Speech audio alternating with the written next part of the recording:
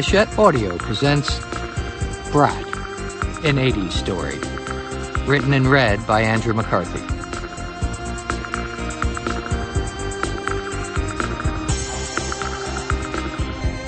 For Sam, Willow, and Rowan, take care with your youth.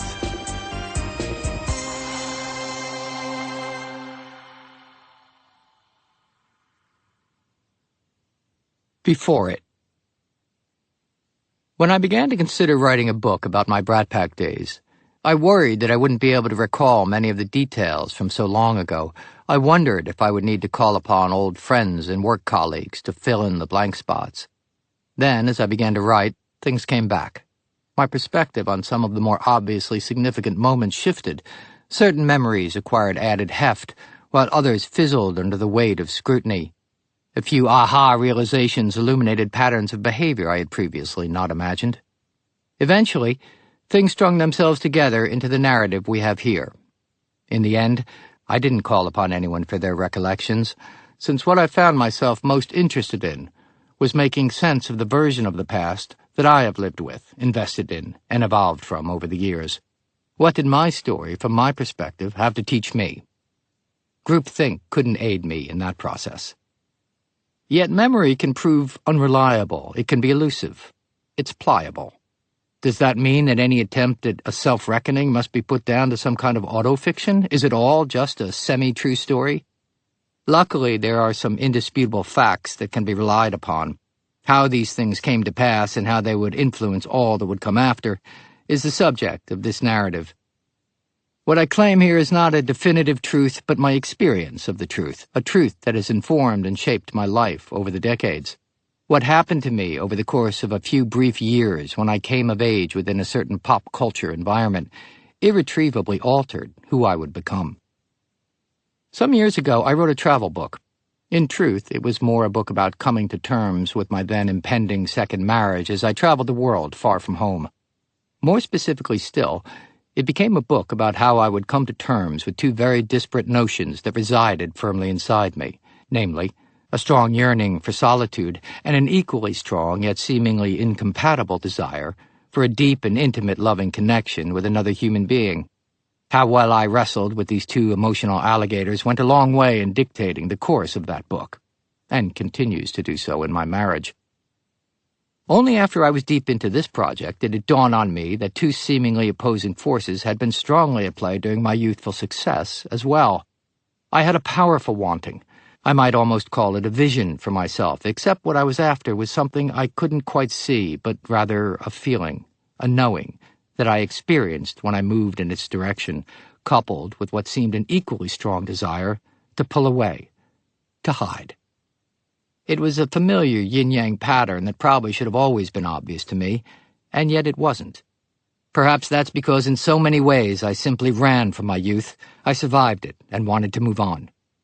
What makes my story any different from others is that mine was a youth that so many might have wished for, myself included. So why run? This book is an examination of a time that had been willfully ignored by me for so long, albeit a generation of moviegoers would not always make that easy to do. Sometimes things happen. We live with their result, and then occasionally, a long time distant, we try to make sense of them. The following pages are my attempt to do just that. Awash in it. Molly's wisdom teeth had just been pulled. Cheeks still puffy, she bypassed the red carpet, but she was there. John Hughes was there, too, in a pink sport coat with padded shoulders, a large music-clef pin on his wide lapel. His mullet was blow-dried into a flip just above the shoulders.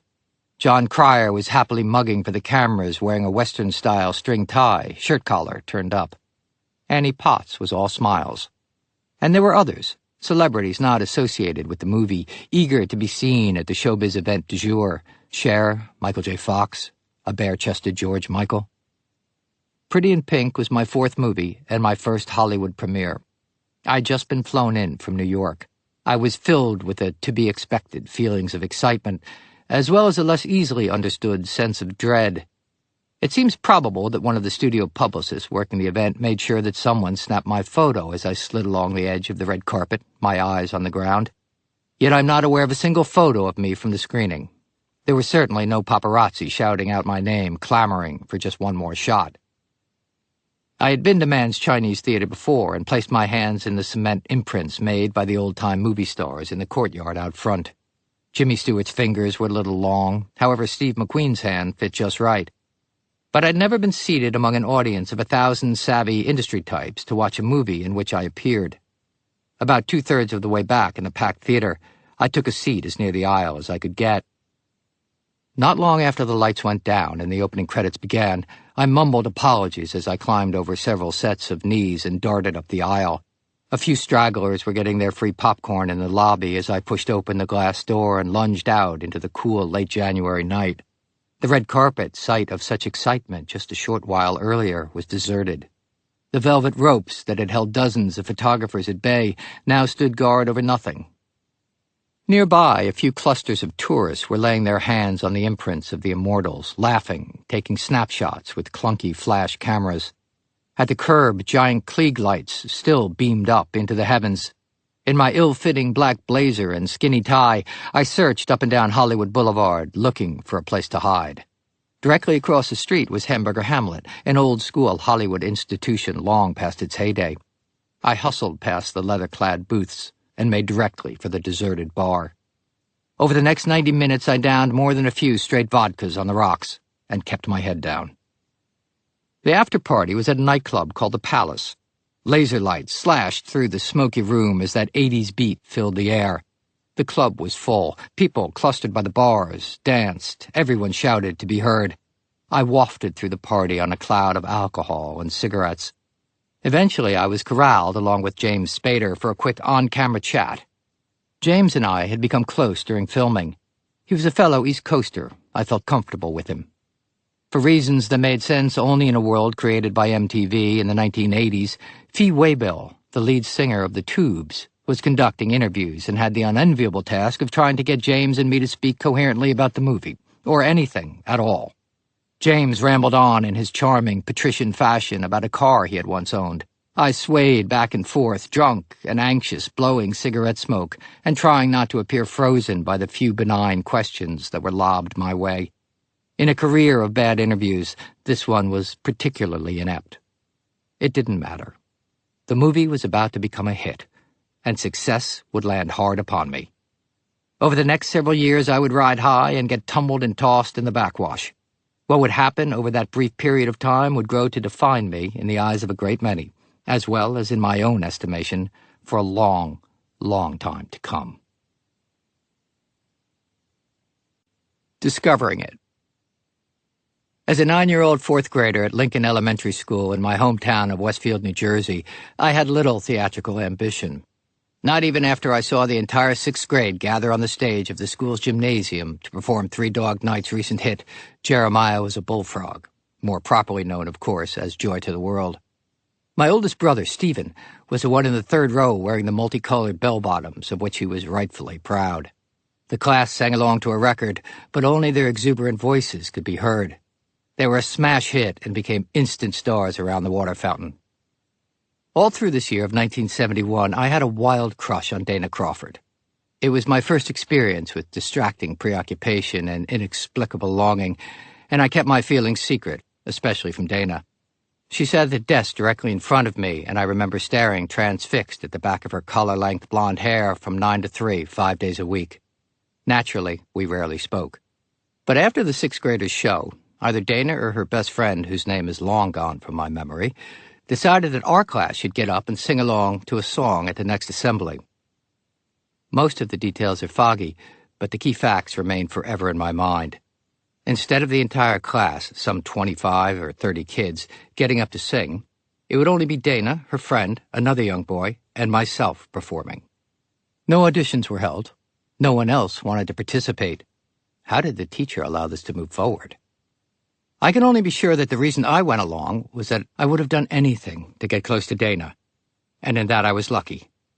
On the day of the big show, we huddled together in the cramped coat closet of our classroom for our one and only rehearsal. I had never been in such close proximity to the object of my affection. I could feel her sweet breath on my face. My nervousness was compounded by the fact that Beyond the classic opening line, I didn't know any of the lyrics to the song we were to sing in front of the entire school in a half-hour's time. Perhaps a little choreography might have helped. Instead, Dana and her friend sat on the edge of the stage, their feet dangling off the front, knee socks pulled up high.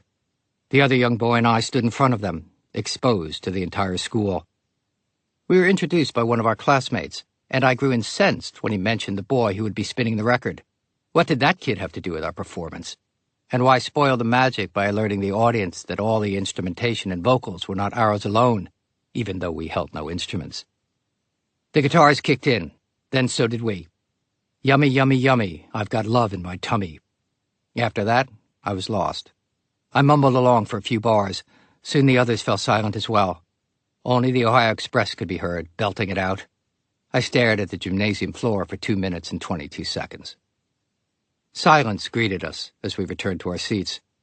Mercifully, and for this I will forgive them almost anything, neither of my 2 older brothers, Stephen or Peter, who must have been in the audience that day, has ever mentioned this humiliation. But the shame of that afternoon still lands on me like a wet towel slapping down on my shoulders whenever I think of it, and the embarrassment I feel all these years later in writing about it is strangely acute. It's a wonder I went on to a career in performing at all. On a bright afternoon not long after this fiasco, my mother appeared, unannounced, in the doorway of my classroom. I was surprised and frightened to see her there. What had happened? But rather than anything being wrong, my mother had come to liberate me. And she had a plan. We took the bus into New York City, to the recently opened TKTS booth just above Times Square, to buy half-price tickets to see a Broadway show, whatever show had any seats left. I don't know where my mother got such an outlandish idea. On a few prior occasions, she had picked me up after school and taken me, and only me, to a small, deserted amusement arcade out on Route 22. These trips usually coincided with one of the many days when I wept before school, not wanting to leave the safety of home. Young children rarely see their parents as anything beyond an extension of their own lives, yet on these outings I was privy to a loneliness residing in my mother, a loneliness that sprang from her own childhood with an unloving mother and elderly father, a loneliness usually masked by the busyness of life. We drifted through the arcade in a wash of quiet solidarity. My mother loved to play skee-ball, and together we would roll the wooden ball up the ramp in hopes of scoring a center shot. I don't remember what we were trying to win. It wasn't important. I never saw my mother more unburdened than when she was leaning forward, swinging her arm to send that ball on its way. Memories of those trips to the arcade when I had my mother all to myself are bathed in a warm and melancholy gauze. But our trip to Broadway was one of pure joy. Tickets procured, we sat down in the front row, center 2 seats, my mother on my right. I had never been in a Broadway theater before. The lights went to black, and the music began. A dozen pairs of hands, seemingly suspended in air, appeared. Caught in a single beam of light cast from one side of the stage to the other, the hands began to move in a strange, mesmerizing pattern. The musical was Pippin. The next few hours passed in a hallucinatory whirl of sensory overload. I had never experienced anything remotely like it. My usual universe consisted of a tight orbit around our home, which sat at the top of a small rise in the center of the block, bound on one end, 8 doors down, by the King's home, and on the other corner by the large gabled house in which, rumor had it, an old woman had died some years earlier and not been discovered for days, maybe even weeks. It was a typical suburban existence now gone, one of absolute afternoon freedom, bike riding and driveway basketball games, the only limitation to be home by 6 for dinner. Occasionally, my mother asked me to look after Justin, my younger sibling by 8 years, for a short while during the afternoon. I felt proud to show off my baby brother around the neighborhood, but one afternoon I arrived home solo, just in time for dinner. I walked through the door. My mother asked where Justin was. I froze. At that moment, the phone rang. Mrs. Mulholland from across the street was on the line. She had pulled into her driveway and stopped short when she was confronted with an unattended baby stroller. The baby inside looked a lot like ours. I was playing hide-and-seek with Julie and Margie. I shrugged. I forgot. My mother shook her head, my little daydreamer. Had it been either Peter or Stephen who misplaced Justin, it's unlikely she would have been so easily forgiving. Unsurprisingly, for a family with 4 boys, sports were king in my house. Peter was our star, leading his baseball team to the town championship in consecutive years. My skills were not nearly as pronounced, but because I had an older sibling on the team, when I was 10, I was drafted onto the athletics. I was quickly deposited out in right field, where the least amount of action could be expected, and left there. This set up a dynamic where I would exist comfortably in Peter's shadow and, more importantly, under his watchful eye throughout our school years. My eldest brother Stephen's baseball skills were nearly as modest as mine, and he was quick to abandon his mitt for a set of golf clubs, which better suited his more cerebral temperament. My father was an umpire around the league. He was famous in town for his low strike zone and his loud, aggressive calling of balls and strikes. A pitch down the center was greeted with a singing "Strike!" while an offering off the plate was dismissed with a turn of his head and a disgusted bark of "Bah!" Whenever he called a game in which my brother or I were involved, my father went out of his way to be impartial. One afternoon, with my mother in the bleachers holding my little brother in her arms, Peter was at the plate with 2 strikes. The next pitch bounced in the dirt several feet before home plate. "Strike 3! You're out!" my father sang out as Peter's mouth hung open. My mother shocked us all by letting out a loud and long "boo." On the occasions when my mother attended my games, I found the pressure too great. After I struck out 3 consecutive times, I begged her to please stop attending. She agreed, but not before whispering that I should swing at the first pitch each time I was at the plate. That way, she assured me, you won't get too nervous being at bat for too long. Life shifted dramatically in the 5th grade. My brothers and I were transferred from our public schools just down the road to a prep school a half-hour bus ride away in Elizabeth. I don't recall any explanation given by my parents for the move. I was to attend Pingree for the next 8 years until I left for college. I took 2 things away from my experience there. 1, I was not very smart, and 2, I was going to be an actor. The first realization took me a long time to recover from. The second, I never did. Initially, my mother insisted that Peter sit beside me on the bus home every day. Near the end of our first week, I turned to him and said, "Look, we always get the emergency seat." I nodded toward the small placard below the window, instructing that the glass be pushed out from the bottom in case of emergency. Peter stared at me. "They all are," he said, and pointed out the small signs below each of the windows around us. Humiliation crept up my back as I sank low in my seat. I didn't speak until we got home, where I informed my mother that I didn't need Peter to sit beside me anymore. Another equally momentous event centered around the bus a few years later. In 7th grade, I was infatuated with Marianne Butler. Marianne was tall and already quite busty. Aside from my best friend Marston Allen, I was the smallest kid in the class. As such things matter greatly in the 7th grade, and beyond, I was shocked when I got word that Marianne liked me as well. For days that felt like weeks, I struggled to summon the nerve to ask her out, parlance for going steady in New Jersey in the 1970s. By Friday afternoon, the idea of having to endure another weekend with this monumental task hanging over me was too much. I rushed up to her bus, which, along with 10 others, waited out front of school at 3 p.m. to scatter kids to their various homes in various towns. Marianne lived in Tony's Short Hills, while my hometown was more modest. She was already seated near the back, but as she saw me rush up to the side of the bus, Marianne leaned across the person next to her and stuck her head out the window. "Do you want to go out with me?" I blurted out. She shrugged. "Okay." I called her once over the weekend. Sitting on the edge of my parents' bed while they were downstairs watching TV, Marianne and I struggled through a few minutes of conversation. She told me that she was watching a show and I should watch it too. I replied that my parents were watching something else. There was a pause on the line. Then her voice was incredulous. "Don't you have another TV?" We did not. I wanted to crawl under my parents' bed. Over the next 2 weeks, I did everything I could to avoid her. I skipped lunch. I feigned a sprained ankle to avoid gym class. At the end of those 2 weeks, I approached Marianne at her locker. I had prepared a speech in which I explained how, although I was very fond of her, I thought perhaps we were not an ideal match and it was best if we broke up. When I was finished with my prepared remarks, Marianne just looked at me. At last, she spoke. That sounded like a speech. The names would change and the details alter, but I would go on to a similar level of success with each of the several girls I fancied throughout my high school years. As for my academic career, it was over even as it began.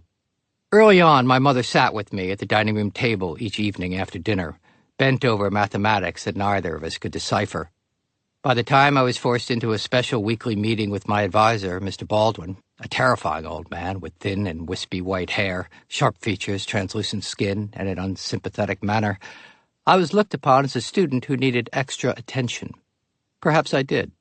But it was my lack of assertiveness with Mr. Baldwin that fueled his frustration with me. I would spend my entire youth and years into adulthood believing that my introverted temperament was a problem, something I had to get over, to work through, and hopefully outgrow. My solution as far as school went was to simply disengage and stay as close to the academic periphery as possible. The back row corner seat quickly became my spot of choice. It remained so for the duration of my education. The discovery of marijuana in the 9th grade, and my subsequent and substantial usage, did nothing to improve my studies. What caused me significantly more worry than my low grades was the fact that I was late to physically mature. For a brief but intense time, I feared that there was something biologically wrong with me, that I was missing some inherent gene that I needed to make me a man. On some evenings, I stood in front of the mirror, staring into my baby-faced reflection, wishing, begging, whoever was on the other side of the glass, to let me see what I might look like in 5 years, so afraid was I that I would never mature. I have never understood the appeal of Peter Pan. With my long hair and high voice, I was often mistaken for a girl. Even more worrisome than my small and delicate stature was something about which I became extremely self-conscious: my lack of manly hair in places other than my head. On the basketball team, in which I was briefly and surprisingly excelling despite my size, I developed a shot where I never raised my arms above my head so that others would not see my still bare armpits. It may have been strange to behold, but it was oddly effective. My father rarely missed a game I played that year of 9th grade, and whenever I scored a basket, he could be heard calling out from the stands, "That's my boy!" His shouts of support humiliated me, which is natural enough for a teenager, but there was something else about his cheers.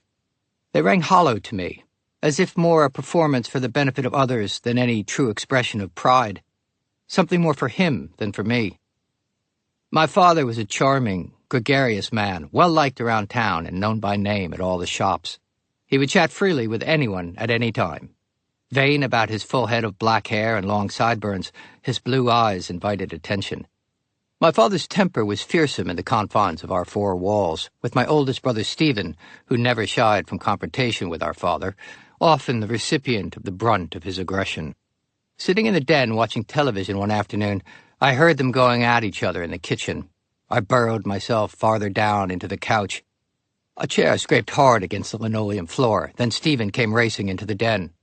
Without slowing, he made a perfectly judged dive head first through the open window and out into the yard, my father in hot pursuit.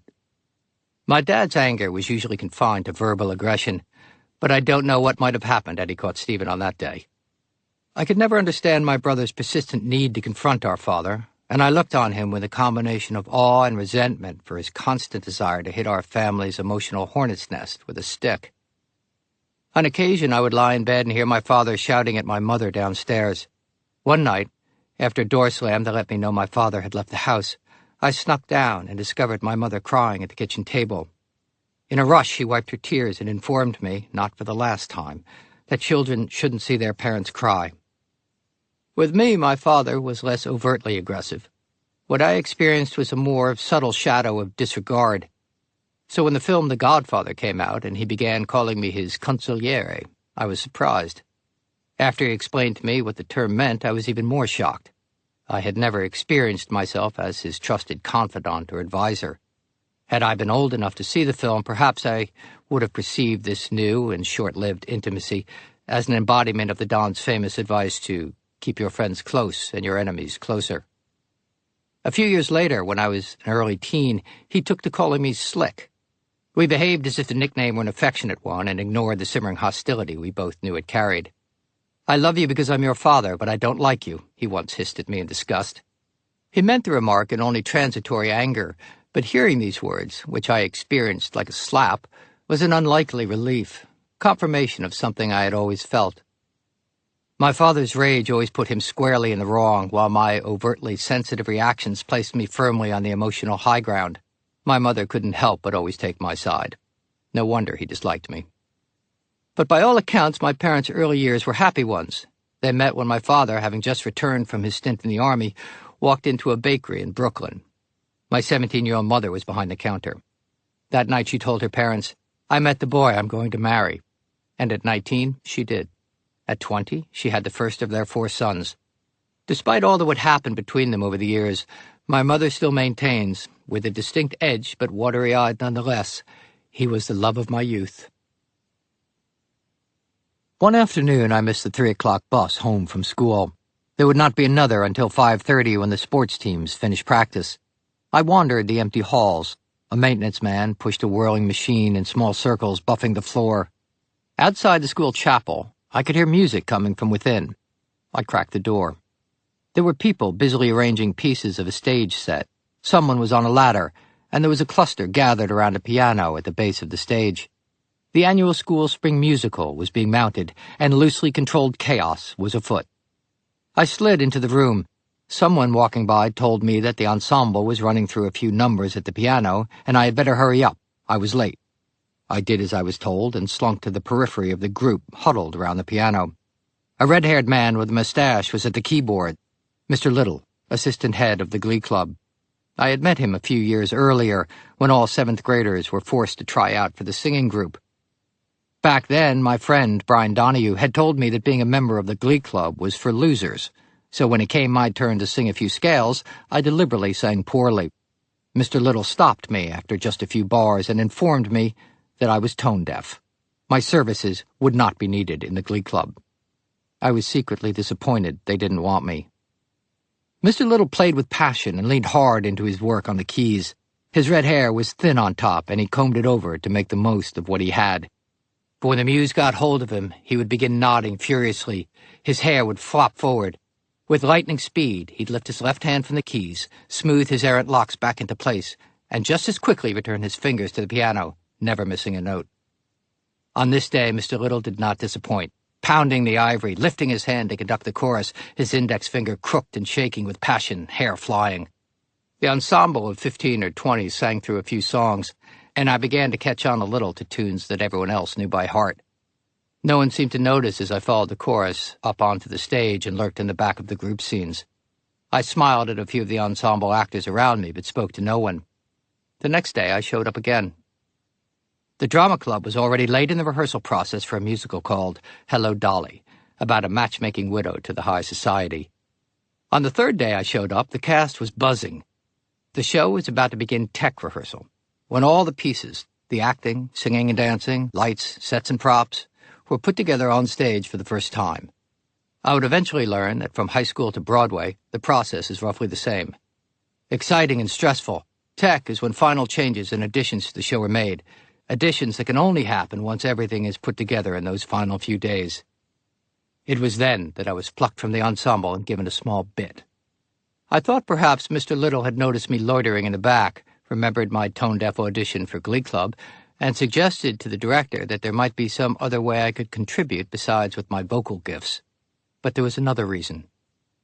Early in the show, Dolly sang a song boasting of her matchmaking abilities. The number needed some visual aid, and my small stature would finally prove an advantage.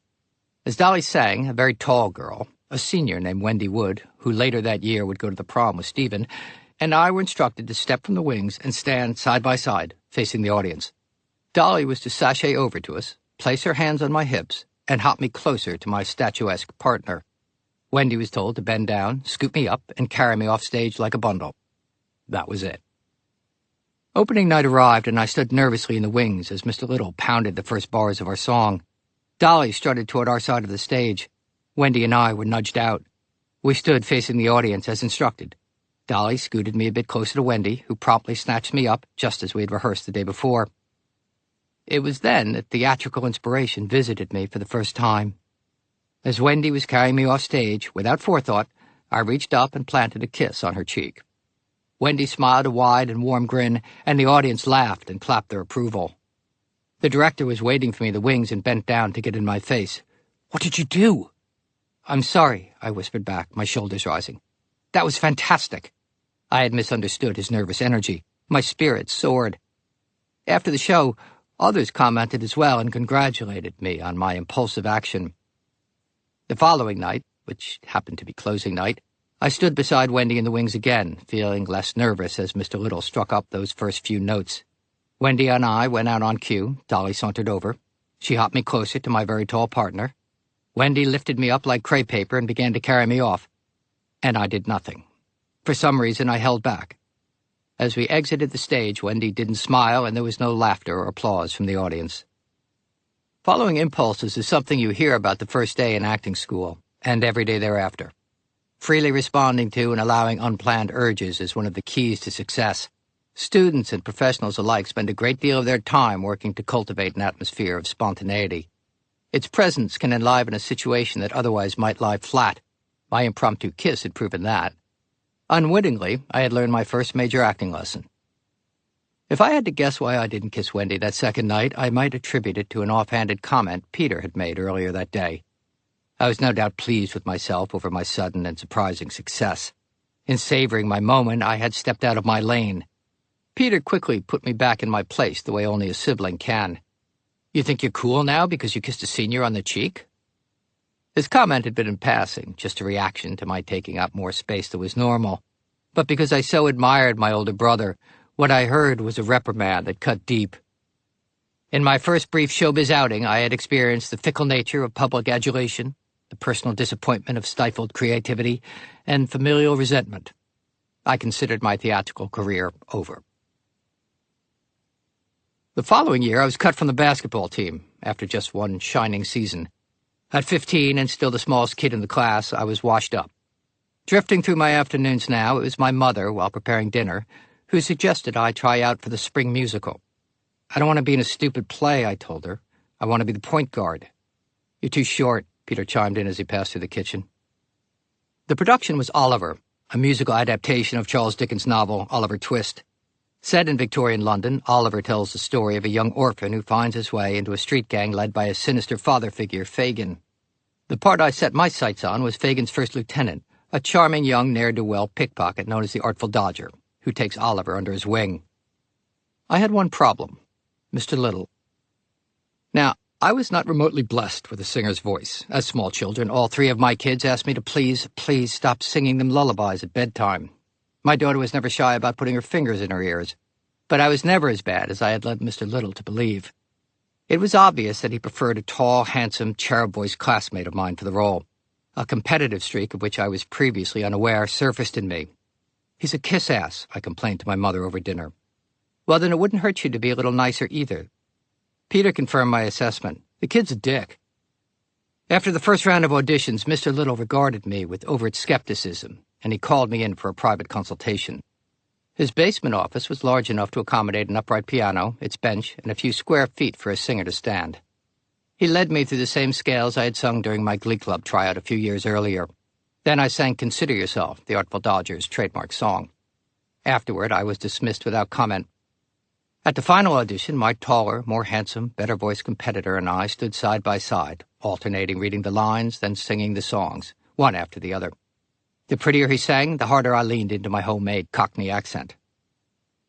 There had been few opportunities in my young life up to then, usually associated with sports, when I had been asked to step up and meet an opportunity to demonstrate both desire and ability in a single moment.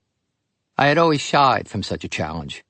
Perhaps intimidated by my brother's successes, I had always believed myself insufficient or was simply too fearful to risk much. But on this day, I went toward what I wanted in a way that had no precedent in my life. I recall no conscious decision to do so, only that I found myself fully extended, engaged, and committed in a way that I had never been before, without the luxury of self-doubt. I had leapt, or been pushed by some internal force of which I had been previously unaware, without regard for where I might land. Only the leaping mattered, and in leaping, I landed in myself. When speaking about love, Blanche Dubois in Tennessee Williams' A Streetcar Named Desire says, "It was like you suddenly turned a blinding light on something that had always been half in shadow." I have no better way to describe the feeling that came over me when I stepped on stage as the Artful Dodger. In hiding behind torn pants and a top hat, I was liberated. I suddenly made sense to myself. It is, of course, easier to untangle events and see their significance in hindsight, but I knew enough to realize that whatever had happened to me on that stage was important. Yet I told no one the magnitude of my new feelings. If, as Tennessee Williams had written, a light had been turned on, then mine was a single candle's flame, one I knew might be easily extinguished. My mother's attitude toward my newfound theatrical impulses was one of pleasant support, while my father chose to ignore what he couldn't understand. Stephen had by now gone off to college. Justin was too young to have an opinion on the matter, and Peter's attitude was simply, "It's just Andy doing what Andy does." His casual approval went a long way toward confirming the decision that was forming in me. The following year, when I announced to my parents that I intended to study acting in college, my father was quick to snap, "No son of mine is going to be a fucking thespian." But by then, my desire had taken deeper root. I was going to do what I was going to do. Though I was standing across the table from them in the screened-in porch, my dad went on as if I weren't there. "He may seem sensitive, but that kid's got steel in him." I took this as a compliment my father very much did not intend. But what my dad could apparently see that others, including myself, could not fully identify at this point was a drive toward what I could imagine for myself, something that was mine alone. Up to this point, that drive simply had yet to find a focus. I had two things in my favor to counter my father's resistance to my choice of study. First, my grades in high school were so bad that it was unlikely I would have gotten into a decent college based on my academic transcript alone. Second, my mother was always sensitive to my inner life. I'm not sure how much she understood what it was I was trying to do. How could she when I understood so little? But she could sense the intensity of my yearning. Eavesdropping from the top of the stairs, I heard my mother stand up to my father in a voice she rarely summoned. "If that's what he wants to do, then we are going to support him in doing it." My father quickly lost interest in this battle. After starring in my first film opposite Jacqueline Bisset, my father insisted he'd been a strong advocate of my acting from the start and urged me to invite Jackie home for dinner. I did not. My discovery of acting also paid more immediate dividends. Instead of solely being Stephen and Peter's little brother, suddenly I had carved out my own niche. No one in my family had ever had anything to do with acting, the theater, or show people. This belonged to me, and was beyond anyone's reach. I developed a few friendships with other kids who did plays at school, but felt little affinity with the theater music clique. I was comfortable to stand on my own, existing in my own internal microstratum, engaged but separate. And since I now had my feet under me, I wasn't motivated by the need for external validation and was able to cross social boundaries with impunity and in accordance with my own desires. New York City in the late 1970s was just a few years removed from President Gerald Ford declining to bail the five boroughs out of a fiscal crisis, prompting the famous Daily News headline, "Ford to City, Drop Dead." The memory of the blackout, which caused large-scale looting and highlighted racial tensions, was still fresh, and Mayor Koch was asking anyone who had listened, "How am I doing?" Lousy was how my father always characterized his efforts. All of this was lost on me as I made my way, 5 days a week for 6 weeks, from my rural New Jersey home to the city to attend a summer acting program the year after my life-altering turn as the Artful Dodger. It was my slightly oddball friend John Pasternak, with whom I smoked too much pot and endured too many Grateful Dead bootleg albums, who had found out about the classes. Together we navigated the train into Hoboken, the path under the Hudson River, and the No. 1 subway up to 72nd Street. Perhaps the most dangerous part of our commute was the 1 block we walked from the subway to the Ansonia Hotel, where the school was located. Verdi Square, a small triangle of land where Broadway crosses Amsterdam Avenue above 72nd Street, was known by local drug users as Needle Park, immortalized as such in an early Al Pacino movie. "How are our parents letting us do this?" I asked John one day after watching someone shoot up on the nearby park bench.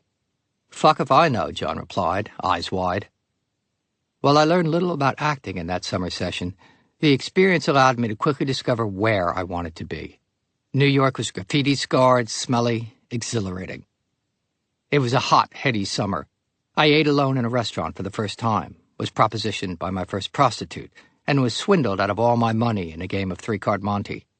Played on the street atop a cardboard box by fast-talking, lightning-fingered con men, three-card Monte was a 1970s urban version of the old shell game. A player tried to locate the red money card among the other 2 black cards as the dealer shifted them around, face down, at a brisk pace.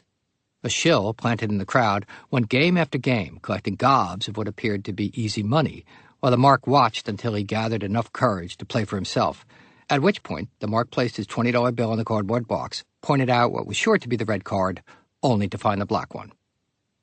Was it simply that John was absent on this day and I had no restraining force upon me? After watching a dozen hands, guessing correctly in my mind every single time, I stepped forward through the small crowd and slapped down $20. Then I lost again. My entire week's travel and food allowance in less than 60 seconds. My attempt to ask for my money back was met with hostile derision that sent me fleeing. I stood outside the subway until I had begged enough money to get home. Not long after this, another valuable lesson offered itself up to me. I did another play at school and was miscast in a small part with just one major scene. My scene partner was a dapper classmate named Andre Lalonde. In his daily life around campus, Andre slicked back his hair, wore a three-piece suit, and carried a walking stick. He sported a pocket watch and a monocle. By senior year, he was even able to grow a wispy mustache to complete the look. He was deeply odd, and I liked him. But occasionally during rehearsal, Andre inverted two lines that irretrievably took us to the end of the scene. The lines in question were not dissimilar, so it was an understandable and easy mistake to make, yet it was an error that excised nearly my entire role. As rehearsals progressed, Andre's occasional miscue grew to be a constant flub, one that would cause us to stop, go back, and correct. But there would be no stopping in front of an audience. Opening night arrived. My friend John, who had the lead role in the play, invited me to take a few hits off a joint before the show. While it seemed to relax him, I quickly regretted the move. Fear and paranoia raced in, and I sweated out most of my high before the curtain. As I stood in the wings next to Andre, I drilled the correct cue into his ear over and over again. Each time he whispered back the same mistake, shook his head, apologized, and tried again. The lights went up, and we made our entrance. I offered my line, and Andre spun on me, arched his well-made-up brow, and delivered the correct cue line to me. I had no response. Andre stared at me, brow still arched, waiting. I began to stumble around the stage, stammering, desperately reaching for my lines, which were nowhere to be located in my now panicking, half-stoned brain. This went on for what seemed an eternity until John, waving his arms frantically in an attempt to get my attention and stop my blithering, was somehow able to get us back on track enough to get me off the stage. My show business takeaway? Mind your own fucking business. The mistake I made was not unlike an error that I later began noticing while making movies and continued to see as a television director. Often, for any number of reasons, one of the two players in a given scene is more in the zone than the other. Occasionally, the scene flounders because of this imbalance.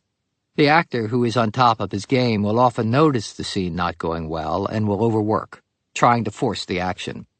It's never successful. Invariably, the other actor comes off looking relaxed and capable, while the actor who tries to carry more than his share of the burden appears strained and off balance.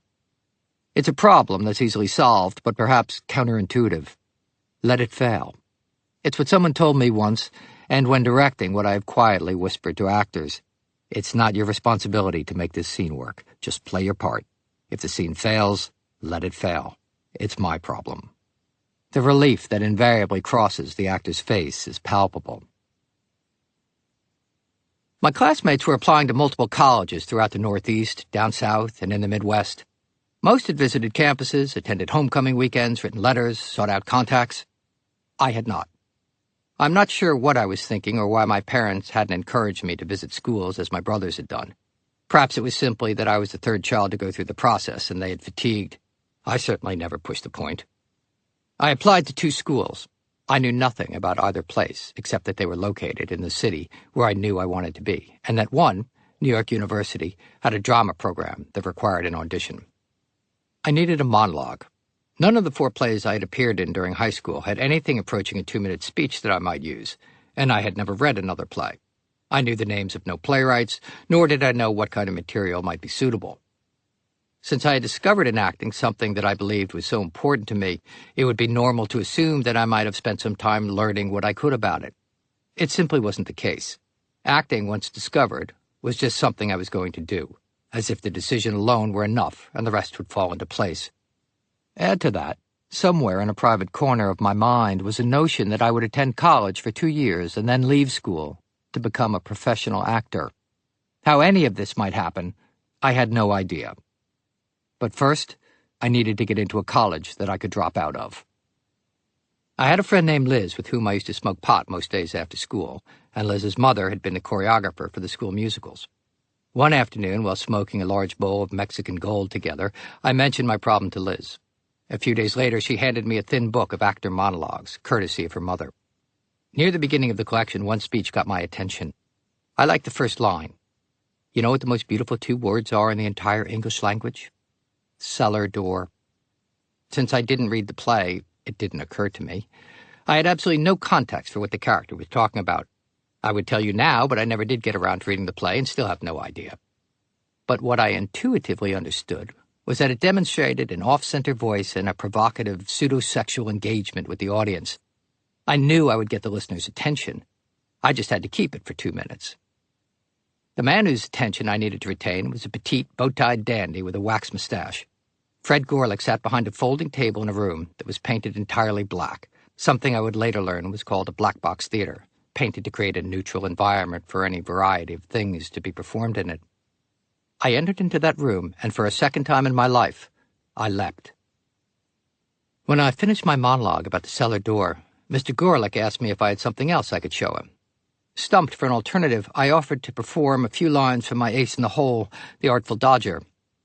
I not only recited the lines, but began to strut around the stage, stepping high, lifting my feet as if pulling them up out of one deep bucket and placing them down in another. Why I did this, I have no idea. Mr. Gorlick asked me to sit down. As he fiddled with his mustache, the small man across the table quizzed me on why my grades were so bad. I shrugged a few times. Do you want to act? He asked me. I do, I swore to him.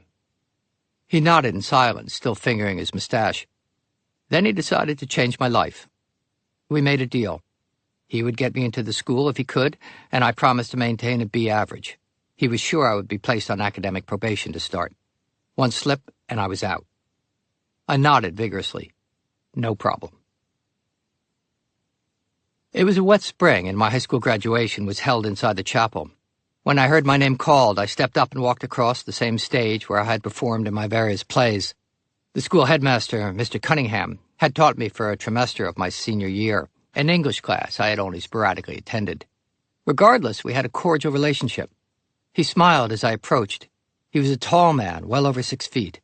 He held out my diploma. Peter had assured me that the ink on it would still be wet. As I neared, Mr. Cunningham extended his hand to me and leaned down close to my ear. He whispered, "Go get him, Dodger." The edge of it. On a Tuesday morning in the autumn of 1980, I was sitting high up in the back of a windowless lecture hall off Washington Square Park in Greenwich Village. The man at the podium down front had an unruly mop of dark hair and a casually disheveled corduroy look about him. His name was Mel Gordon. My freshman theater history teacher at NYU, he was lecturing about the 60s and the 70s, hippies, Vietnam, Watergate, things that made those decades specific and meaningful. What this had to do with theater, I couldn't readily follow. But then he said something, a meaningless, throwaway line that probably wasn't even part of his lecture. "In the 80s?" Mel said. Here he paused to reach up and push back his floppy hair before continuing. "The 80s haven't started yet." At which point he went on with his lecture, of which I remember nothing more. What was it that made me hear this aside in such a way that it would stay with me for even 5 minutes, let alone all these years? Did I register some kind of challenge in his words, or see opportunity? Surely my thinking was not so grand. During an orientation meeting around this same time, a professor announced to a full auditorium, "No one here knows who you were before. You are free to reinvent yourself. You can be anyone you want to be." A buzz went through the vast room. It seemed that, to many in attendance, this permission was what they had been waiting for. Although I had already started to develop a mask of aloof detachment that brought me some distance from the acute fear I felt in many situations, as well as protection for the desires that were fermenting in me, I wasn't yearning to escape into some new version of myself, even if I could come up with one. At 17, I just wanted my life to begin. Because my family lived so close to the city and because NYU had limited space, I was not offered housing in any of the dorms. So my father did the kind of headline-grabbing stunt he did best and drove with me in tow to New York City shortly before school began. Stomping the streets of Greenwich Village, he went door to door, chatting, charming, asking anyone who would listen if they knew of an apartment for rent, while I hurried along in his shadow. Within a few hours, he'd found a small one-bedroom, 4 flights up in a townhouse, half a block off Washington Square Park. My landlord was a therapist who saw patients in his parlor floor office. When I observed that he seemed like a nice man, my father assured me, "Shrinks are all crazy." My rent was a staggering $725 per month, far more than what a dorm would have cost. I put a note on a school bulletin board. A graduate law student with a ready smile and thinning hair knocked on my door. After giving my apartment the once-over, David informed me that he would be my roommate. He occupied the tiny bedroom while I slept in the cramped main room behind a bamboo curtain. We rarely saw each other. Early each morning, I heard him whistling in the bathroom. Soon after, the apartment door opened and then quietly closed. I'd then stumble to the shower, pluck David's hair from the drain, and start my day. Washington Square Park became my living room. In 1980, the park was still a hive of post-bohemian cross-culture. My apartment was just off the west side, where hard-edged intellectuals played speed chess and soccer-playing Rastafarians sold loose joints. The east side of the park, where many of my classes were located, was a haven for the elderly sitting on benches and classical musicians with violin cases lying open to collect coins. The center of the park, around the fountain, was a free-for-all where kids with guitars still tried to be the next Leonard Cohen. Students swarmed, and a comedian named Charlie Barnett held sway most afternoons. Charlie had a certain unwashed appeal. His voice could carry, his hands were expressive, and he could hold a good-sized crowd around the fountain. He spoke the language of the street that I hadn't heard before. Charlie never knew of my existence, but for a new kid in town, he almost felt like a friend. I wasn't the only one to notice Charlie. He eventually went on to appear in a few films and TV shows before suffering an early death. Most afternoons, when my classes were over, I would loiter in the park. I'd take in Charlie's act if he was around, then buy 2 joints for $1 each from the same Rastafarian every time and head home to watch the Rockford Files. I was lonely, always a little scared, and happy.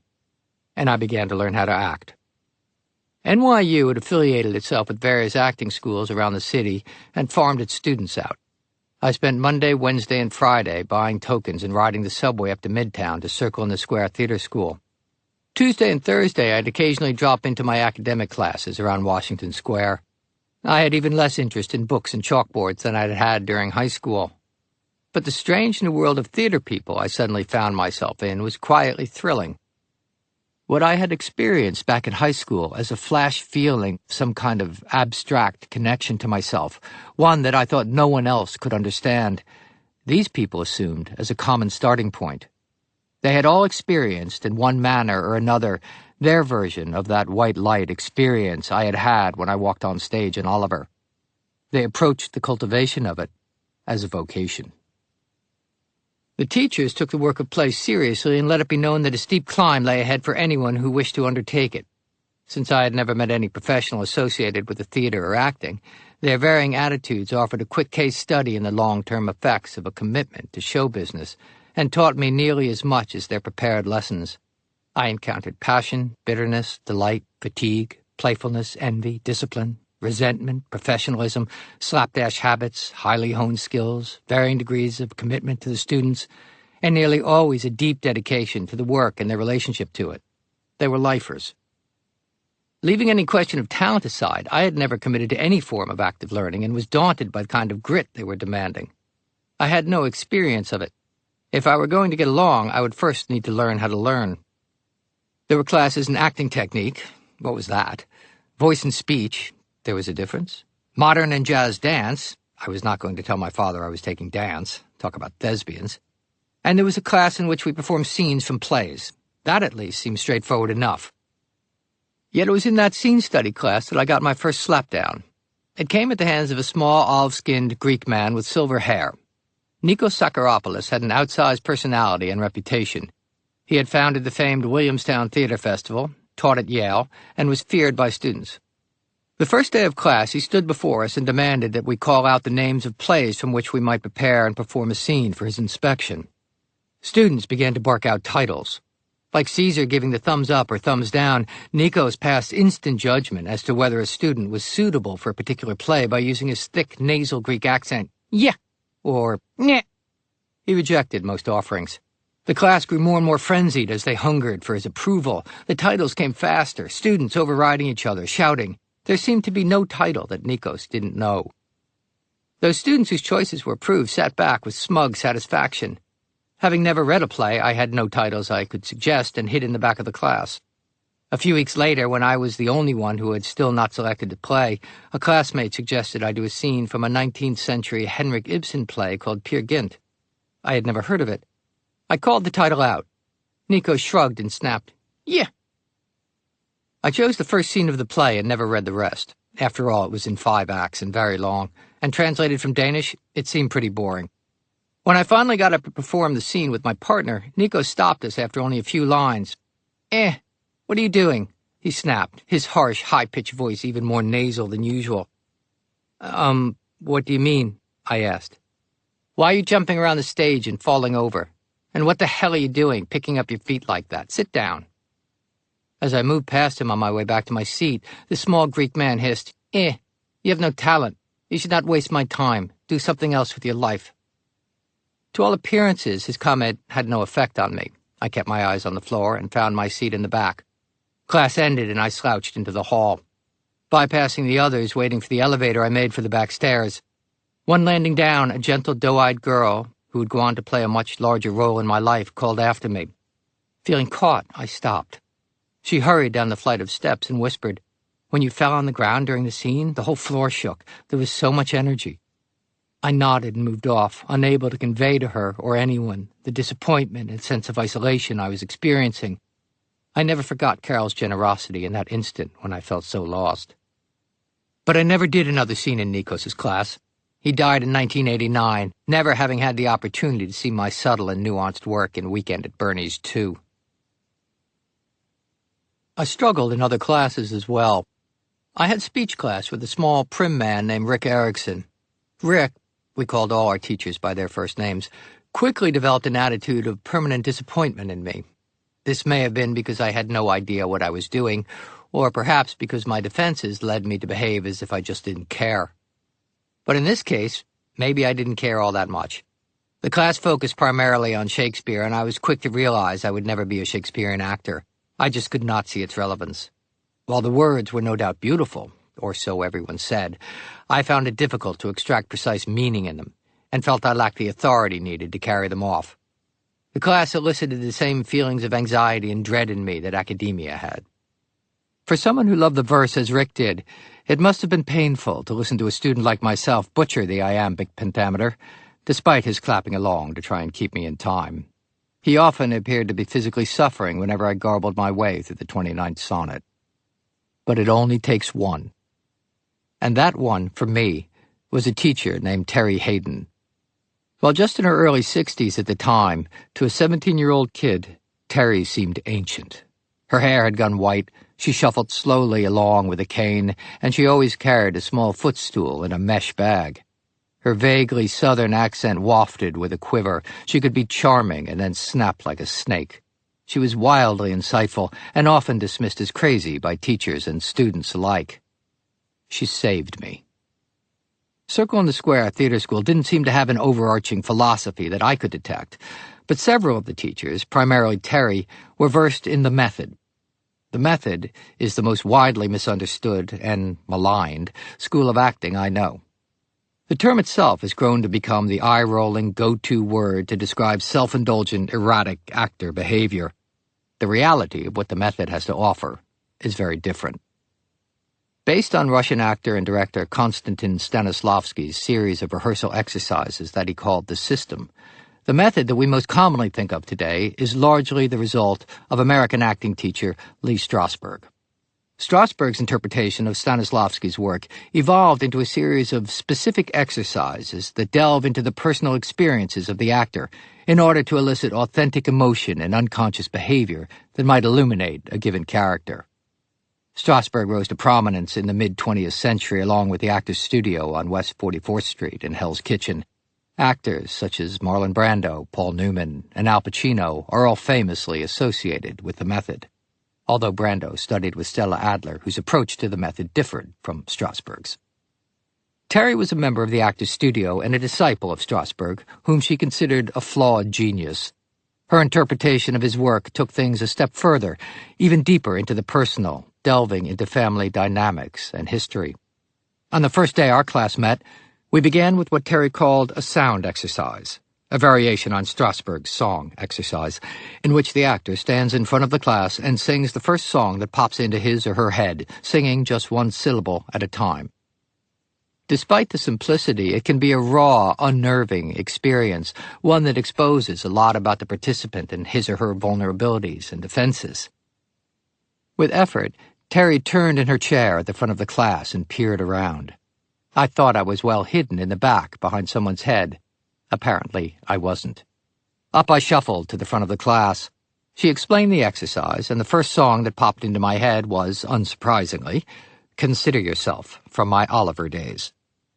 Maybe because I misunderstood that I was supposed to stay rooted in one place, or perhaps because I had no awareness of what my limbs and torso were doing, but I was not able to stand still. After I'd gotten through a dozen isolated syllables of the song, Terry asked me to sing it in full, as was customary for the exercise. That's when I really started jumping around, even adding choreography for my high school production. But unlike Nikos and others, Terry saw my bucket walk for what it was, the electric current of life finally getting its chance to be expressed, however amateurishly, forcing itself through me so powerfully that I was as yet unable to contain it. The degree to which I was unable to control my energy while performing equaled the degree to which I was learning to hide my true reactions when I wasn't. By the time Terry tilted her head to the side, squinted at me, and suggested that I might be too young to do the work, I was already nodding in that nonchalant way, displaying indifference and disregard, masking the disappointment and hurt that I had already accepted as normal in all school circumstances. But then Terry surprised me by adding, "But I think you might want to stick around." I stopped moving. I had just been plucked from the doesn't have what it takes and doesn't know how to work role that I had allowed myself to be cast in, and for a moment at least, had potential. I felt seen for the first time by a professional. My habitual nonchalance was no match for the wide grin that spread across my face. As I went to sit down, Terry left me with one of her prophetic double-edged zingers, one that seemed to contain more insight than could possibly have been available to her after such a brief initial encounter. And if you continue smiling like that, you're going to charm us all, and it will be your downfall. My life outside of school was a small one. I often ate dinner with classmates in the nearby dorm, then drifted home by various indirect routes. It was during these rambles that I began to develop the New Yorker's love of walking the street. I smoked pot and threw the Frisbee in Washington Square Park with my friend Mickey, a funny free-thinker from Pingree who had skipped college altogether and moved nearby. And I was beginning to form a friendship with a former high school teacher of mine. Eddie was from Texas. Shortly after his graduation from Columbia, he had come to Pingree to teach English. I took his class for a trimester during my senior year. Perhaps because of his relative youth in comparison to the other teachers, or that he spoke to us as peers and hinted at a more exciting life outside of school, I felt an immediate affinity toward him. In a move that was uncharacteristically bold for me, I looked him up when I came into the city. To my surprise, Eddie welcomed me into his world. He threw me into the mosh pit at the Beacon Theater when the B-52s unveiled their latest single, Private Idaho, and dragged me into CBGB to bang heads as hard punk took it over. In time, we'd frequent the downtown clubs like the Limelight and Area beside the Holland Tunnel. Eddie shopped in the second-hand clothing stores that were ubiquitous in Greenwich Village. He wore baggy, olive-drab army fatigues a decade before I saw anyone else wear them, which he complemented with a vintage suit jacket. In the winter, he added a long camel hair overcoat. I began to scour the shops on 8th Street. I had a misguided notion that if I bought the already baggy clothes a size or two even larger, then my slight frame would gain some stature. They felt like the suit of armor I'd been searching for, and I slouched around the village with more confidence. When winter hit, I added the oversized camel hair overcoat as well. In a few years' time, I would model my wardrobe for St. Elmo's Fire on this style. The director, Joel Schumacher, who had been a window dresser and later a wardrobe designer himself, liked the eclectic juxtaposition of the fatigues and blazer and loved the overcoat, but drew the line at the massively oversized cut. I would mine Eddie's fashion instincts for wardrobe throughout my 80s films. He occasionally wore a pair of bowling shoes that he had quietly procured when I was with him late one night at Bowlmore Lanes, now gone, on University Place off Union Square. I stole this idea from Mannequin, wearing bowling shoes throughout the movie. And the retro suits with narrow lapels and skinny ties I wore in Less Than Zero flew directly in the face of 80s fashion and were right out of Eddie's teacher closet. But my ultimate homage to Eddie was in Weekend at Bernie's. Not only did I mimic Eddie's summer in the city, long, baggy shorts, Hawaiian shirts, and purple Keds high tops, but my character was entirely based on how I thought Eddie might react to every situation if he were to never once use his brain. When Eddie's small Yamaha motorcycle was running, I'd climb on the back and we'd head downtown to some of the less trodden dive bars of the financial district. There was little life far below Canal Street after dark. I turned 18 years old that fall. I looked 12, and was never asked for ID at any pub we walked into. Such was New York City in the early 1980s. We sat at the bar of the Raccoon Lodge or Puffy's Tavern and debated the merits of Elvis Costello's wordplay, or whether the Clash's London Calling was more relevant than Lou Reed's Street Hassle. On a few occasions I fell off the back of Eddie's bike, but as it was a bad machine and never could get up much speed, and as I was usually quite drunk when this happened, no real damage ever occurred. Closer to home, Eddie introduced me to the corner bistro where I settled in and began to lay the foundation for a way of drinking that would develop, to quote Shakespeare, as if increase of appetite had grown by what it fed on, and would in several years cause me no end of trouble. The bistro is now a fairly well-scrubbed institution attracting tourists for hamburgers that make many 10 best lists, but back then it was just a local West Village dive bar. Wooden, dark, safe. I was young and searching for a way to navigate through the world. Those evenings with Eddie seemed like a way forward. When my brother Peter had gone off to college a few years earlier, the sudden absence of his protective presence had left a void.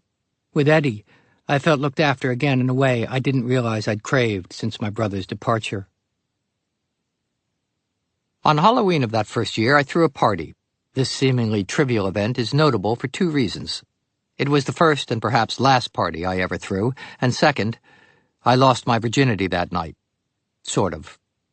In high school, there had been a few make-out sessions and one girl who was eager to go all the way, save for the fact that I couldn't find it and didn't know I was allowed to use my hands to help guide things along. And there had been one girl recently in my freshman acting classes with whom I had rolled around on my bed one afternoon. But sex with other people was simply not, despite my yearnings, a very active part of my life as of yet. The party was a huge success. The music was loud and my apartment overflowed. Classmates, people I knew and others I didn't recognize, brought friends and friends of friends. The crowd surged and flowed as people came and went. As the night wore down, the party grew quiet and a young woman I had never seen before asked me for a beer. Then everyone else was gone and we were alone. With little formality, this young woman, whose name I'm not sure I ever learned, rolled down the bamboo curtain beside my bed. Thankfully, she seemed to know what to do. Soon she was straddling me. As things began to find their way, she abruptly stopped moving and, looking down at me, asked, "Are you Asian?" It seemed an odd question at the moment. No, I said. "Are you sure?" she asked. "I don't think so," I answered. She went back to business, but kept looking down at my chest in a strange way. I was beginning to get more uncomfortable than I already was. Then she stopped again. "Are you sure you're not Japanese or something?" "Why do you keep asking me that?" I blurted out. "Is there something wrong with my dick?" "Your cock is nice, but you just don't have very much body hair, and Asians don't have much body hair, so I thought maybe you were Japanese or Chinese." "I'm pretty sure that I'm definitely not," I said, but really I wasn't sure of anything anymore. "Do you want to use some Vaseline?" I asked. I had heard somewhere that Vaseline, which I had beside my bed for my dry hands, was a good sex aid, and I wanted to show her that I knew what I was doing. "Sure," she replied. We kept at it for a bit longer, and then the whole thing just sort of stopped before either of us really got anywhere, and she was up and gone, never to be seen or heard from again. For some time after, this unfulfilled act was the highlight of my sex life. Not long before midnight on the night of December 8th, during that first year in New York, I was in my apartment having just smoked a joint. Flipping the dial on my Pioneer receiver, I tuned in, as I usually did at that time of night, to WNEW. Back in New Jersey, my brother Stephen had exposed me to a smoky-voiced radio DJ named Allison Steele, a.k.a. the Nightbird. Steele read poetry over spacey music and offered esoteric thoughts between songs. In an adolescent attempt at maturity, as a suburban teenager, I had listened to Steele's show, even as it felt beyond my youthful grasp. But on the December night in question, Steele's normally assured and dreamy voice was shaken as she haltingly informed her listeners that John Lennon had just been shot dead outside the Dakota on 72nd Street. The details were conflicting, but the fact was undeniable. Everything that evening happened exactly as I have recounted above, except that it didn't. Throughout the writing of this book, it has been my habit to quickly fact-check certain easily verifiable details, as I did in this instance. It turns out that Allison Steele was not on the radio that night. In fact, she had ceased to be a DJ entirely the year before. A few-minute scan on YouTube brought me to the audio recording of a saddened-voiced DJ named Vince Scelsa, who had been the one to announce the news of Lennon's assassination on WNEW. That I would have sworn on my children's lives that it had been the Nightbird who relayed the tragic events does nothing to change that it was, in point of fact, not the case. Memory plays tricks. With apologies for the unreliable narration, I returned to the storyline. The Beatles had not occupied any deep place in my life, but Lennon had represented so much hope to a generation and beyond. As the new decade was beginning, something abruptly came to an end. I knew instantly that something profound had changed, something that could not be undone, and it needed to be acknowledged. The travel writer and novelist Paul Theroux has written about the lucidity of loneliness and how it is indispensable in order to experience certain things deeply. I sat on the edge of my bed off Washington Square, enveloped in an eerie sense of aloneness. I often wondered what my classmates in the dorms were doing at any given moment, and I imagined them running out in the hall now and sharing the news, hugs and tears. Several days after Lennon's murder, 50,000 people gathered in Central Park for a 10-minute silent tribute. I didn't go uptown to participate, but I happened to be walking across Washington Square Park at the appointed hour.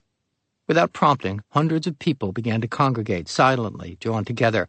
I forgot where I was going and stood among others encircling the fountain whose water pipes had been shut off and drained for the winter. Someone played ethereal music softly from a boombox. Otherwise, the park stood in silence. I can't say that I prayed, but I've never forgotten standing in solidarity with a group of strangers that afforded me both the relief of anonymity and the intimacy of connection. And like many, I've never been able to walk past the Dakota without thinking of what happened on the sidewalk that night. As I was finding my footing in New York and at school, my father was losing his way. His business, always a mysterious series of meetings and urgent phone calls, had long resided on a precarious ledge that was beginning to crumble from under him. The official line was that my father structured tax shelters. I never learned exactly what that meant. What was clear was that my father tried to get money from people for what he called ventures, and he would take a percentage. Growing up, few things could elicit more terror in our home than the sound of the kitchen phone ringing in the evening. "I'm not home!" would come my father's scream from the bowels of the house. One evening I held the receiver away from my ear as a man unknown to me threatened over the line, "You tell that son of a bitch to call me the minute he gets in." It's easy to understand how my father gravitated to this line of work, as he was a natural charmer, was always selling, and thought of little other than the big score. There were a few years in my early teens when things seemed to be going his way, and we moved from the standard suburban 3-bedroom, center hall colonial house we had lived in since my birth, located in the perfectly normal town of Westfield, to a long and large house in the horse country of Bernardsville, 40 minutes away. No one in my family rode a horse. But without my being aware, things had begun to slip away even before I moved out. That my father had been ruled by his own terrors and insecurities was something I became conscious of, only with hindsight. The first hint of trouble I noticed was when my father began to arrive unannounced at my apartment door. Growing up, we rarely spent any time together one-on-one, unless we were doing errands or he was driving me to a friend's house. These drop-in visits were always awkward. My inclination was to think it was about me. Was I in trouble? Was he checking up on me? He always came to visit on impulse, and always without warning. The buzzer simply rang out. Sometimes he said that he had been in the city for a meeting, but other times it was obvious that he had driven in specifically to see me. He never stayed long and usually didn't ask a great deal about what was going on in my life. He always seemed preoccupied. This began to become evident to me the Saturday morning my door buzzed very early. I had spent the previous night out with Eddie. We had had more to drink than usual and ended up back at my apartment with a six-pack once the bars closed. One wall of my small living room was covered from floor to ceiling with a mirror above and surrounding a wooden mantel that framed a plugged-up fireplace. The mirror had been installed, I presume, to give the cramped room a more spacious feel. My only furnishings were two small, faux leather chairs that sat facing the mantel, as if inviting us to enjoy a fire that could never be lit. And there we sat, beer in hand, until Eddie, unmotivated, reared back and threw his can at the mirror. It was a perfect center shot, directly above the mantel, and the glass shattered into a symmetrical spiderweb from one corner to the other. Eddie was not normally an aggressive person, and I was shocked by his impulsive action, but we were drunk. We shrugged, and quickly moved on to other matters. Now, as I staggered from my bed, hungover, to answer the door, I noticed two things. It was 8:30 in the morning. I had fallen into bed only a few hours earlier, and the mirror covering my wall was shattered. How would I explain this to my father, who was, for a little while longer at least, paying half my rent? My father entered and sat in the same chair Eddie had occupied just a short while earlier. He leaned forward, elbows on his knees, staring directly at the splintered mirror, and he began to pick his nails, a terrible habit I've inherited. I waited. I studied his fractured reflection from different angles in the shattered glass. His brow furrowed. He seemed distressed. I readied myself for his question about the mirror and the scolding I knew would follow. But he just chatted for a few minutes about inconsequential things, then stood up and said he had to get back to your mother, as he always called my mom, and was gone. He never noticed either the destroyed mirror or my shattered state. The surprise visits continued. One afternoon he was waiting for me in his car outside school. What made this particularly odd was that not only had NYU farmed us out to Circle in the Square, but Circle, because of limited space and more students than it could handle, had also relocated some of our classes to various run-down buildings around Midtown. I was surprised, but probably should not have been, that my father had been able to locate me, although I remember this visit for another reason. Exiting the building with a female classmate, I heard my father call out his usual greeting. "Hey, pal!" Horrified, I said a quick goodbye to my friend and hurried over to silence him. "She's a cutie," my dad said as I arrived curbside. "Shut up, Dad," I spat at him. "What are you doing here?" Because my father's opinion still retained, if not direct influence, then at least a lingering emotional resonance in my life, I registered his approval of my attractive classmate, who, it turned out, was Carol, the same young woman who had been kind to me after my run-in with Nikos. Watching her walk away down the street, I felt a sense of protectiveness for Carol, and it was in that instant that I realized I had feelings for her. Carol was slow to reciprocate. We shared all our acting classes, and in one we worked on a scene together. The play was Desire Under the Elms, Eugene O'Neill's potboiler with Freudian underpinnings. We were each tasked with a basic acting exercise of following one objective to its complete realization. In this case, her character wanted to seduce mine. I had chosen the scene. My goal was to resist those advances. Carol would utter such lines as, "Oh, Eben, I'm aching for the one of ye," and then lunge for me. My own personal objective was in direct odds with that of my character, and invariably Carol and I ended up rolling on the ground, making out in the empty and darkened rehearsal hall. "You didn't even try to stop me," Carol, in her innocence, scolded me after each successive rehearsal. I could only shrug and offer to run through it again. We would go on to date for extended periods over much of the next 2 decades before we reunited, married, and had a son together. During all of it, Carol played the role of an angel toward me, always protective, caring, and supportive, even when my own behavior was more selfish than loving. In the spring of that first year in New York, a classmate, a well-muscled, handsome young man named John Robinson, got free tickets to a play at Lincoln Center and invited me along. This was not uncommon, as everyone I knew in school went to the theater as often as they could, but freebies to a Broadway show were a coup. Until I moved to New York, I had never met anyone who was openly gay. John was and boasted of the promiscuous sex life he had adopted since coming to the city from Florida. He frequented the gay bars of the West Village and the baths over on St. Mark's Place, and was particularly fond of some of the rougher trade establishments in the dark and mysterious meatpacking district. John and I weren't close, but we shared acting classes, and I enjoyed his company. He knew I had my eye on a couple of the girls in class, and he also knew that I was getting nowhere in that regard. I had not considered any alternative to the up-to-now very limited heterosexual world I inhabited. My first time walking down Christopher Street, passing the erotic bakery with its frosted penis and breast cakes in the window, or seeing two men strutting down the street holding hands, clad in Western-style leather chaps, and nothing else, was a startling experience.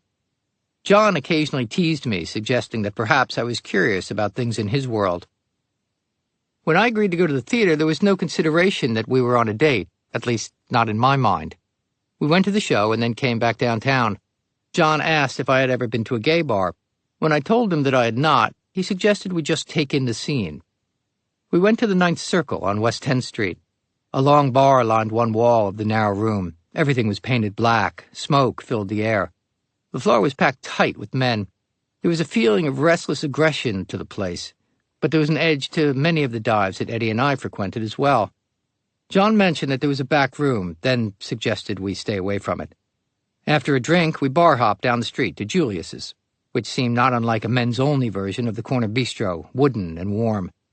It was a pleasant place, but even if this had been something I was interested in, the idea of picking up someone in a bar, a stranger, man or woman, was at this point far beyond anything I could conceive of. I thanked John for the night out and went to leave. He shrugged and said, "Can't blame me for trying." We laughed and continued to be friendly. Early in our sophomore year, John got sick and had to take a leave of absence. While he was gone, we learned that his illness had grown more serious and he had returned to his family in Florida. John died. We didn't yet have a name for what killed him. The new decade had begun to assert and define itself. In some small ways, so had I. From the comments I received, most of my teachers perceived me to be half present if they considered me at all. Yet Terry continued to champion me, and that was all I needed to hold fast to my fledgling belief that this life might be for me. And while other, seemingly more talented and overtly driven students occasionally spoke in hushed voices about perhaps doing or studying something other than acting, I never entertained the notion. There were occasional moments when it was made clear to me just how focused I was in my own particular way, and how little got through the bubble of my own experience. On the last Monday of March of that first year, walking up 9th Avenue through Hell's Kitchen, I was on my way to an acting technique class. Belting out the Rolling Stones' recent single, "She's So Cold," I flung open the door to the lobby at Network Studios. The security guard's chair was pulled up close in front of a small television. Many of my classmates were huddled over his shoulder, staring at the screen in disbelief. I stopped singing. "Ronald Reagan has been shot," someone whispered. The event seemed so remote, so removed from the reality I existed in, that the intensity of the others' reaction shocked me. I simply could not understand their concern or what it had to do with our life. One afternoon, not long after the assassination attempt on Reagan, I was looking out my 4th-story window when I recognized the slouching saunter of my former theater history teacher, Mel Gordon, walking down on the street below. I opened the window and shouted down to him. I doubt he recognized me at such a distance, if he ever knew me at all, but he stopped when he heard his name. Leaning out the window, I called down to him again. Now he looked up. Like a lunatic, I leaned out even farther and waved my greeting. Gazing up, he shielded his eyes from the sun and called back without missing a beat, "What a place to die!" and resumed his ambling. I laughed and ducked back inside. I didn't die in that apartment. On the contrary. Like the 80s, I was just waking up. Sparking it. I hadn't grown up in a movie-loving household. Save for Casablanca, I can't recall my father ever encouraging me to sit and watch a film with him.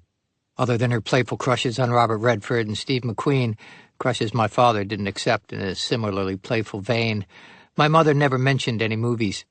We didn't talk about current hits at our dinner table, and I don't remember my parents ever going out to the cinema. So it was a revelation to discover the world of old Hollywood when Eddie first brought me to Theater 80 on St. Mark's Place in the East Village to see a Thin Man double feature with William Powell and Myrna Loy. While I was eager to attend my Monday, Wednesday, and Friday acting classes, My academic commitments the other 2 days of the week were of little interest. Instead, I became a disciple of the Tuesday and Thursday afternoon double bill when I was meant to be in English or history class. On the waterfront, coupled with a streetcar named Desire, East of Eden and Rebel Without a Cause, All About Eve and Sunset Boulevard, The Maltese Falcon after Treasure of the Sierra Madre. At Circle in the Square, I was learning how to act. But it was at the revival houses that I learned what a movie star was, how they held the screen, pulling everyone toward them. Emerging back out into the sunlight after hours in the dark, I felt privately powerful. I wandered the streets in a reverie of possibility. I don't tend to be a nostalgic person. I spend little time pining for things from back in the day or lamenting the changing of the guard. But the disappearance of the Revival Movie House, once a staple of New York City, is a loss. Planning my day, my week, around a particular showtime filled the event with import that was difficult to ignore. Easily, some of my happiest and most expansive moments were spent in the dark. Sometimes it was up at the Hollywood Twin on 8th Avenue and 47th Street, or way uptown at the Thalia. But usually I was at the 8th Street Playhouse, occasionally with a friend, but more often alone. I went there to meet with Marlon Brando, James Dean, Katharine Hepburn, and Jimmy Stewart. Deeper probing rewarded me with cinematic riches. I discovered the silent genius of Buster Keaton and Harold Lloyd. Like so many before me, the magic of the dark room with those flickering black and white images revealed a world I could escape into, but also, especially when alone, one I secretly imagined myself inhabiting with a pure and unapologetic joy. I scarcely dared to picture myself as towering as those I worshipped on the screen, but when alone in the dark, that distance between us seemed to recede, my pure appreciation and wonder bridging any gap, at least for a few hours. I also became a regular at the second act of nearly every show on Broadway. Early on, a classmate had complained how expensive theater tickets were, to which my teacher, Terry Hayden, simply said, "The second act is free." "What do you mean?" I asked. "Go up at intermission, wait around. When the lights go down, grab a seat." I hung on most things Terry said, and this one she didn't have to say twice. No one else from class was interested in potentially getting arrested, or at the very least being hissed at by an irate theater manager. But my friend Mickey, with whom I smoked pot and threw frisbee in the park, was always up for a thrill, if not necessarily the theater itself, and joined me on occasion. Just as often, I went on my own. I'd simply call the theater where the show I was interested in was being performed, ask when intermission was, ride the subway uptown, and wait in the shadows across the street. At the appointed time, the theater doors swung open. Patrons stepped out to get some air or grab a smoke. I crossed over and mingled with the crowd, heart beating. When the lights blinked off to indicate the imminent start of the second act, I filed back in with the crowd. To justify my loitering in the back, I often made a show of looking impatiently around for a non-existent companion to return from the bathroom. When the lights began to dim, I slipped into the closest open seat. The curtain went up. Easy. I saw half of Elizabeth Taylor's performance in The Little Foxes. She was difficult to hear and stunning to watch. I sat as close to the stage as possible for Al Pacino, thrilled when Spittle landed on me in the front row as he explosively cursed "fucking Ruthie" in American Buffalo. David Bowie's elegant and sinewy physicality as the Elephant Man has remained with me. I experienced Lauren Bacall hold the theater in her hand, and watched Katharine Hepburn give the most humble curtain call I ever saw when she stood, without bowing, and whispered "thanks" to an adoring audience. I saw Lena Horne sing half her show and bare her heart. I saw the second halves of both hits and bombs. On several occasions, I attended the second act of a play called Agnes of God, co-starring a young actress named Amanda Plummer. Amanda won a Tony Award for her role as a disturbed nun, and I was captivated by her performance. One evening after the show, I waited by the stage door at the Music Box Theater. A petite young woman appeared, and after signing a few autographs, quickly scurried down 45th Street. I caught up to her and told her how much I enjoyed her work. She thanked me and kept moving. It had taken me a moment to recognize her, because in what seemed like some kind of extraordinary magic trick, Amanda had appeared so much larger on stage, almost to the point of being huge. As a child, I had experienced a similar moment of shape-shifting alchemy myself. One night I lay on my front lawn in midwinter, the ground covered with a hard layer of snow. On my back, limbs outstretched, I was trying to make snow angels. I didn't weigh enough to break through the thin crust of ice, so I quit trying. I lay still and stared up into the clear night sky. It was perhaps the first time I had really taken in the stars, and as I gazed longer, I began to experience what felt like a morphing of my physical size. I seemed to swell and grow and become massive, then recede back, only to swell up again. I rode the sensation like a wave for what felt like a long time. Staring up at the stars flickering light years away, I understood myself to be deeply and powerfully alone. Yet in the same instant I was aware of something beyond my normal grasp, something in me connecting to a sensation of safety and a joy I could not understand, but was wise enough in my youth not to need an explanation. Until adolescence I experienced similar moments of seeming shape-shifting and felt an accessibility to something powerful.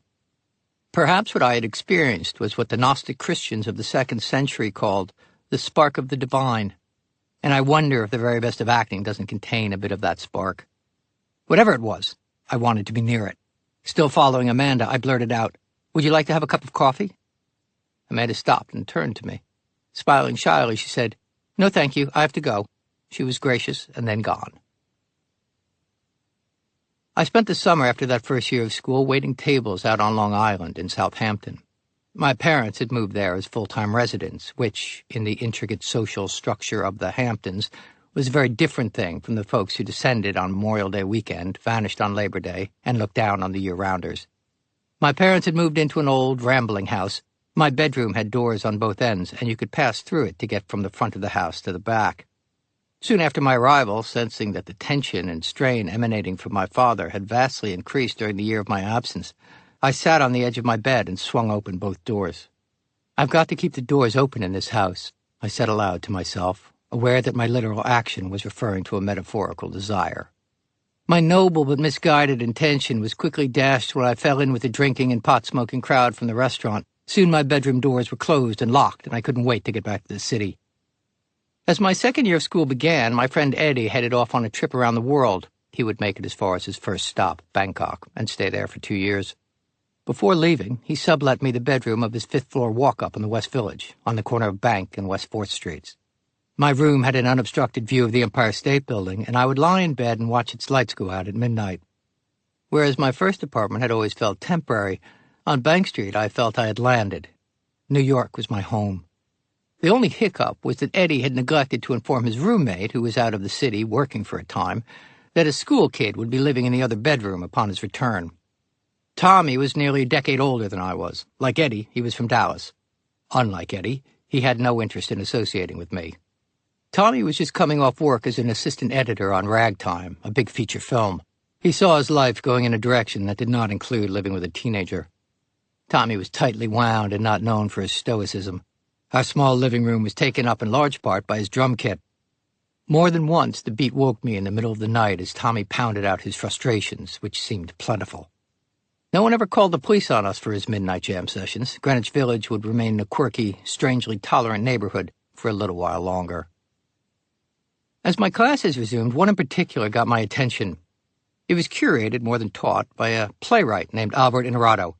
Albert was a large man with a bizarre sense of humor and a unique view on reality. He was given to wild insecurities and self-loathing, which he wore on his sleeve. Apropos of nothing, Albert often proclaimed, "Soon death, then nothing." He loved the opera, his neuroses, and young men. He'd recently had a hit on Broadway with a play called Gemini. One day he invited one of its stars to come in to speak to the class. Reed Birney was just several years older than us. He seemed normal enough, and told us that the distance between where he was and where we were was not so great. He was the first embodiment of the professional success I wanted that seemed close enough to relate to. I remember thinking, maybe. 3 decades after our first and only encounter, we met again when I directed Reed in a television show. I shared with him the effect his visit had had on me as a young student. By then, Reed had survived a career as a journeyman actor, only to win a Tony Award and become a success overnight. Soon after our reunion, Reed starred on Broadway in a play in which my daughter also appeared. I got to see Reed's performance a dozen times and can confirm what a rich actor he's grown into, to say nothing of life coming full circle. Albert Inarado was to play a still larger role in my life than merely exposing me to Reed. In the late spring of my sophomore year, he phoned me out of the blue. He had a new play being presented at Playwrights Horizons, one of New York's premier off-Broadway theaters. It was poorly titled Herself as Lust, about a female sculptor who takes in a runaway kid with whom she begins an affair. The actor playing the teenage lead was pushing 30. As the play was nearing the end of its modestly successful run, Albert was curious if a real teenager might evoke a more emotional reaction to his play. Would I be interested in appearing in the final 2 performances? I would need to learn the entire play in blocking in less than a week, would have 1 rehearsal on the stage with the lead actress. The other actors I would be meeting for the first time in front of an audience. Naturally, I leapt at the opportunity. I holed up in a small rehearsal space at NYU and corralled my friend and classmate Billy Tucker to run the lines and staging with me for hours each day. Billy was an Army brat, leading man, handsome, reserved, and as close a friend as I had at school. The lead actress in the play, understandably, had little interest in breaking in a new cast member on the final weekend of performances, but marked me through the paces once. I had continued to study with Terry Hayden and at the last minute invited her to see the show. She was unavailable. I went on in a blur. I remember little except sweating profusely because I forgot to take off the heavy winter sweater I had been given to make my initial entrance in. After my second performance, Terry was waiting in the lobby to congratulate me. That she had changed her plans and deemed me worthy of her time validated me beyond her supportive words. Her presence made what had happened somehow real, gave it resonance, and empowered me when I walked across the street to meet with the playwright for a drink after the show. At the West Bank Cafe, Albert praised my work as well as himself for casting me despite complaints from those around him about hiring an untested boy. He had future hopes for the play, he explained, and I expressed my interest to be involved. Later, my friend Billy, who had joined us for a drink, told me how surprised he was by the way I spoke to Albert at the bar. "What do you mean?" I asked. "I had no idea you were so ambitious. I mean, you were really direct with him." Billy and I had been classmates for nearly 2 years at this point. We had been roommates on Washington Place for a semester. He knew me as well as anyone at school knew me. His shock at my aspirations speaks to the disconnect that still existed between the life that was bubbling inside me and the one I presented to the world. Not long after my successful turn in Albert's show, Playwrights Horizons invited me to audition for another one of their productions. I didn't get the part, but some weeks later I received a plain white postcard in the mail. It was from the casting director of the theater, a man named John Lyons. On it, beneath the typed boilerplate, "Thank you for auditioning" formality, he had handwritten a note to me. "Although this didn't happen, I want you to know that you're a talented young actor and should pursue a career in the theater." I still have the postcard. During the second year of school, I also had my first close encounter with Hollywood stardom. It jogged right past me on 3 different occasions. 5 flights below me in the vegetarian restaurant across the street from my apartment on the corner of Bank and West 4th Streets, on a warm autumn night, Al Pacino was filming a scene from his upcoming movie, Author. At this point in time, there was no actor alive on the planet more important to me than Al Pacino. I went down to watch. With a few dozen others, I saw my hero jog past on the way from his trailer to the restaurant for filming. A short while later, when there was a pause in the proceedings, the same action was repeated in reverse as he jogged back past us to his trailer while they moved the cameras or whatever it was they did between shots. Playing Pacino's son in the scene was a young actor around my age named Eric Gurry. Between setups, Eric loitered out in the street. During one break, I summoned courage and walked over to him. I, too, was an actor, I told him, studying at NYU. It was evident that Eric was not interested in our chat, but in an effort to bridge the void between where he stood and I hovered, I stuck out my hand. He looked at it, and then into my eyes. He seemed to consider something, and then took my proffered hand. Eric was called back to work, and I shuffled back to the other side of the street and waited for Pacino to trot past, which he did a few more times, until I was the last fool standing on the street, watching through the restaurant window as night gave way and filming finally wrapped up. It was my first exposure to a film set, and while I was, in every sense, on the outside looking in, everything about it was of interest to me, as it is to this day. The next morning in school, I got up in front of my voice class like a kid doing show and tell and described my night in all its detail. Passion and excitement heightened what might have otherwise come across as a childish account. My enthusiasm was contagious and the room was electric in my retelling. I had made my first contact, and it was thrilling. Not long after this, I was attending a wedding, and luck or fate seated me next to an agent at a small commercial agency. She gave me her number. I called. Soon she had procured an audition for me for an industrial film. Industrial films were used for training purposes, marketing, education. They were usually fairly dry, short, and not for public broadcast. I have no recollection of what the film was about, but cannot forget my one line. The scene centered around a kitchen table. It was breakfast time. My character was eating cereal, and the woman playing my mother was busy at the kitchen sink when she casually asked me, "Did you fill the car with gas last night, like your father asked you to?" My response, and the entirety of my part, "He did." My first and only instinct, and here I unwittingly employed lessons from my early training by drawing from personal experience with my own father, was to deliver the line with absolute terror. I swallowed hard and whispered the two words. I got the job. And I say this next phrase without arrogance. I knew I would. It was the first of so many times when I simply knew when a part was mine. There would be instances when I would be more prepared, more set up for success, more desired for a role, perform better, and yet not get the part. And there have been times when it seems the air has been cleared and things come as if ordained. I've never been able to explain it. Sometimes a part simply has your name on it, or it doesn't. The day of the shoot, I was excited but held myself in check, watching. We rehearsed the scene. I was seated with my back to the window. Then someone with a walkie-talkie sent me away to be made ready. It was the first time anyone other than my mother or myself had ever combed my hair. The camera rolled and I delivered my one line. They adjusted something with the camera and we did another take and I did it again. Then again. The director then said to me, "Okay, I've got that. Now give me another reading." I had no idea what he meant. I had interpreted the part and the line to be done this way. I had no alternatives. After several more takes in which I performed the line with the exact same quiet, guilty dread, the director wisely declared success and moved on. What I got out of the deal was close to $100, my first experience in front of a camera, and my contract, which I could take to the Screen Actors Guild to prove I had completed a professional job on film and was now eligible to join the Professional Actors Union. Union membership cost more than my salary. I tried to convince my father to loan me the rest of the money. But as an actor is allowed one job without joining the union, my father insisted I wait to pay until I got a second job, which struck him as unlikely. My justification for joining now was simple. All professional actors are in the union. If I didn't consider myself a professional, why should anyone else? I needed to be in the union. My mother quietly gave me the money. I was now a pro. My roommate Tommy and I had begun to find some common ground, and one day he asked me if I wanted to join him for a screening he'd been invited to attend. I had never been to a private screening of a movie. As we entered a midtown office tower, I was confused. How could there be a movie theater in an office building? Up on the 14th floor, a door led to a fairly long room with a few dozen very comfortable-looking chairs and a screen at the far end. There was no popcorn machine in sight.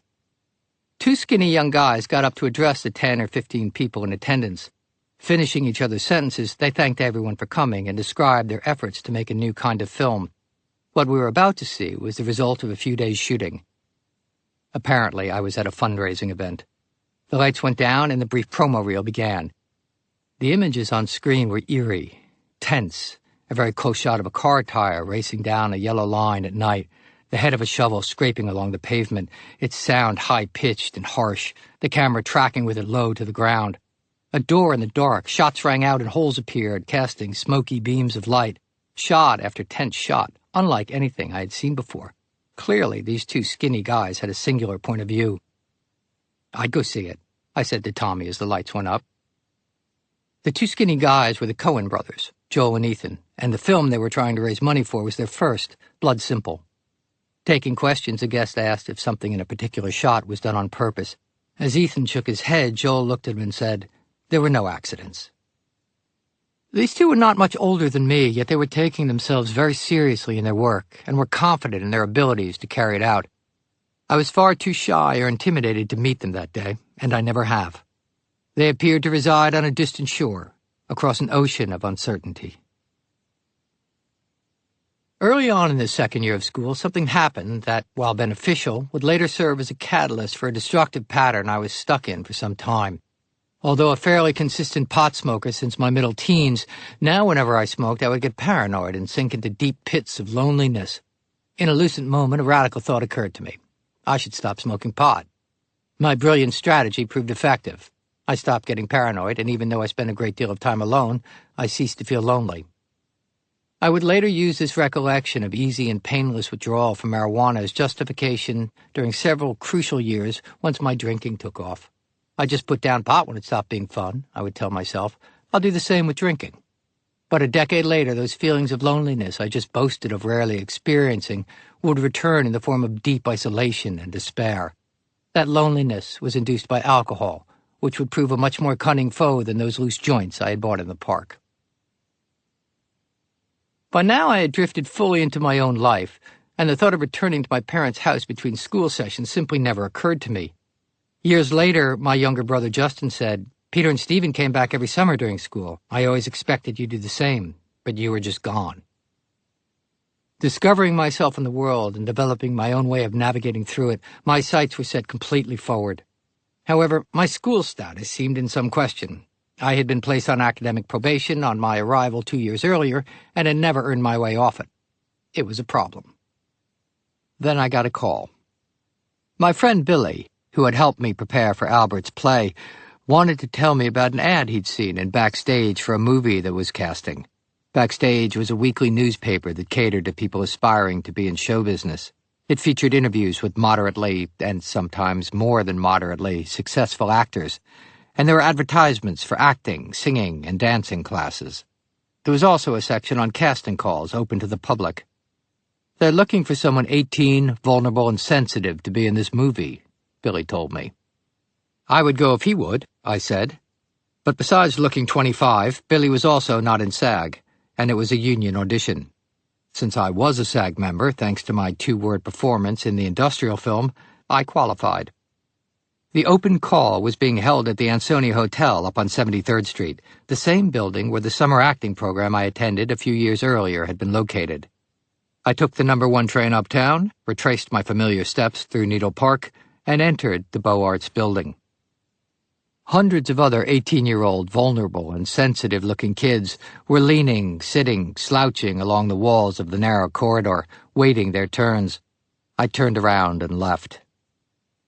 Back out on the street, I stopped. I was an idiot.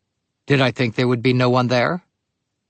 Throughout this time, people appeared to offer assistance or point the way, just enough for me to move to the next signpost. But standing on the street corner now, I was on my own. Standing across the street from where I had been hustled out of all my cash in the 3-card Monte game a few years earlier, I looked down at the brand-new 8x10 black-and-white headshot I'd recently had taken. An actor wasn't an actor without an 8x10, and Billy and a few other classmates had recently had their photos done and encouraged me to do the same. My glossy gaze stared directly back at me, clear-eyed and open, slightly overwhelmed, a little scared around the mouth, but very present. I walked back in, flopped down on the dirty carpet at the end of the line, and waited. Nobody spent more than a few minutes inside the room at the end of the hall.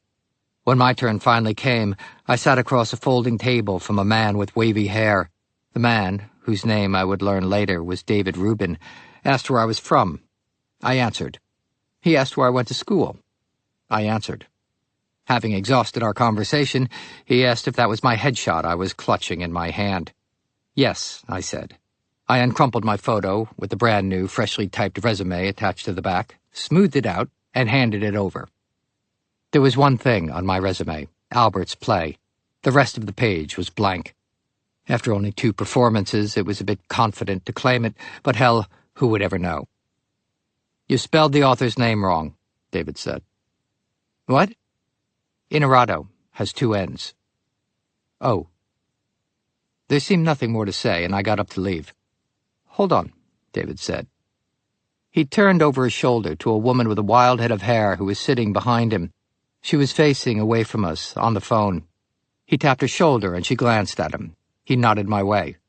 Her eyes met mine for an instant before I looked away. I could feel her give David a distracted nod and return her attention to the phone. "Can you come to our office Monday?" David asked.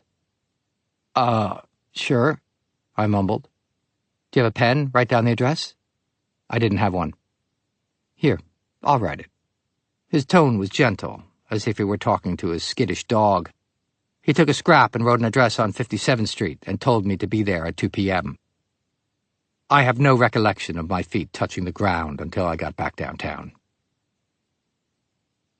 By 1 p.m. on Monday, I was waiting outside the building on 57th Street. At exactly 2 o'clock, I walked through the revolving door and approached the uniformed guard at the reception desk. I told him who I was there to see. He put the receiver to his ear and dialed. We waited. His eyes never left me. I felt my legs shaking under my baggy pants and became convinced it was all a mistake. These people I had met at the Ansonia did not intend for me to come here. They probably didn't even work here. This was an apartment building, for God's sake. What was I doing? I had misunderstood. I was about to make a fool of myself.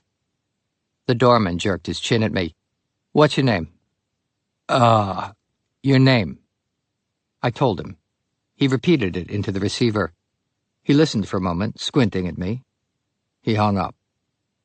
33rd floor, apartment E, the guard said. The door was brown metal. I knocked. David greeted me warmly and invited me in. I was in an apartment that seemed to have been converted to an office. Up 2 steps on a landing, in front of a wall of windows, there were a couple of desks and several large metal racks filled with binders and stacks of actors' headshots, hundreds of them, just like mine. The woman with wild hair was there and on the phone again. She hung up and came to shake my hand. Her name was Mary Goldberg. She gave me 2 brief scenes that must have been from the movie script and told me to sit in the corner and look them over. After scanning them a few times, I said I was ready. "Already? You sure?" "Yep." I was jumping out of my skin. The longer I sat there, the worse it was getting. My thinking at this point was just to get it over with. I read the scenes with David. "That was very good," Mary said when I finished. She sounded surprised. She was not half as surprised as I was. "Okay," I mumbled. "The director, Lou, is coming to town in a few days. I'd like you to meet him." "Sounds good," I shrugged. I resisted leaping across the table to hug her. A few days later, I was standing in the lobby of the Parker Meridian Hotel, farther along 57th Street. "Bonjour, Parker Meridian, how may I help you?" said the decidedly nasal New York accented operator on the other end of the lobby phone. I told her who I was and who I was there to see. "All right, Andrew, you better go on up then." She gave me a room number and up I went. I knocked on the door. After a long while, David opened the door. "Oh, you're here. Can you just wait in the hall for a few minutes?" Apparently, I was supposed to announce myself from the lobby. I would then be called up when they were ready. I flopped down in yet another hallway and waited. In time, another young man about my age, whom I assumed to be an actor meeting for the same role, came out of the room and passed me without acknowledging my existence. After another minute, David opened the door and invited me in to meet the director. It was a large suite. A set of couches flanked a glass coffee table. A few chairs were pulled up close. Mary was seated off to the side where she could see everything. She greeted me and introduced me to a small man with a closely cropped salt-and-pepper beard. Louis John Carlino rose from one of the couches to greet me. He was soft-spoken with a gentle demeanor. Louis had written and directed a brilliant movie called The Great Santini with Robert Duvall and directed another very 70s film called The Sailor Who Fell from Grace with the Sea, starring Chris Christopherson. I sat on the other couch. We chatted. Louis described something about the plot of the movie, and I nodded along, not registering a word he said. As I was leaving, Mary suggested I come in the next day and be put on videotape. It was a new audition tool, and they could take the tape back to Los Angeles and view it with the producers. I would be doing the same 2 scenes I had done in Mary's office. I was not offered a script. I promised to be at the place David wrote down for me, and at the appointed time. When I was a young actor, I had an unconscious habit, born of tension, of making my eyes go very wide into a glazed stare. I first became aware of this the following day in a small, all-white room as I stood just a few feet in front of a bulky video camera and read the 2 scenes with stilted formality. "Just relax your eyes and try again," Louis said. I nodded my understanding in his direction, but had no idea what he was talking about. Whereas up to now everything had passed in an exciting blur of disorienting abstraction, suddenly it was all too real. Gone was any sense of fluid, innocent glee over my unlikely circumstances. I was just an amateur student actor, in over his head. Louis was polite. Mary was discouraged. David looked away. Gone was their, I wonder if maybe, excitement from my earlier meetings. I was dismissed. It was over. For several weeks I wallowed in a funk of despair. It had been an impossible long shot, yet somewhere it had felt so right. so like what was supposed to become of me. Underneath my dejection seeped a growing dread that I didn't have what it would take to carry me toward the only thing I had found that made me feel like me. If I couldn't have that, what was to become of me? What was I even doing, studying acting? That question, at least, seemed to be answering itself. Apparently, I would not be studying acting. The failure to improve my academic standing was not going to be ignored any longer. NYU would attempt to struggle on without me. It was a hot, late summer day, and I was sweating as I climbed the 5 flights to Tommy's apartment. It was always Tommy's apartment. I pushed the door open, we never locked it, and went to the kitchen for some water. Tommy was slumped in his usual spot by the window, staring out. He ignored my entrance, as he usually did. Tommy had been unemployed for some time, and his mood was often dark as he waited for the phone to ring. Tommy was the first person I knew who owned a telephone answering machine. Located on the floor just inside his bedroom, it sat in a tangle of cords. Early on in our cohabitation, I forgot to give him a message regarding possible work. Consequently, he forbade me any further use of said machine. Reciprocally, he usually neglected to mention if someone had left a message for me. This was not out of any spite, but simply because it was understood between us that his life was more important than mine. However, recently my mother had complained that I hadn't returned her calls, a pattern that has not improved with the years. When I gingerly mentioned this to Tommy, he promised to make more of an effort with my messages. I stood over the kitchen sink, swilling water, wondering how I would fill the rest of my afternoon, week, life, when Tommy spoke for the first time since my arrival. "Oh, you got a call on the machine," he murmured from under his cloud. "Really? Who?" "About some audition or something." The glass stopped halfway to my mouth. There had only been one audition. I walked cautiously out of the kitchen and looked at my roommate. He jerked his chin toward the machine. I stepped to his room, crouched down, and hit the rewind button. I scrolled back through a message, then another, each message from my roommate. "When was it?" "I don't know, yesterday, maybe a few days ago." Tommy had returned to his own dark internal reverie. My natural rhythm up to that point had been a series of meandering, accidental-seeming advances achieved at the last possible instant, and then unfocused episodes with things sliding away. What I was to experience now was a big bang that exploded with the force that has sustained all that has followed.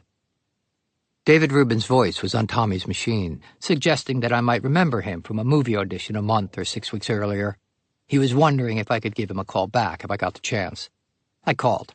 It was the wrong number. I ran for a pen and listened to the message again. I wrote the number on my palm. David was glad I had called. They had no idea how to find me and had just about given up hope. Would I mind coming in again? Apparently, back in Los Angeles, when the entire creative team was viewing auditions, mine came up, and the director suggested they skip it. But in these early days of the VCR, no one in the room knew how to fast-forward the tape.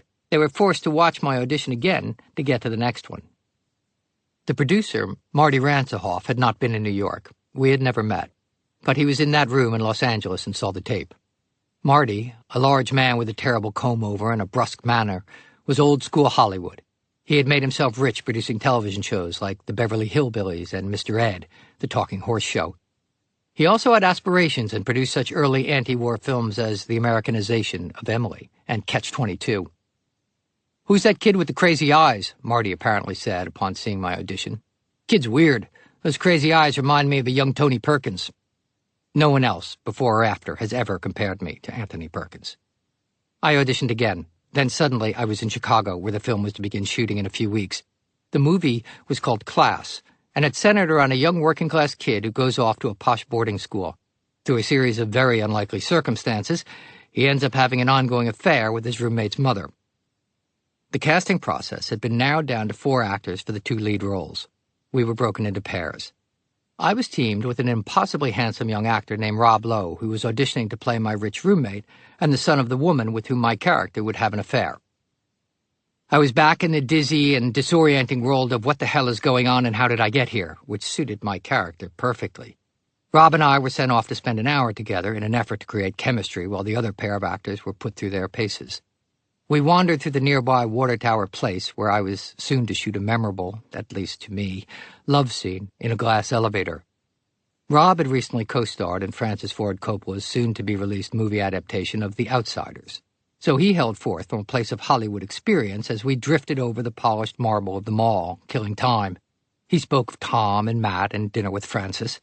I was unsure exactly whom he was talking about, but nodded my head anyway. While a part of me wondered how much of Rob's banter was simply whistling in the dark and how much was a belief in his destiny, another part of me simply envied his apparent ease and confidence. I said little. While a charming bravado may have been Rob's preferred method of making himself ready, mine was to go quiet and become hyper-observant of those around me as well as myself. I don't believe either one of us thought to actually rehearse the scenes together. After the audition, I waited in my hotel room for word to come down. In less than an hour, the phone rang. The part was mine. I called my parents, but it was difficult for my mother to understand what I was saying, since I was jumping up and down trying to touch the ceiling with my palm for some reason, my energy too much to contain. I was wildly thrilled, of course, but somewhere inside me I was not surprised. My private ambition, coupled with last-second, almost ordained assistance from others, coupled with remote feelings of certainty and connection to something beyond myself, all seemed to coalesce at this instant. My sneaking premonition from a few years earlier that I would attend college for 2 years and then be a professional actor had just materialized. I had, of course, no idea how this would come to pass, but there had been a naive belief and understanding that could not be dismissed as arrogance or even confidence. I possessed the youthful gift of not yet being aware of what was and was not possible. There is great power in innocence. But the producers had neglected to mention one last hurdle. I was to be flown out to Los Angeles to meet the woman whom Newsweek magazine had recently declared the most beautiful film actress of all time. Jacqueline Bisset, at 38, was nearly double my age. She had starred in numerous movies, including Day for Night, Rich and Famous, Bullet, as well as The Deep, which spawned 1,000 wet T-shirt contests.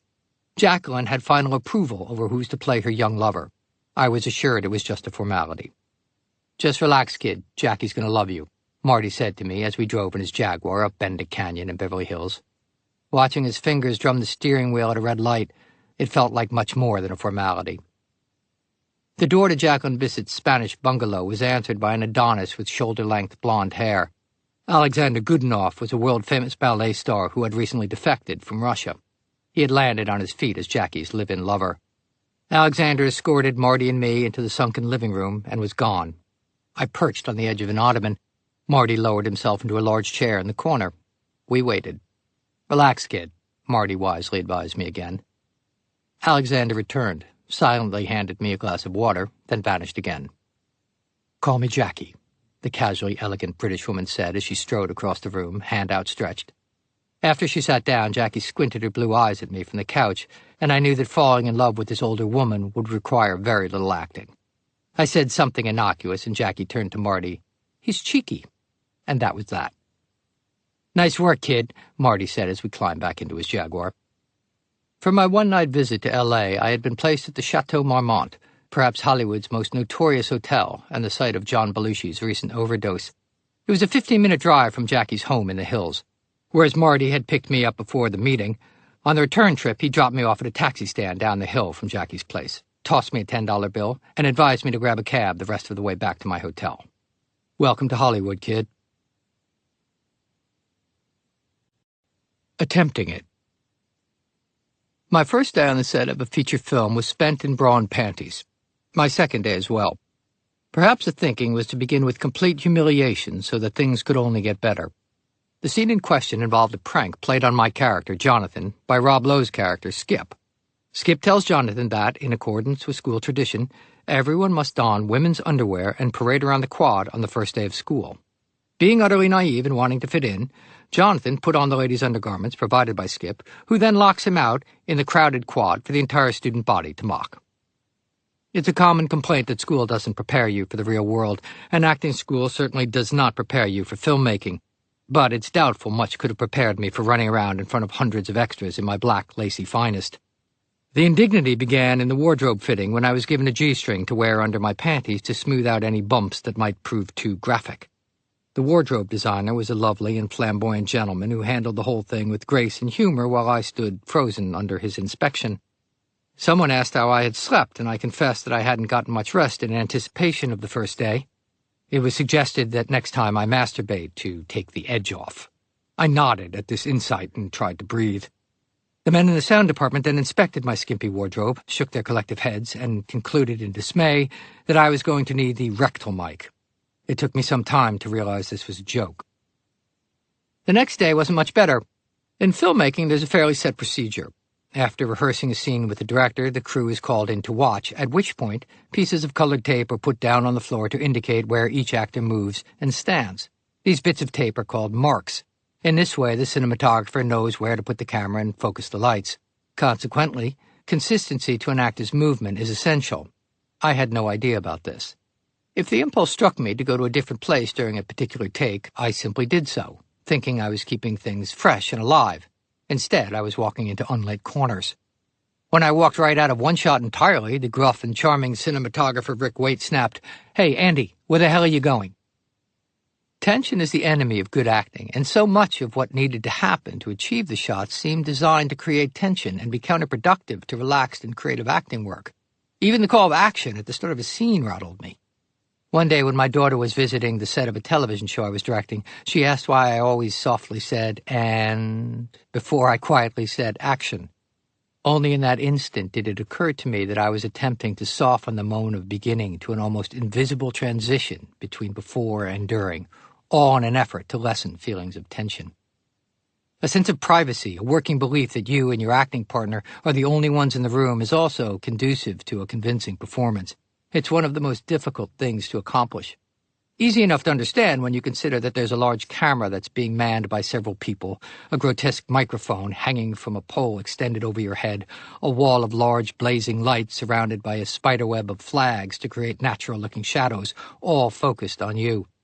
It followed that I needed to find a way to reconcile these necessary technical distractions with the work I was tasked with accomplishing. But I just couldn't shake the feeling that the camera was staring at me. I needed help. During my second year of school, I had begun to attend a Saturday morning acting class with my teacher Terry Hayden and her occasional teaching partner Jacqueline Brooks. Brooks was a working actress, and her pragmatic manner made her an ideal foil for Terry's velvet-fisted touch. It was she who made what may seem an odd suggestion, one that made perfect sense nonetheless. In the Method School of Acting, one of the exercises is the imagined creation of a simple object. An actor sits in a chair and tries to conjure an apple, for example, the weight, feel, and texture, even the taste, through the five senses. If you were to walk into an acting class while this work was going on, you might see a row of students sitting in chairs, their eyes closed, their empty hands held out in front of them, touching something that only they could see and feel. Strasberg and then Terry took it further and made the simple object a personal one in order to elicit an emotional reaction. That way, if the actor was doing a scene in which he was meant to cry, for example, and was having a difficult time crying, he might do his sensory work with his personal object, say his childhood teddy bear, feeling its weight, smelling its smell, retracing its texture, and the desired emotional reaction would occur. It may sound like some kind of pseudo-psychological voodoo, but practiced over time, it is as reliable as rain. I called Terry and asked for help. Brooks happened to be at her home, and upon hearing my dilemma, suggested that if I couldn't get rid of the camera from my consciousness, I could turn it into something trusted and safe, something comforting from my past. I instantly thought of my first dog, Duchess. That night in my generic business traveler hotel room, I sat in a chair, closed my eyes, and reached out to pet my beloved Airedale. Within moments, I felt my shoulders drop, and I began to smile. The next day, I walked onto the set and approached the camera. Not wanting everyone to think me completely insane, I masked my actions. Gently touching the camera, almost petting it, I asked, "What's this part of the camera do? And is this the lens?" There was no magic involved. The camera was just a lifeless machine, possessing no power that I didn't endow it with, so why not endow it with something warm and welcoming instead of something judgmental and harsh? On that day, it began to lose its ominous quality. The transformation wasn't instant or total, but it gave me some feeling of control over my fate, which helped me to relax, which was all I was after. Once I'd removed the burden from the camera, I began to get interested in the device itself. What were the different lenses for? How did they work? When was each used and why? Over time, I began to understand that it was not simply what happened in front of the camera that mattered. It was what the camera captured that mattered. It may seem a distinction of semantics, but it's not. The finest film acting is often a union of actor and camera. Moments when knowing that a slight lean to the left will cast a shadow on your face that will create the desired emotional effect can be both thrilling and highly effective. But all that was far too subtle for me at this early stage. I had to settle for not throwing up in front of the camera, and making it into My Beloved Duchess was a start. From the beginning, the movie was out of balance. Lewis, the director, was a sensitive man whose aim was to make a coming-of-age tale in the vein of The Graduate meets The Catcher in the Rye. The producer, Marty, was hoping to catch the wave of crass teen sex romps that had recently proven big box office.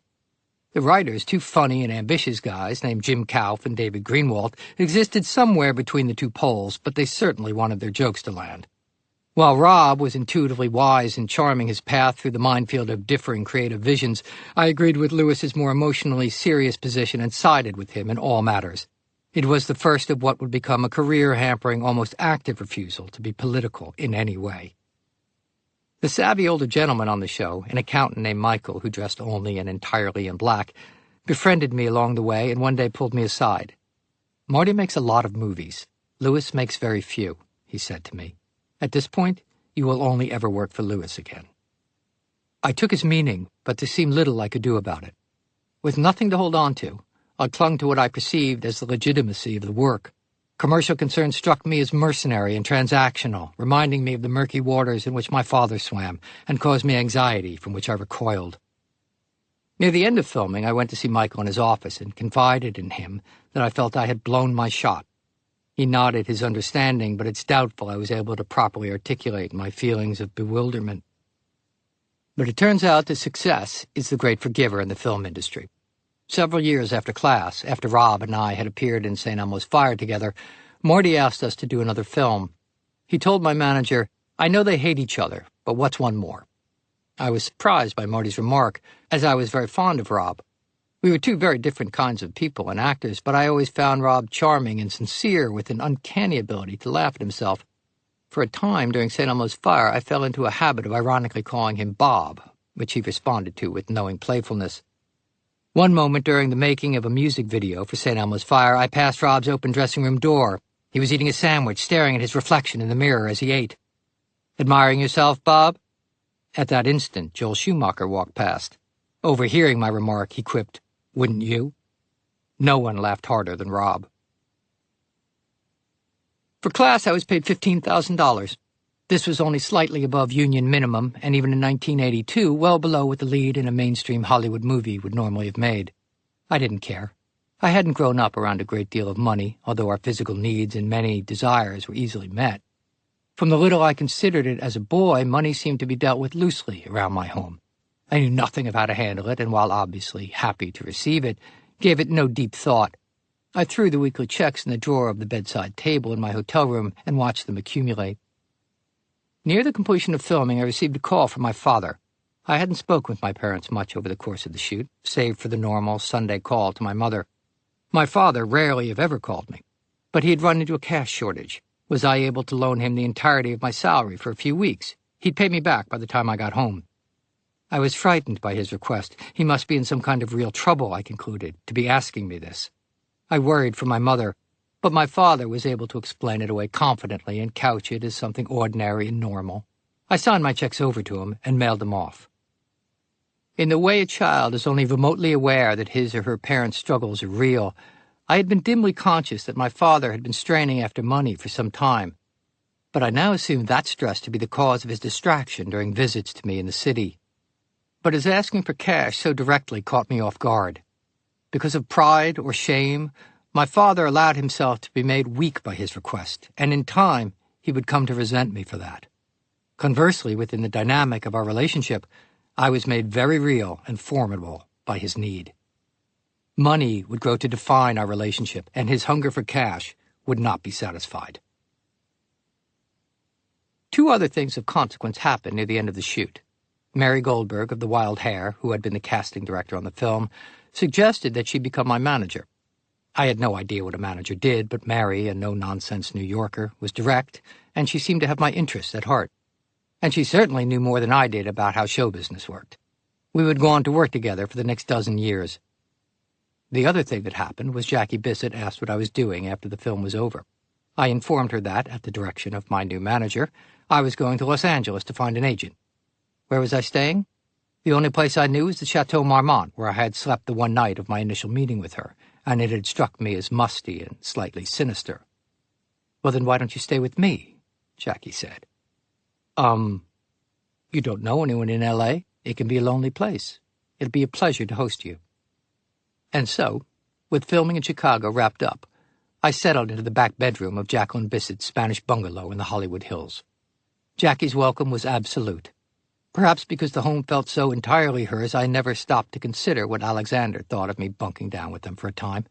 He simply welcomed me with an obliging shrug and a shot of vodka, the way you might offer a stray cat a bowl of milk. Jackie gave me the code to her front door alarm. I use the same code for various pins to this day, and my brief tenure in Beverly Hills as roommate to an international sex symbol movie icon and her Russian defector ballet star boyfriend settled into surreal Hollywood normality. The household would rise at 10. Jackie would come into the kitchen in her white robe and make coffee. "Eggs, Andrew?" Later, I would lie by the pool, timing Alexander as he worked himself into a sweaty frenzy, jumping rope between regular cigarette breaks on my cue. After such a grueling morning, I would head off for various meetings. I was too young to rent a car, so Jackie kindly offered to drive me to some of my early meetings. During one interview, I was asked how I was navigating the city. I mentioned that Jackie was waiting outside in her vintage Cadillac convertible with the top down. As unfamiliar as I was with the ways of Hollywood, I knew that the agent with whom I was speaking would fall out of his chair. When Jackie was unavailable, I took the bus around town until she kindly recruited an unemployed young man who owned a beat-up car with no air conditioning to get me where I needed to go. Back at the house, Alexander was proud of his homemade vodka, which he stored in the freezer. Jackie didn't care for the stuff, and my taste for alcohol had not yet grown so great that I could stomach his toxic brew. Alexander died from the effects of chronic alcoholism a little more than a decade later. There were occasional dinner parties at Jackie's, attended by an international mix. Some I recognized, others I thought I should. I mostly kept my mouth shut so as not to embarrass myself or Jackie, who went out of her way to include me. I was always the youngest in the room by at least a decade. At one party, a writer named Zalman King tried to convince Jackie to appear in his screenplay about a couple bound by sexual obsession. It was later made into a movie with Mickey Rourke and Kim Basinger, called 9½ Weeks. After dinner, various African instruments sometimes appeared and might be pounded or scraped. One afternoon, I was lying on the deep green carpet in the den. I was staring up at a large black and white photo of Jackie taken during the filming of Day for Night. In it, she was turning quickly to look over her shoulder, her gaze directly into the lens, her hair wild and blowing, her lips parted slightly, her eyes alive and engaged. It was a gorgeous photograph, and the only thing in the house that gave any indication that this was the home of a movie star. Jackie suddenly appeared in the doorway beside the photo. She asked what I was doing. "I was looking at your photo," I replied simply. At which point Jackie came into the room, got on her knees, bent down, and kissed me. Deeply. Just the once. A few weeks later, as everyone was leaving after another dinner party, Jackie asked me to blow out the candles in the candelabra on her long, antique wooden table. She went off to get ready for bed. I gave a mighty puff and blew them all out in one breath. In doing so, I sent molten wax all over the table. Panicked, I quickly began scraping the fast-drying wax from between the grains on the table. Jackie walked in. I could see the shock on her face and the flash of stifled anger. Without saying anything, she bent over the table, and together, in silence, we spent the next half hour scraping the table clean. Halfway into our work, Jackie spoke. "It's okay, Andrew." Then she smiled at me. "You didn't know." There was so much I didn't know. My return to New York was a jolt. The simple reality was that I had nothing to go back to. Any structure I had loosely clung to, or resisted, had been removed. NYU got wind of my good fortune and offered to let me return, using my semester filming a Hollywood movie as a form of independent study, as long as I paid the tuition, which would have been more than my salary. I thought it was a step backward, as well as a cynical gesture on their part. I never considered it, and never mentioned it to my parents. But where I had been surrounded by classmates, there was now a void, save for Carol, who continued to exert an ongoing and loving influence in my life. Not having been the person voted most likely to get into the movies first, I felt that the few former classmates whom I saw upon my return resented my sudden good fortune. I had stolen a big piece of a small pie, leaving less for them. Whether this was true or solely my perception, it was how I read the situation. I slipped quietly away from contact with most people from school and never looked back. beginning a pattern in my life in which very few of my close friends over the years would be actors. Yet I didn't know where to place myself. I was in a limbo between professional and student. I continued to study in Terry's Saturday class, but felt more and more like an outsider, doing less and less work there. It felt to me both too late and as if I had not yet begun. And I started going to auditions. Early on, I was excited to get a call about possibly replacing an actor in a Broadway show called Master Harold and the Boys by the South African playwright Ethel Fugard. It was a lyrical play about the emergence of hatred in a young man during the apartheid era in South Africa. I had seen the play and loved it, although the political nuances were beyond my comprehension. Fugard, who was also directing, sat halfway back in the empty house of the Lyceum Theater as I walked out onto a Broadway stage for the first time. I positioned myself behind a large piece of stage set, making me all but invisible from the audience, and began. My voice was thin and weak, swallowed by the vast space. After I read a bit of the scene, Fugard stopped me. Approaching the stage, he asked if I understood something in the material. I didn't, but began to defend myself. I'm not sure if I have the right way to do it, but... There's no right way, he said, gently chiding. He offered up a suggestion, then returned to the second row and sat staring up at me. I ducked farther behind the furniture on stage, mumbled my way through the scene again, and was mercifully dismissed. 100 similar auditions followed. Then, 6 months after completion of the shooting on Class, a call came that they wanted to do an additional scene for the end of the movie. Rob was shooting a film in Toronto, and we would need to go there for our day of filming. I was envious that Rob had moved on to another big job while I was floundering. I boarded the plane at a low ebb. I was seated next to someone who looked familiar. As the plane took off, she slept, and I studied the face of the woman whom I'd seen perform in the second act of Agnes of God on Broadway several times, and even approached one night on the street after the show. When she woke, I was bowled with Amanda Plummer for the second time. She was on her way to Toronto to work in the same movie as Rob, the Hotel New Hampshire. We had been placed at the same hotel. Not as unlikely as it might sound. Toronto in those days was still a small town, and everyone in the film industry stayed at the Sutton Place. We agreed to meet later that evening. Amanda and I had a drink in the bar, then another. I grew smitten, not by Amanda so much as by the idea that someone whom I saw as talented and successful would regard me as a peer. I got only a few hours' sleep before I reported to work hungover. I was unprepared for the day ahead. It marked the first time I would arrive at work in such a condition. My task on set was simple enough, and yet it proved my undoing.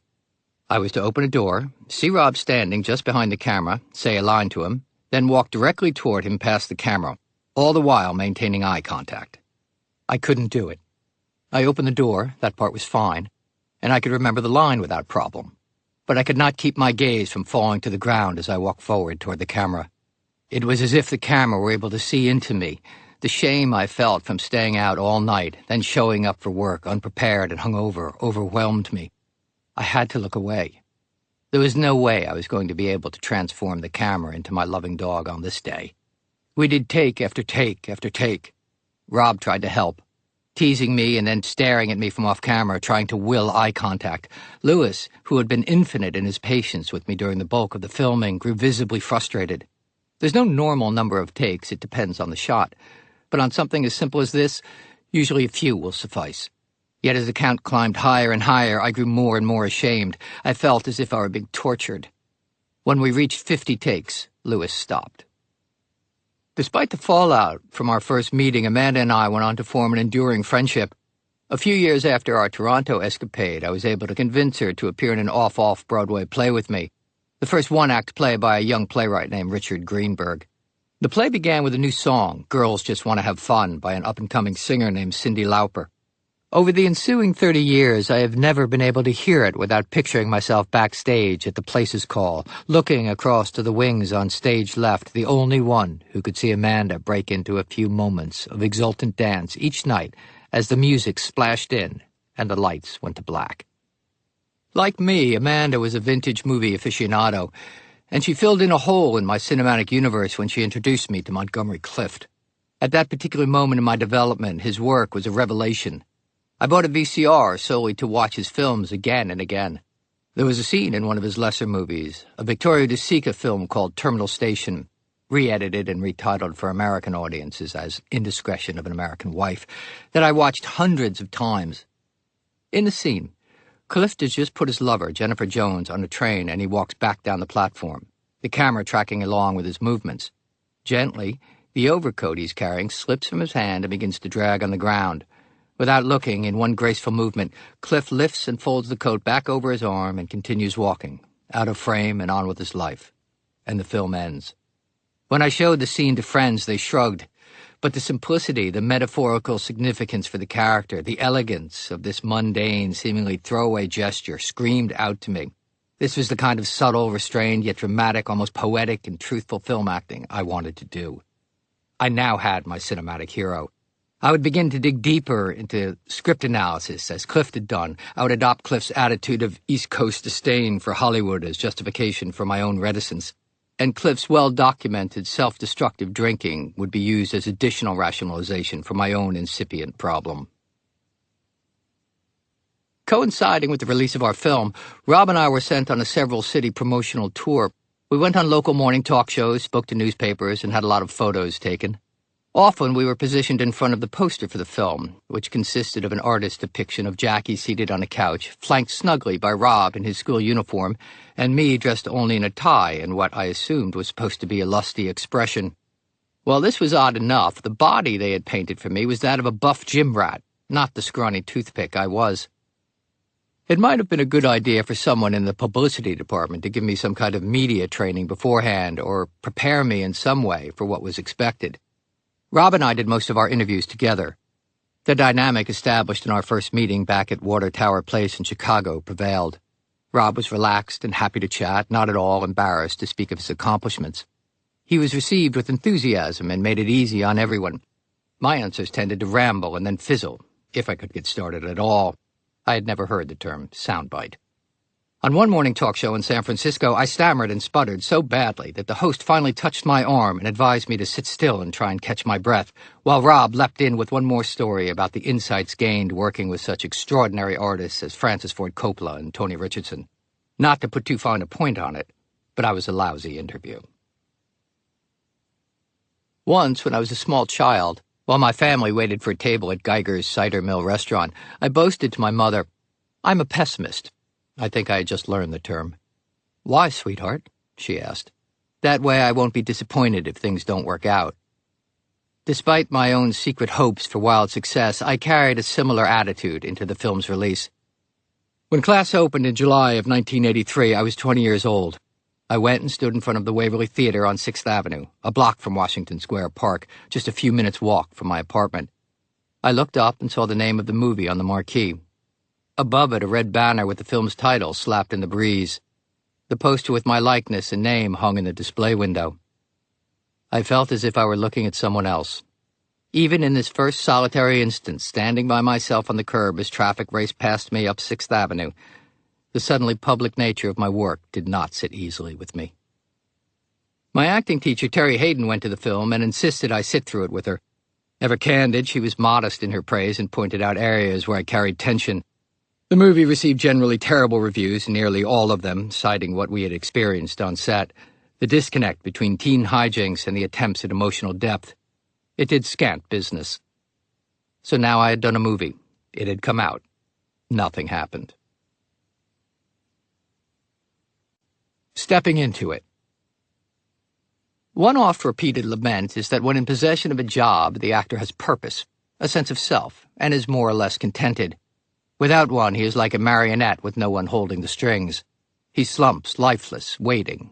Time slips away. He languishes. An increasingly desperate malaise befalls him. All of which is essentially true. Self-motivation is both a challenge and a must, which is why actors generally do one of three things, or a combination of all three, when unemployed. They go to the gym obsessively, they go to therapy obsessively, or they drink obsessively. I was not one to commune with the weights. Therapy was still a few years away, and my drinking had yet to flash the serious warning signs that would be undeniable in several years' time. I had moved back in with Tommy on Bank Street, but soon word arrived out of the ether from Eddie. He was returning from Thailand and would be needing his old room back. I moved a few blocks away to West 12th Street and Hudson Street, in the far west of Greenwich Village.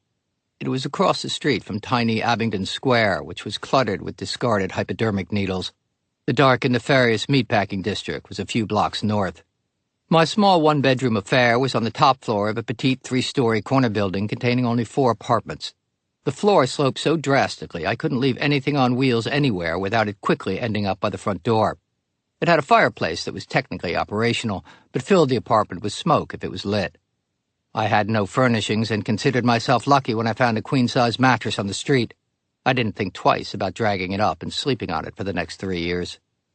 I got a 10-inch TV. Since all I watched was black-and-white movies, I purchased a black-and-white one.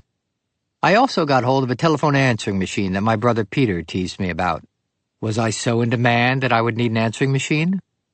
I was not in any demand at all, but I still had hopes. And most important of all, I was alone. It had never occurred to me that I wanted to live alone, but the instant I was living by myself, I felt at home in a way I never had in my life. The place was a dump, and it was all mine. I sat on the single section of a modular couch I salvaged from my neighbor and took stock. My movie had come out and was a flop. I had no school to ground me. I was not part of any community. If, back in high school, it had been my secret plan to attend college for 2 years and then get into the movies, there was no plan now. I was 20 years old and starting over. More than a year after class finished shooting, I had yet to find more work. Eddie liked to remark that I had won the lottery in getting my first job. It was a comment I always rejected, one that stung, but which I casually shrugged off.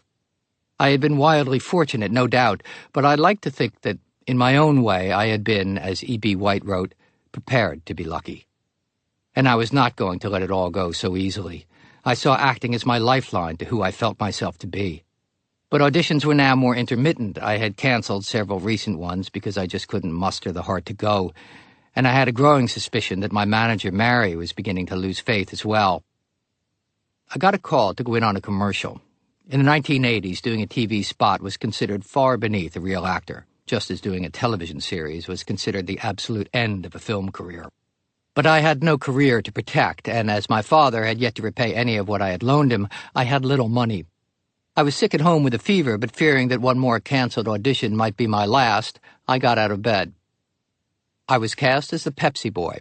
The grand concept for the commercial was a play on Americana.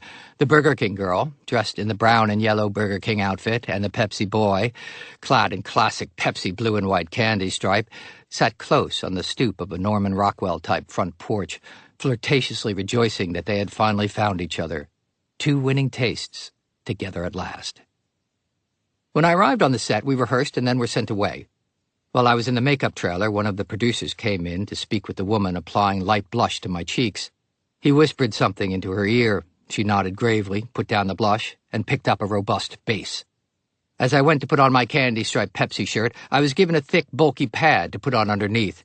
This was in order to fill out my slight frame, I assumed. No one ever explained the reason to me. I began to question why they had hired me and figured they were doing the same as we did take after take, each one remarkably similar to the last. The single saving grace was the Burger King girl. Someone in the advertising department had the wherewithal to hire Elizabeth Shue, who would go on to be nominated for an Academy Award some years later for Leaving Las Vegas. I developed an instant crush on Elizabeth. With the day's work done and the commercial complete, I invited her out and was surprised when she agreed. In an effort to appear world-weary and wise in order to impress, I took her to the dark and boozy corner bistro, where I had a drink too many. Elizabeth, a bright light of youthful optimism, endured my jaded pronouncements and the drunks surrounding us as long as she could and then was gone. I never saw Elizabeth again. I recently mentioned this long-forgotten job to my son, who found it on YouTube. As an actor, ancient embarrassments are always just a click away. But Elizabeth was as adorable as I remembered. While the commercial didn't do much to advance my nascent career, I was able to pay back some friendly loans and live off the residuals for months until I got my next job. After-school specials were exactly what they sound like, aired on a weekday afternoon and aimed at a young audience. They dealt with weighty issues confronting young people: teen pregnancy, parental divorce, smoking. They were idealistic and ultimately uplifting. They have vanished from the landscape. Eventually called the Banneker Gang, this one was about an unlikely group of orphans who escaped their circumstances to form their own family. I was cast to play the leader of this pack of misfits, who also happened to write an anonymous advice column in the local newspaper, naturally. It was directed by Ken Kroppus, a talented young man just a few years older than myself. I felt an instant kinship with Ken, who went on to have an eclectic and successful career directing The Office on TV and movies such as The Sisterhood of the Traveling Pants. There was very little money for our modest movie, and we shot in winter, primarily in an abandoned house that was without heat. We all shivered and huddled around a single small electric heater. I had been so hungry to invest in a project, and under Ken's sensitive hand we felt that what we were doing had meaning. Given the tiny scale and minimal stakes, I felt less intimidated and more in control than I had on my first film. Until the big finale, when I had a long and hopefully rousing courtroom speech to a judge explaining why he should not break up our improvised family. The scene was to be shot over 2 days. On the first afternoon, I was pressing too hard for emotion, unable to relax. I wasn't slated to do my big bit on camera until the second day. That night I went home and, desperate to get my big moment right, called for help. I thought first of Terry Hayden, my acting teacher, but she was always more interested in the process rather than the result. What I needed was a fix, immediately.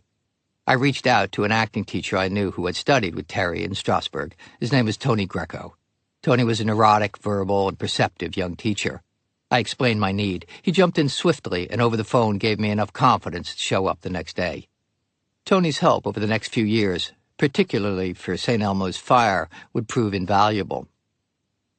Ken began by shooting the close-up of the judge first while I delivered my long and impassioned speech off camera.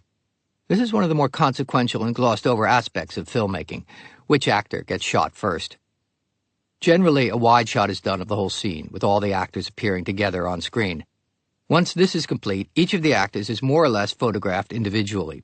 In a large scene with several people to be covered, each one requires perhaps 5 or 6 takes, plus rehearsals. By the time it gets to your turn, you may have already done the scene 30 or 40 times. Spontaneity and freshness are long gone. But going later in the process can also be an advantage, giving you time to feed off the other actor's work and figure out what the hell you're doing. And in this case, it gave me a chance to gain confidence in what I had prepared.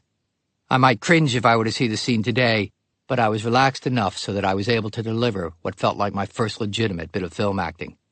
I was able to execute my work and seize a moment that needed to be seized.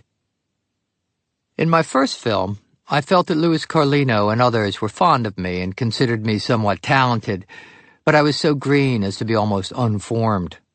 By my second effort, I had begun to take a kind of shape, and Ken's support and his operating assumption that I was up to the task were enough to clear space for me. It allowed my waning belief in myself to reverse its downward spiral and propel me to my next job. The movie was called Catholic Boys. Prior to its release, it was renamed Heaven Help Us, a juvenile title that perfectly captured everything the studio and publicity department got wrong about the movie. Similar to how they hadn't known how to handle class, in fairness, neither had the filmmakers, the publicity department, TriStar in this case, attempted to shoehorn a sad, lonely, coming-of-age story about an orphan teen who was sent to parochial school in Brooklyn in 1965 into Porky's Goes to Catholic School. Of course, this type of thinking was and remains standard operating procedure in Hollywood. Porky's had recently been a wildly successful, crass teen sexcapade that cost less than $5 million to make and went on to gross more than $100 million and spawned 2 sequels. The thinking naturally followed, if that's what the punters want, let's give it to them again, and again, in only slightly repackaged forms. The problem in this case was that a few masturbation jokes couldn't mask a more poignant narrative. That the marketing and timing failed to generate the right kind of audience doesn't mean that the movie didn't satisfy those few who saw it. To this day, a certain type of man who endured Catholic boys' school will approach me on the street. He might stand and block my path, then simply extend his hand in solidarity and mention the title. Others will merely nod their heads with the knowing look of survivors for whom no further words are necessary. While not remotely the most successful of the films I made in the 80s, Heaven Help Us remains my favorite. Not that the making of it was particularly smooth. Prior to shooting, we were set for a week of rehearsal. After just a couple of days, the young lead actress was fired. A few days later, after a morning rehearsal around the table, I was asked to come back in the afternoon to read with a few of the new candidates for the part. The goal was to see if we fit well together. What I would learn was called a chemistry read. John Hurd was a sympathetic actor and well cast as the lone empathetic monk in the film. He and Jay Patterson, a humble and earnest man who was to portray the evil brother Constance, invited me to lunch. I was thrilled to tag along with these older cast members whom I respected. We went around the corner to a Japanese restaurant on 45th Street. I had never been to a Japanese restaurant. We sat in the back. John and Jay, who had finished work for the day, ordered sake. A few small, vase-like white bottles and tiny porcelain cups arrived at the table. Each man purred when he took a sip. It all looked harmless enough, and I asked for a serving as well. It was warm going down, and strong. I had a vague feeling that I probably shouldn't finish my drink. Then I ordered another. Then I was drunk. I stumbled back to the office where I was to read with the actresses, hoping for their big break. After the first audition, the director, a young man named Michael Dinner, pulled me aside. "Have you been drinking?" he asked. I told him that I had gone out with John and Jay and explained what had happened. He sent me home. The next morning I was summoned into Michael's office. He asked again what had happened and warned me that such a thing would not be tolerated again. I was deeply embarrassed. I was also more than a little bewildered as to why, after I knew the sake was beginning to affect me at the restaurant, I hadn't stopped. One of the predominant aspects of alcohol abuse is the baffling power it exerts over its victims. While someone else might have heeded this early warning sign of potential trouble on the horizon, I ignored the implications and instead focused on the more immediate problem of damage control. I looked across the desk in the windowless office at Michael and said, "I was afraid you were going to fire me." While ashamed about what had happened, I was saying what I knew I should say in such a circumstance to show contrition. I wasn't really afraid of being fired, but maybe I should have been. Perhaps it would have taught me a valuable lesson, although I doubt it. But somewhere inside I knew this was my movie, my stepping stone, and it was not going to slip away. A young actress named Mary Stuart Masterson was cast without any help from me. Her combination of privileged tomboy and guarded eagerness proved an ideal foil for my solitary, wary earnestness.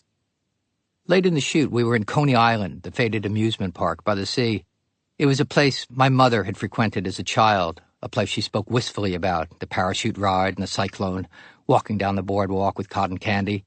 I had never been. It was the first warm summer day of late spring. The sky was cloudless.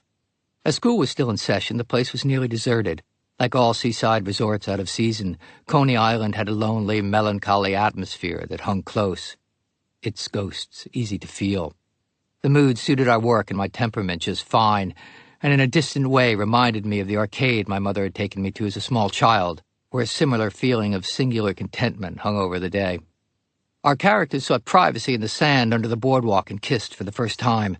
Later, we slow danced to Otis Redding singing "I've Been Loving You Too Long" from a jukebox in an empty boardwalk snack bar. Two lonely young characters with old souls finding comfort and connection in the world for the first time. Perhaps it was the veil of protection afforded by work that invited such tenderness without risk of consequence. Or maybe it was Coney Island summoning some fleeting bit of magic, but I felt I had caught a glimpse of my mother's own lonely youth that afternoon. Some days were memorable for other reasons. In one scene, my character was being blamed by the evil brother Constance, my friend Jay, for something I hadn't done and wouldn't say who had. He called me to the front of the class, extracted a large wooden paddle from his desk, then instructed me to put out my hands, palms up, at which point he brought the paddle to bear with full force. The prop department had prepared a foam paddle, but it bent and looked silly each time I was struck. It was quickly discarded in favor of the real thing. Between each ferocious whack, Jay would ask again for the name I refused to give up. The director had an image in mind. There's a moment in the film The Elephant Man when Anthony Hopkins lays eyes on the title character for the first time. The camera slowly pushes in on Hopkins, who stands, motionless, as a single tear rolls down his cheek.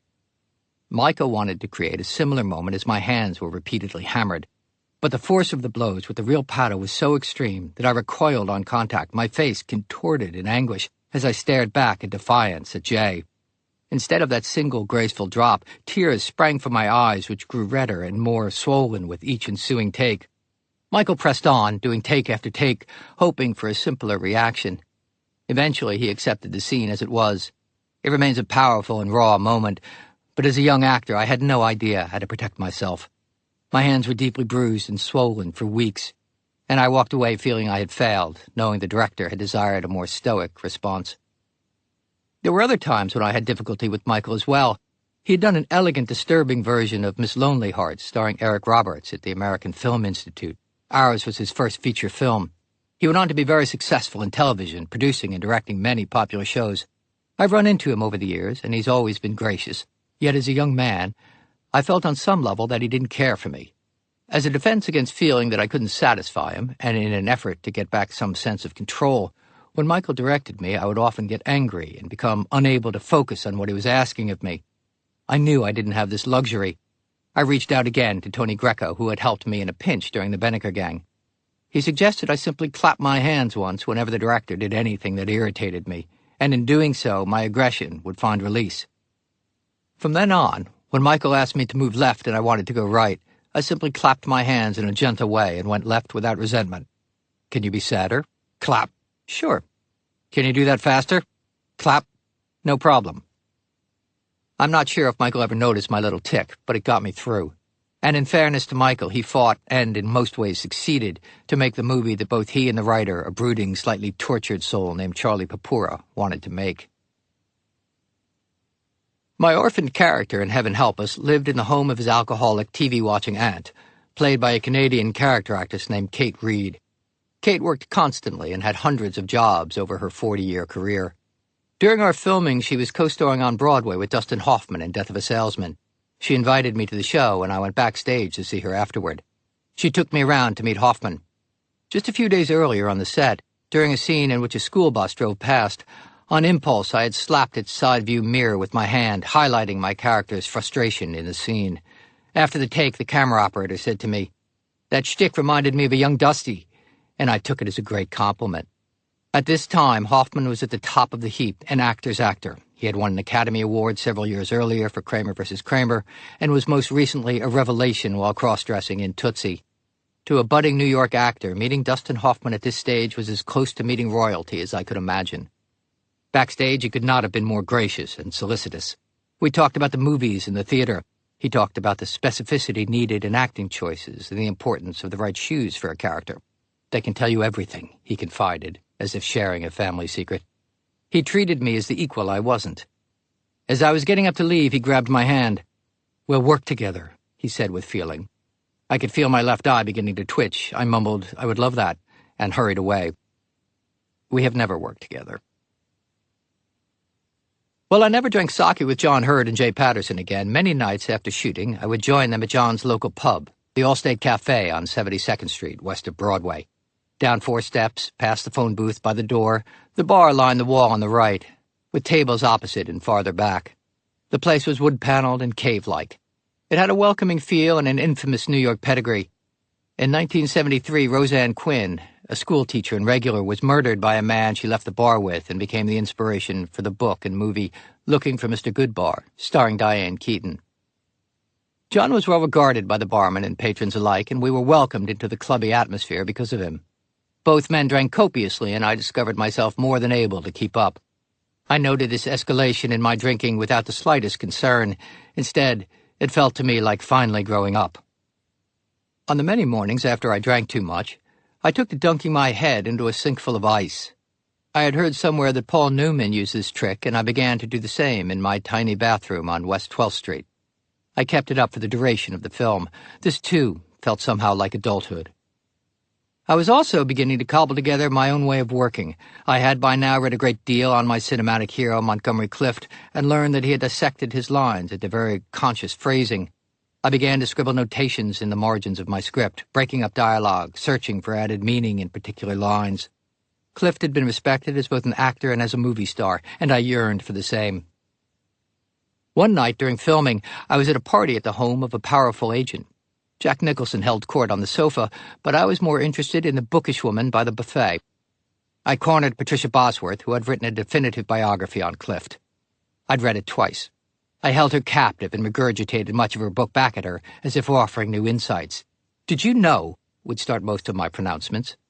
Yes, she did know, having written the book on it, but backed into a wall, Patricia received my youthful onslaught graciously. On set, I was maturing as well. Since my early experience of making the camera into my beloved dog, I had continued to become more and more interested in the technical aspects of filmmaking. We had an old-school, hard-edged New York crew and a legendary Czech cinematographer named Miroslav Ondřeček. They welcomed my interest.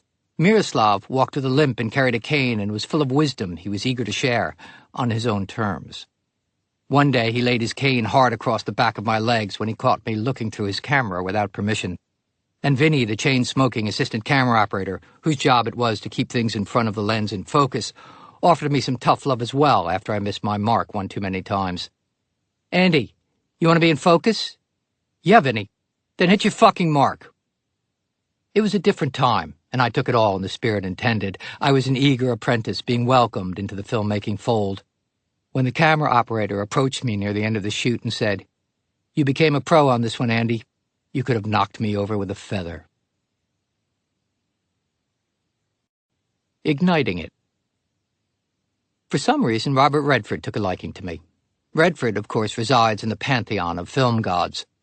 At this point, in 1985, he had recently won an Academy Award for directing Ordinary People, but his status as an American icon dated back to Butch Cassidy and the Sundance Kid. I was 21. I'd been invited up to the Sundance Institute for its annual June Lab, in which young filmmakers were brought in to workshop their scripts. Veteran directors and writers came by the dozen to mentor them, and actors were needed to fill the roles. All this was Redford's vision. He created it out of nothing on land he owned in the mountains of Utah. It was filmmaking sleepaway camp for the famous and up-and-coming, well before Sundance became the juggernaut it is today. The renowned film festival was still a small-town affair called the U.S. Film Festival. I was assigned to work on a script by a new writer-director named Michael Hoffman, along with a young actress named Laura Dern. Redford, as well as directors like Sidney Pollack and George Roy Hill, might stop in to watch the work and comment.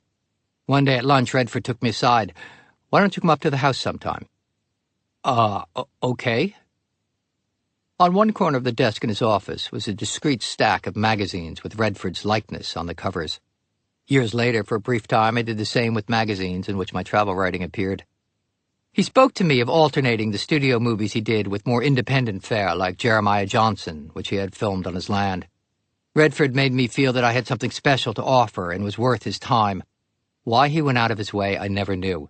But it went a long distance toward boosting my confidence as I headed west for what I knew was my biggest job to date.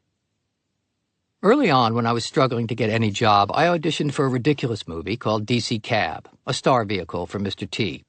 The director was a tall, rakish man named Joel Schumacher. I met Joel to read for the young lead character. The audition went nowhere, and I never thought twice about it. When the movie came out a year later, I didn't go to see it, but was glad I wasn't in it. Then I received a call.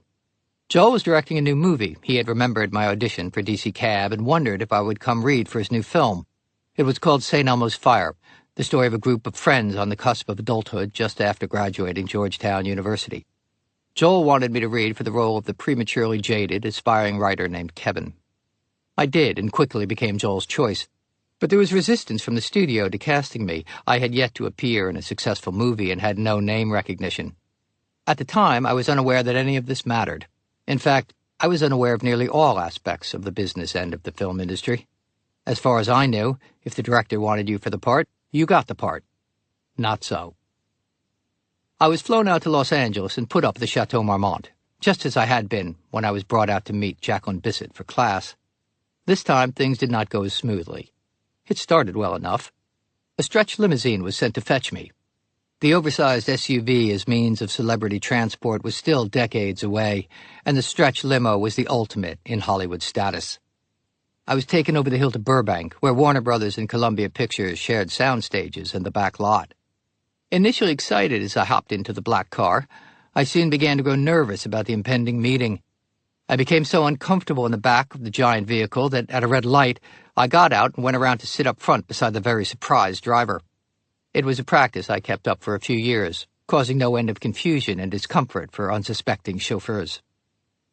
Once at the studio, after the obligatory 10-minute wait prior to all meetings in Hollywood in which the more powerful person exerts his dominion by keeping the less powerful party waiting a noticeable but not rudely excessive amount of time, I was brought in to meet Craig Baumgarten, Executive Vice President of Columbia Pictures.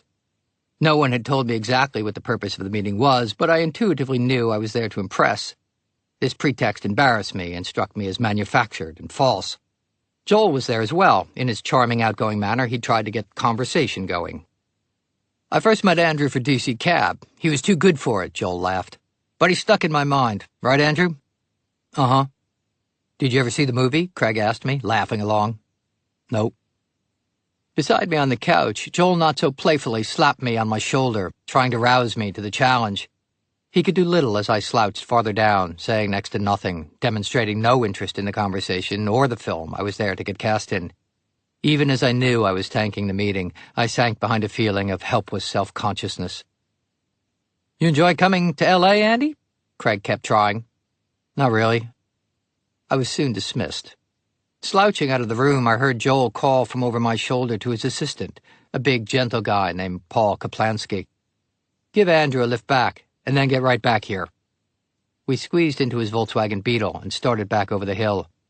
In Los Angeles, what you drive says everything about you, and the fact that my returning in the most humble of cars, after arriving in the grandest ride, suddenly struck me. In a rush, I told Paul my true feelings, that I loved the part and how much I wanted to be in the movie. Well, then why didn't you act like it? He asked as he swerved his Beetle up Coldwater Canyon. My feigning disinterest was by now simply my go-to defensive reaction, one that would take me years to unravel and name as fear. All I knew at the time was that I had blown it. Please, I begged Paul, please tell Joel how much I want to do the movie. Paul said he'd try and let me out in front of my hotel. Paul did talk to Joel. Joel called and scolded me, then went to the mat for me. Leading up to the movie, I had what seems a silly fear, but one that spoke to a deeper worry. Up to now, I'd only played high school students, and because I still looked so young, I was worried that no one would believe me in the role of a college graduate. A friend pointed out that I was exactly the right age and would have been a graduate myself if I had made it that far in my education. That worry vanished, but it revealed what was underneath. Was I mature enough to create the character I was after? Actors often find it easier to perform a part that's very far removed from their nature. An accent can be liberating. The nicest guy in the world can find great freedom in playing a monster. Parts that hit closer to home can prove elusive. The character of Kevin was very much like me, and I knew what made him behave the way he did. I believed for the first time that I could do the part better than anyone else. What I understood was that beneath his casual disregard, his rotten-before-it's-ripe cynicism, there was a depth of feeling that ached for connection. I wanted to illuminate that. What I needed was something I could rely on when inspiration failed. Once again, I called on Tony Greco, who had been so helpful when I was in a pinch with the Benneker gang and Heaven Help Us. If Kevin's dominant characteristic was defensive sarcasm, then it stood to reason that he was covering a well of vulnerability, just as most people who employ such defenses are. The key was to turn up the volume on the suppressed vulnerability so that Kevin did not simply appear as a defensive jerk, but as the wounded, frail animal he was, worthy of friendship and love. What was needed was a loud subtext screaming to those he loved to come closer, a subtext that could be heard through each sarcastic and distancing comment. Tony and I simply set about amplifying my own vast vulnerabilities.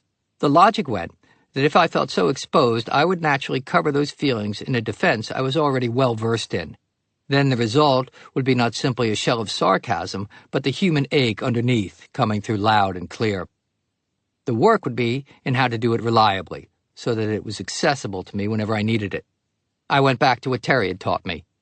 I began looking for a simple personal object from my childhood, when I had been the most vulnerable, one that I could recreate through the sensory work I had become proficient in.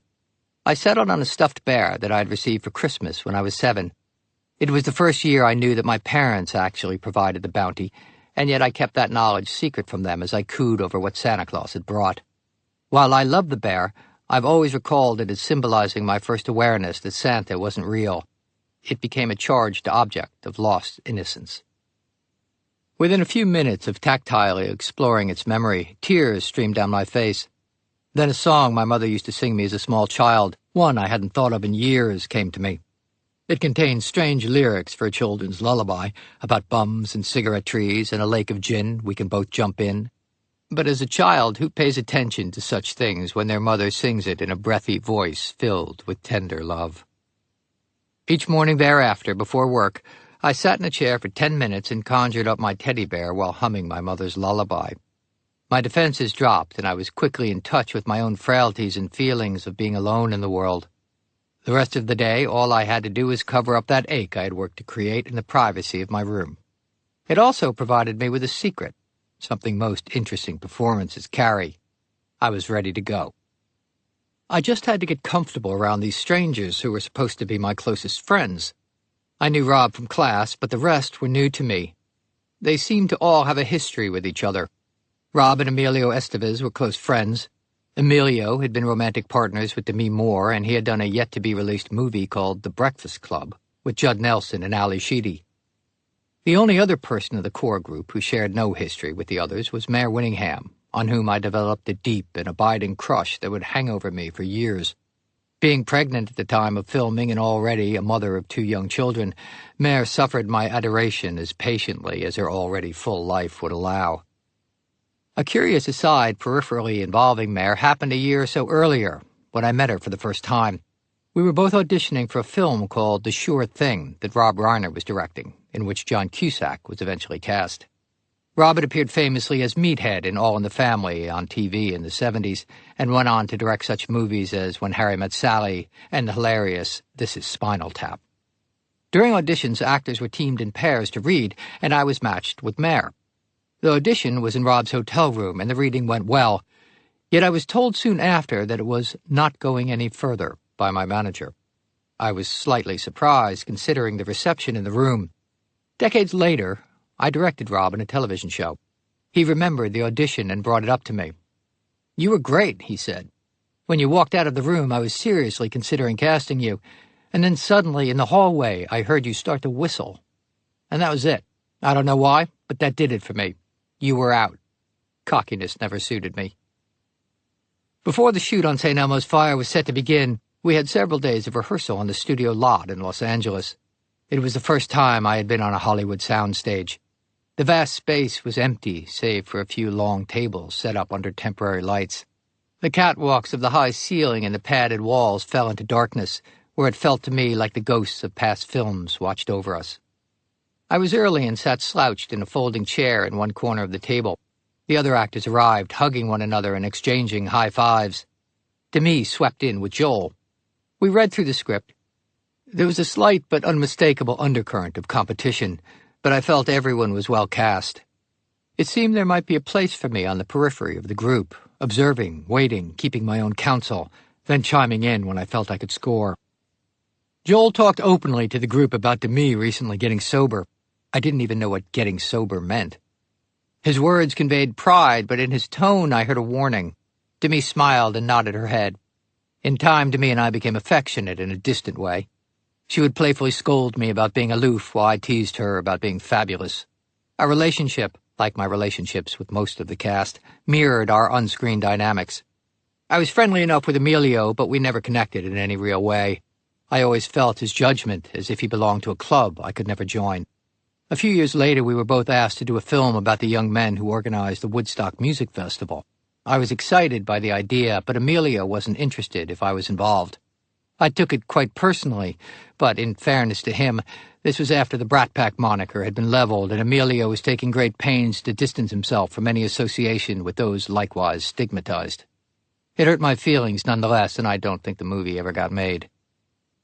I was always affectionately bemused by Rob's self-awareness and career-savvy instincts, while I sensed in Judd an edgy ambition and circled him warily. Allie was her quirky self. She made efforts to bring me into the group, and early on she drove me around in her open-top Jeep. For no good reason, I remember her driving me back to my hotel after rehearsal one day as the wind whipped through the open car. I don't know why I recall the drive, as nothing of consequence transpired, other than we were young and life was beginning to happen for us. Allie's generosity meant a lot to me. To begin filming, we relocated for a 2-week shoot in Georgetown. Right away, I knew this one was different. During a night scene, my character Kevin took a lonely, melancholy walk home and confronted a familiar prostitute on the corner.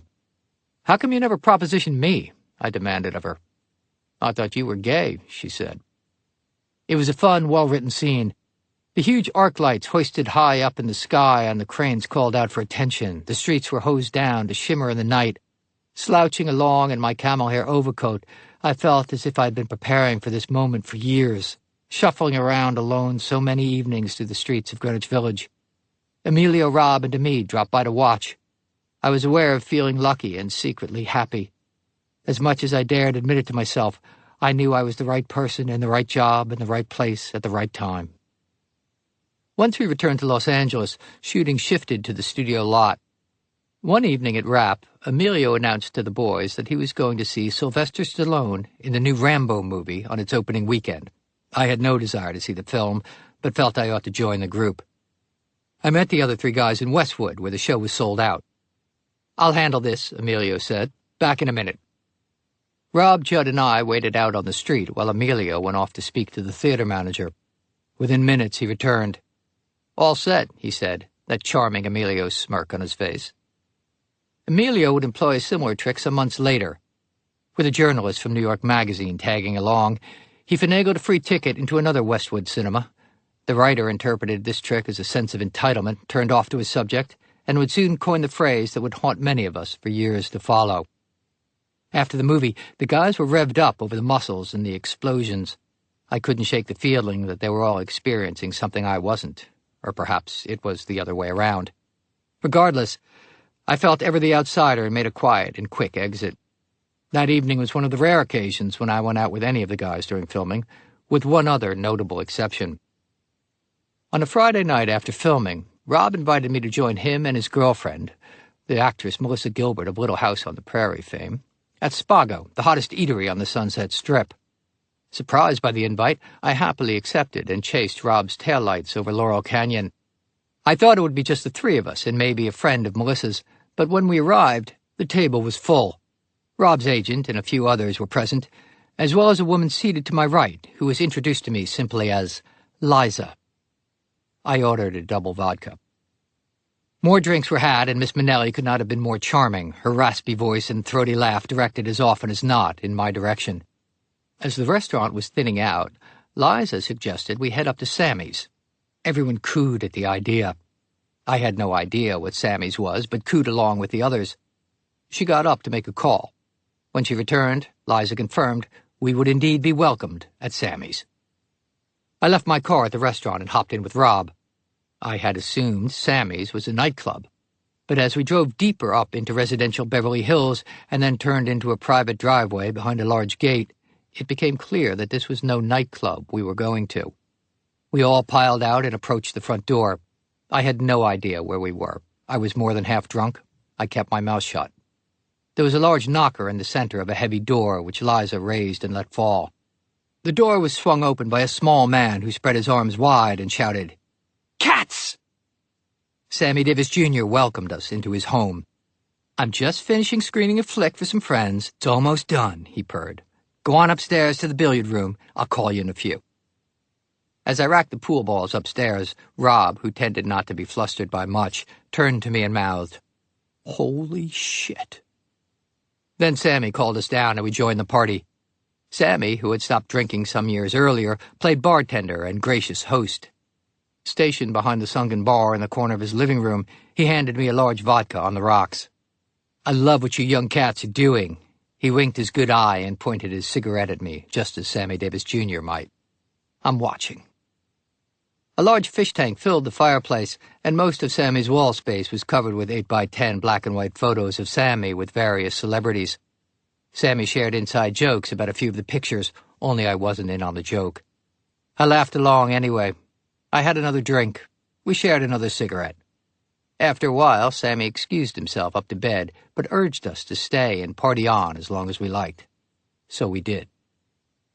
Later, Liza insisted on driving me home. We went by her house to get the keys to her green Rolls-Royce, which she wanted to drive me in. We chatted in her living room. "Mark's upstairs asleep," she whispered.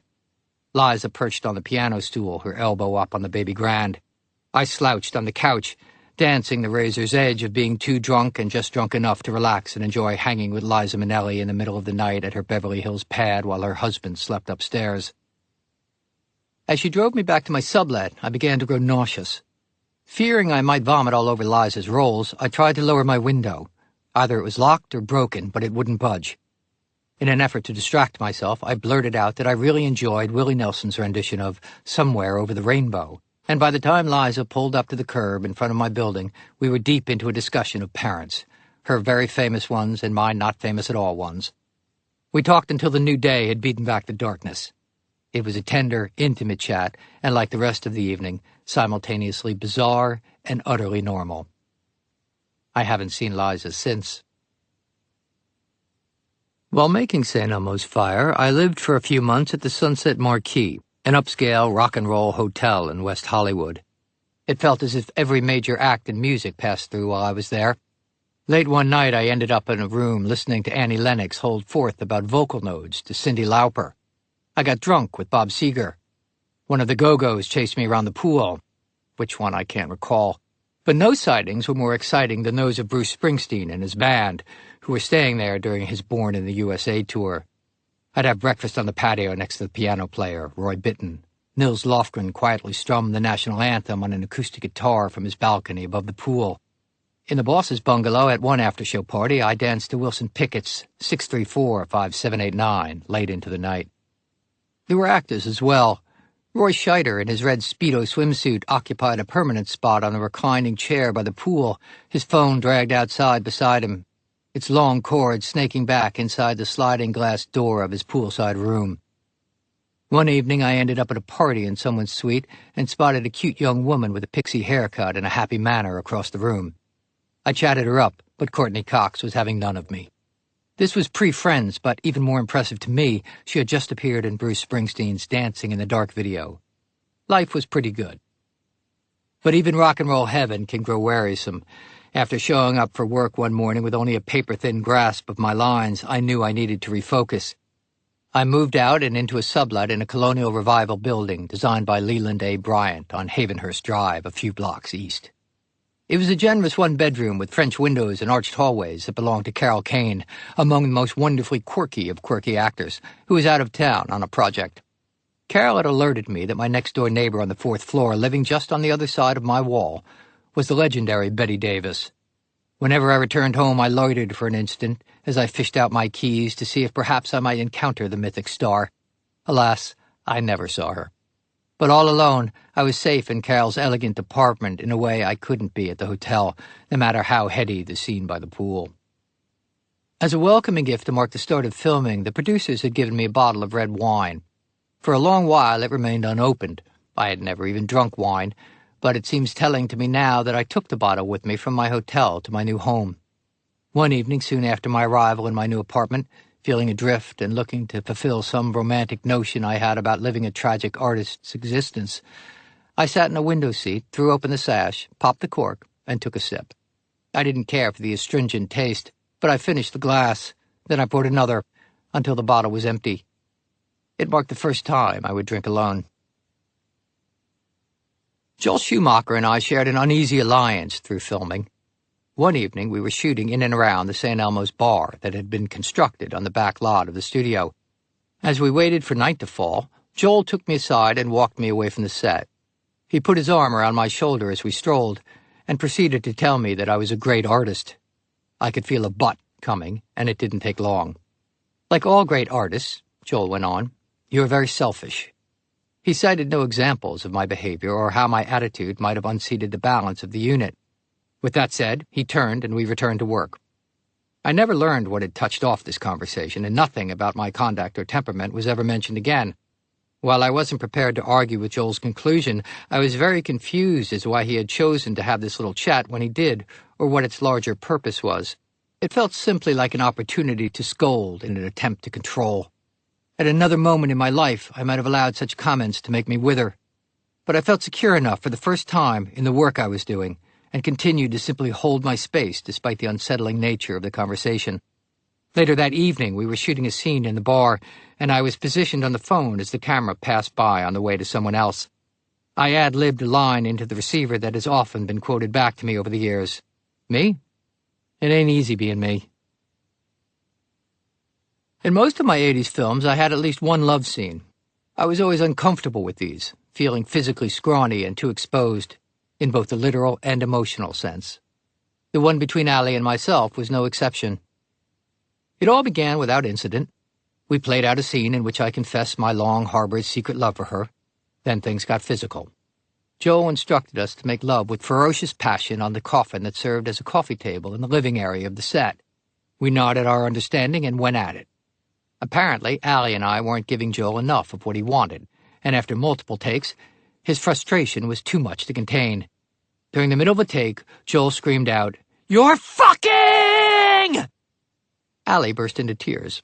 I stood up, clad only in a small patch of flesh-colored cover, and yelled back at Joel, "What the hell do you know about making love with a woman anyway?" Joel stared back at me. I huffed and puffed some more, forgetting my generally unclad state, while the crew stared at their feet. Everyone eventually settled down, and we resumed. Things never got to where I'm certain Joel would have liked them to get, but we moved on to the shower portion of the activities. Since we were on a sound stage and everything about the set was fake, the running water had to be specially piped in, only they had neglected to make it hot. In a cold shower, we set about trying to create some heat. Joel instructed me to press Allie up against the glass stall door from behind in the show of passion he was still craving. I obliged as best I could, but being a cheaply constructed soundstage set, the shower door came crashing down. The tension broke, we all burst into laughter, and the shot is in the film. A few days later, we were filming on the same set, the apartment that belonged to Emilio's and my characters. In the scene, I was alone, singing along to Aretha Franklin's classic, Respect. I was extremely self-conscious about having to sing. One could draw a straight line from my anxiety all the way back to my deliberately poor audition for Glee Club during middle school, when Mr. Little had implanted in me the notion that I was tone-deaf. I needed something. Now, there are two kinds of actors, those who love props and those who hate them. I've met wonderful actors who can't hold a glass of water and act at the same time, and I know some pretty limited ones who can juggle while standing on their heads. It just depends on their internal wiring. For those who dislike props, interaction of any kind with objects can be awkward and intrusive, while for someone like me, they are a lifeline. A cup of coffee, a watering can, or, queen of all props back then, a cigarette, could help to ground the work and take the internal focus away from the self and place it on behavior, liberating the performance. During the course of the shoot, I'd been reading about Marlon Brando and learned that he had played the bongo drums when he was a young actor. I bought myself a set. Having lousy rhythm, I was lousy on them. I lost interest quickly, and the drums sat in the corner of my room. But as I was walking out to work on the morning the scene was to be filmed, I grabbed them. Joel thought they were a nice touch. Slapping those bongos, no matter how poorly, liberated me. Suddenly, I was flopping around, flinging myself up and down on the bed as I shrieked along with Aretha, a private moment of freedom and joy my character would never allow others to witness. Afterward, I felt particularly raw and only half-jokingly said to the cameraman, "Well, that should kill my career, not that I had one." Steve Burham, the director of photography, was standing beside the camera and overheard. Steve was a mild-mannered professorial in appearance. He squinted at me and said, "I'd say you made your career on this one." And he was right. After the movie came out, everything was different. It's difficult to imagine now, but the movies were not always pitched at an adolescent sensibility. The advent of the talkies in the late 1920s saw Al Jolson in The Jazz Singer. The 30s and 40s gave us classic adult entertainments like Gone with the Wind, Citizen Kane, and Casablanca, as well as the rugged Americana of John Ford. The Western still rode high in the 50s with The Searchers, Shane, and High Noon, but also ushered in the kitchen sink naturalism of Elia Kazan's On the Waterfront and Truffaut's 400 Blows. Alfred Hitchcock was creating some of his most enduring classics with North by Northwest, Vertigo, and Rear Window. Then the 60s produced epics like Lawrence of Arabia and Dr. Zhivago, but also the cool cruelty of Bonnie and Clyde.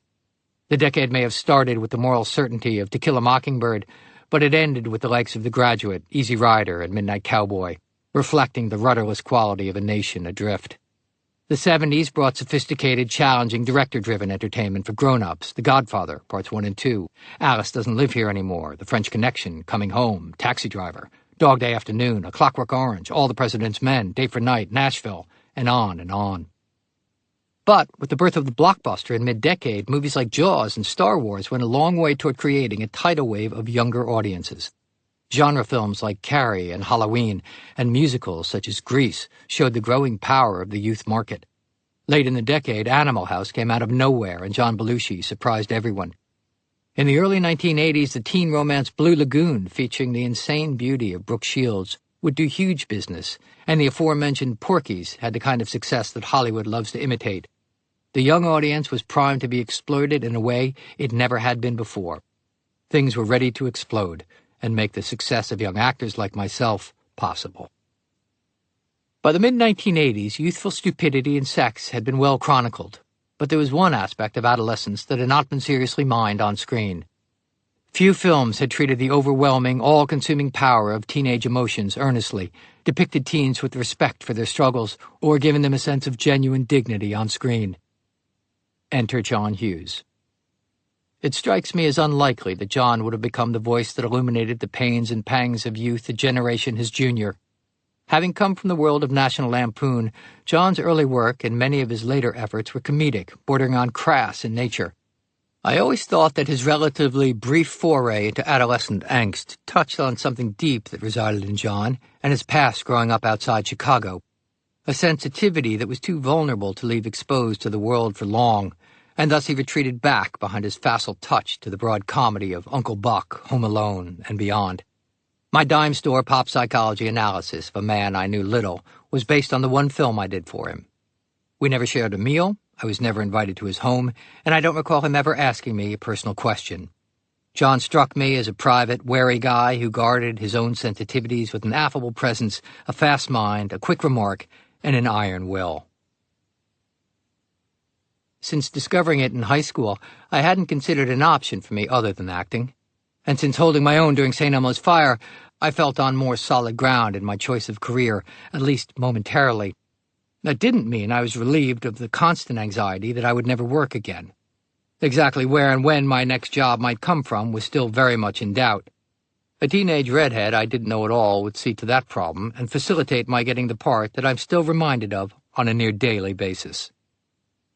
The Breakfast Club had recently been released, and with its success coming on the heels of 16 Candles, both John and Molly Ringwald were in an enviable position. A new type of teen film was emerging, and John was the visionary behind it, with Molly as his muse. John's movies had a singular voice, confidence, and sincerity. Molly was equally assured, unique and raw. Pretty in Pink was to be their next collaboration. John had written the movie for Molly, but he was only going to produce the film, handing the directing chore over to a soft-hearted, self-deprecating New York neurotic named Howard Deutsch. All I cared about at this point was they were coming to New York and, according to my agent, weren't interested in auditioning me. They were looking for a hunk, a star quarterback type, to play the rich love interest of Molly's girl from the wrong side of the tracks. I was informed I did not fit the bill. But with St. Elmo's Fire coming out soon, there was a bit of pre-release buzz. In some conversations, primarily the ones initiated by movie publicists, it was being called The Young Big Chill, an ensemble film filled with stars a decade older, stars like William Hurt and Kevin Kline. In fact, when St. Elmo's Fire was released a few months later, one reviewer called it a poor man's Big Chill, a day late and a dollar short. At least the publicists had done their job and gotten the two films spoken of in the same sentence. And because of that chatter about my soon-to-be-released movie, you are never more intriguing than before anyone has seen your work, I was awarded a courtesy audition. I waited my turn out in the hall. Most of the time, actors go into an audition room and read the scene with a casting assistant, usually a well-meaning person and a terrible actor. But in this case, Molly was there, seated beside the video camera. At the time, I had not seen any of Molly's films, although it would have been impossible not to recognize her after walking past my newsstand on Sheridan Square and seeing all the magazine covers with her likeness.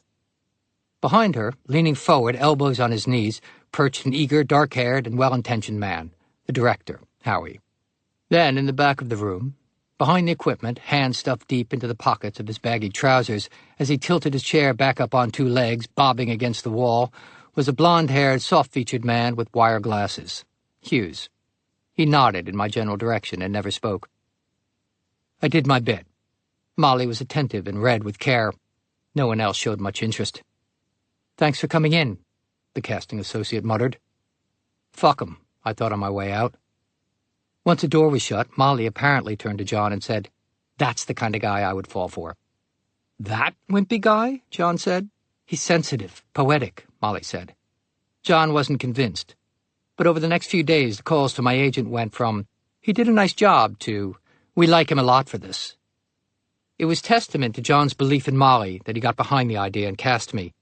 It was another example of what I believe was the key to John's success in his youth films. Not only on screen did John give young people credit for being full human beings with opinions worth listening to, but he carried this line of thinking through in all areas. Later, on the set, John brought a small boombox around and between setups would play snatches of music and ask for the actors' opinions. He was gathering information for what would become the soundtrack, and he wisely solicited the ears of the generation who would be listening. That soundtrack was as responsible for the success of the film as what appeared on the screen. As I was offered the job only a short time before filming, and since there was no question of whether or not I would do the film, I returned to my old schoolboy ways and felt no need to read the script until I was on the plane out to Los Angeles to begin shooting. The basic plot of the film, which John boasted he wrote in a weekend, hung on Molly's character, named Andy, wanting to go to her school prom with my character, Blaine. In the end, peer pressure proves too much for Blaine, and he stands Andy up on the big night. Blaine mopes at home, and Andy takes comfort in her best friend. Lesson learned. In the few scenes I had read of the script, it never occurred to me that Blaine would lack moral conviction and back out. Reading on the plane, I was shocked by his spineless nature. Upon landing, I called my manager, Mary, and complained, "This guy's a total loser. I can't do this movie." "Honey, you read the script," Mary replied. "You knew what happened." What could I say? The cast had already been gathering for several days of informal rehearsals at the director, Howie's, home when I joined. Whereas during rehearsals for St. Elmo's Fire, there had been an undercurrent of tension and competition, here things were loose, familial. "Can we read the scene again?" I'd ask. John, who would take a very active role during filming despite his producer credit, would shrug, "We can if you want. We don't need to." He was free and easy with changing dialogue as he heard us read, customizing it to who we were. At the end of my first day, John said, "Things took a big leap today," in an offhanded way. My presence was the only thing different about rehearsal from the days before, and I silently took his comment as a vote of confidence. This indirect, almost absent fashion marked the way John would speak with me going forward. But it was enough to dispel any doubts that I might have been miscast or was there against John's instincts. As a thank you to Molly for getting me the part, I purchased her a large, about 5 feet tall, green Gumby doll, the claymation character. Why this was how I chose to express my gratitude, I have no idea. Perhaps because it allowed me to present Molly with a card on which I cleverly inscribed, "Gumby for you." Yet as the shooting wore on, and although we are forever linked in cinematic romance, Molly and I never grew close. I found her to be fiercely intelligent and determined. She was the epicenter of the Hughes world. No one knew it better or worked harder to maintain its integrity. Within a cast of equals, Molly was more equal, and her opinions carried added heft. So in a move that was more unconscious than deliberate, I concluded that to forge my own unique imprint, I felt my success rested on not being easily dismissed as some kind of interchangeable Hughes teen. My power on the set would come from maintaining some form of distance. That I was older than Molly. At 22, I was starting to spend many of my evenings drinking in bars and clubs while Molly was still in high school, was less responsible for the emotional gap that grew between us than this aloof position I adopted. Add to this, St. Elmo's Fire came out early in our shoot, and my reception in it had been warm and positive. Overnight, I was a young actor on the rise. I began to be seen and to feel on more equal footing with the others. I started to take my space with more confidence. While my remote posture did nothing to foster a bond with Molly, the friction it created often sparked between us, and it could be argued that this tension added to an on-screen chemistry that palpably charged our scenes. But it can't be overstated that without Molly's support, I never would have been cast in Pretty in Pink, and my career, and indeed my life, would have looked very different. Around this time, my father began to call me with growing frequency, pressing hard for more money. The bigger the job I landed, the greater his need became. "You have my word, pal," my father always promised. "I'll pay you back every penny." His other oft-repeated assurance was, "If the situation were reversed, I'd do the same for you." And I'm sure he would have. Always I acquiesced to my father's needs. My life was beginning to grow bigger, more public, pressing beyond the boundaries of my experience and know-how. I wasn't consciously craving support or backup, but I felt undercut and destabilized by these requests. When I tried to express these feelings to my father, he dismissed them by snapping, "Well, your feelings are wrong." One evening early on during filming, an actor named Matthew Lawrence, who had appeared in the role of Demi Moore's next-door neighbor in St. Elmo's Fire, dropped by the set to say hello. We went for a drink and became fast friends. Our haunts were not the Hollywood hotspots, but the local dives, shooting pool at Barney's Beanery, throwing darts in the smoky English pubs on La Cienega Boulevard. Impulsive midnight drives to Las Vegas and high-speed races up the coast to Monterey were not uncommon. In Matthew's friendship, I found a security similar to what I had enjoyed with Eddie and my brother Peter before, and at a time when I needed it most. Up to this point, and with few exceptions, I had been largely invisible to the opposite sex. But with the recent release of St. Elmo's Fire, I became sprinkled with catnip. Confidence is an attractive quality. It can carry the day over many seemingly insurmountable obstacles. And there is little that can boost the confidence of a 22-year-old male like having young women find him attractive. In playing my first romantic lead, it helped that people now saw me in a romantic light for the first time, and because they suddenly did, so did I. It became clear that my place on the sexual landscape had shifted the night that James Spader took me to the Body Shop on Sunset Boulevard to see Glitter. The Body Shop was a strip club, and Glitter was, yes, a stripper. And yes, she was dusted in select spots with glitter. Glitter was beautiful and proficient on the pole before anyone thought to use them for exercise. But what made me realize that things had changed in my world was that Glitter, upon learning we were in attendance, altered her program. Whatever song she had been planning to accompany her on that pole was jettisoned for the theme song to St. Elmo's Fire, Man in Motion. Her gaze was directed solely at me. Large quantities of vodka helped me to overcome my reticence, and for a short time Matthew and I became regulars in the back booth. I took things a step further and saw Glitter outside her work on a few occasions. On our first evening out, I drove to the Valley to pick her up at her aunt's condo off Ventura Boulevard. Glitter, whose offstage name was Michelle, had recently moved down from Vancouver. We had dinner and a fine time at a vegetarian restaurant. The morning after our second or third get-together, I was shooting on set when the cinematographer, a gentle and nearly always silent man named Tak Fujimoto, suddenly called out, "Cut, cut!" in the middle of a take. Everyone stopped and turned his way. "Specks on his face! Specks on his face!" Glitter, as everyone knows, can be tricky to remove from the skin and difficult to see at certain angles, while at others it catches the light beautifully. Apparently, the makeup person had missed a few specks, but the lights on set had not.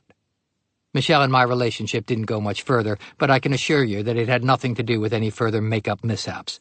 And to this story I will add only this. I have not set foot in a strip club for more than a quarter century.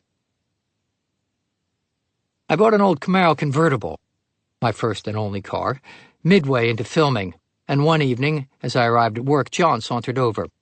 "Hot wheels," he said, then pulled something from under his arm. "Give this a read when you have a chance." John tossed the script onto the passenger seat beside me and walked away. We were shooting a scene at a nightclub where John Cryer was trying to talk his way past the doorman played by the comedian Andrew Dice Clay. As is often the case in filmmaking, I spent much of the night waiting around. I retreated to my trailer and read John's script, something called Ferris Bueller's Day Off. It was funny, very. I found John on set and told him as much. He never mentioned it to me again. But John wasn't quite done with me yet. Immediately after the film was finished, I was invited back up to the Sundance Institute, where Robert Redford once again singled me out for attention. While there, John sent me another script called Some Kind of Wonderful. This time he sent it through my agent and formally asked me to do it. It struck me as virtually the same story as the one we had just completed, but with the genders simply reversed. I turned it down, and John and my relationship essentially ended there. The attention that had begun to be directed at me in Los Angeles continued on the street and in my neighborhood bars in New York. I was now beginning to be seen as an object of curiosity to many. My presence was felt where it hadn't been before. My opinions seemed to have impact, and my choices began to drive encounters in a way they never had. Aspects of selfishness and perceptions of uniqueness that are normal in children, qualities we learn to outgrow in adulthood, began to be reinforced and validated. The fledgling sense of adult identity that had been forming in me was jolted, thrown off its natural evolutionary trajectory. I began to be imbued by others with a sense of specialness, otherness. In a typically cliché moment reminiscent of The Emperor's New Clothes, I was sitting in Automatic Slim's bar on Washington Street with my old friend Sevi, when our table became filled with people who knew me only from the movies. Holding forth, I said something inconsequential and not particularly funny, yet the entire table burst into laughter simply because I had said it. While their reaction was initially pleasing, I knew what I said wasn't funny and that their response was disproportionate. I looked across the table to my friend.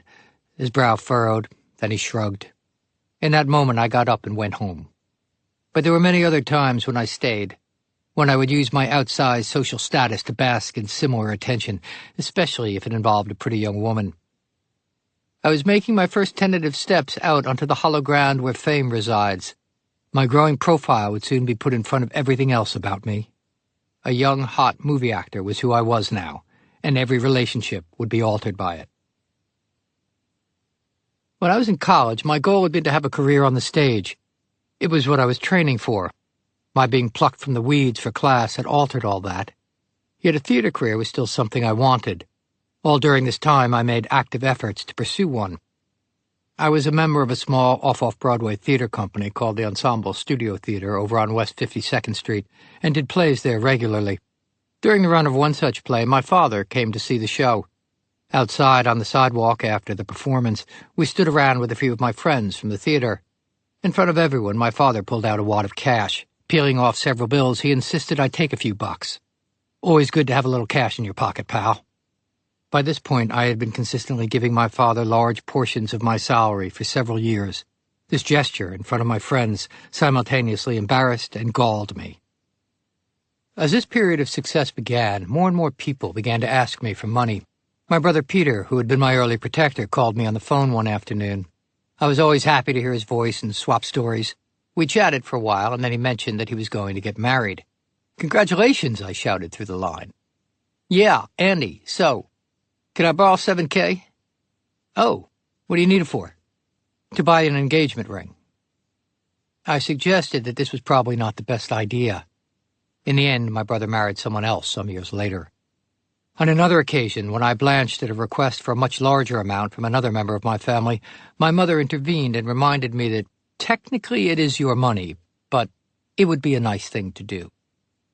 I said yes more often than not, to avoid conflict so as not to disappoint, to play big shot, or in an effort to ease someone's path, or to buy space for myself, or to try and bring us closer. But nearly every relationship in which such transactions were involved was adversely affected by it. In the end, my experience with almost every person to whom I gave money was the same. They resented me for it. Contrary to giving people a leg up, my offers were experienced as something that suggested, "I will do for you what I see you cannot do for yourself." The money didn't feel real or significant to me in a tangible way, and so I had little invested in whether I was paid back or not, only that I felt like I was being played by those who insisted they would quickly do so, and then made no efforts to that end. Finally, in an effort to remove the cloud that hung between those to whom I had lent money and myself, and hoping to restore some balance, I simply forgave all the loans. When I did, some were grateful, others shrugged, while still others reacted with a mixture of suspicion and confusion, and until the day he died, my father continued to insist that he would repay every penny. I was simply relieved to be done with it all. The Boys of Winter was my first Broadway show. I had been advised not to do the play because of the 6-month commitment it demanded. The thinking was that taking myself off the market for so long a stretch might hamper the momentum I'd begun to gather in my film career. But in my mind, there was no question. If someone was offering me a job on Broadway, I was going to leap at it. Set in Vietnam, the play centered around a group of young Marines on a remote mission and was written by John Peelmeyer.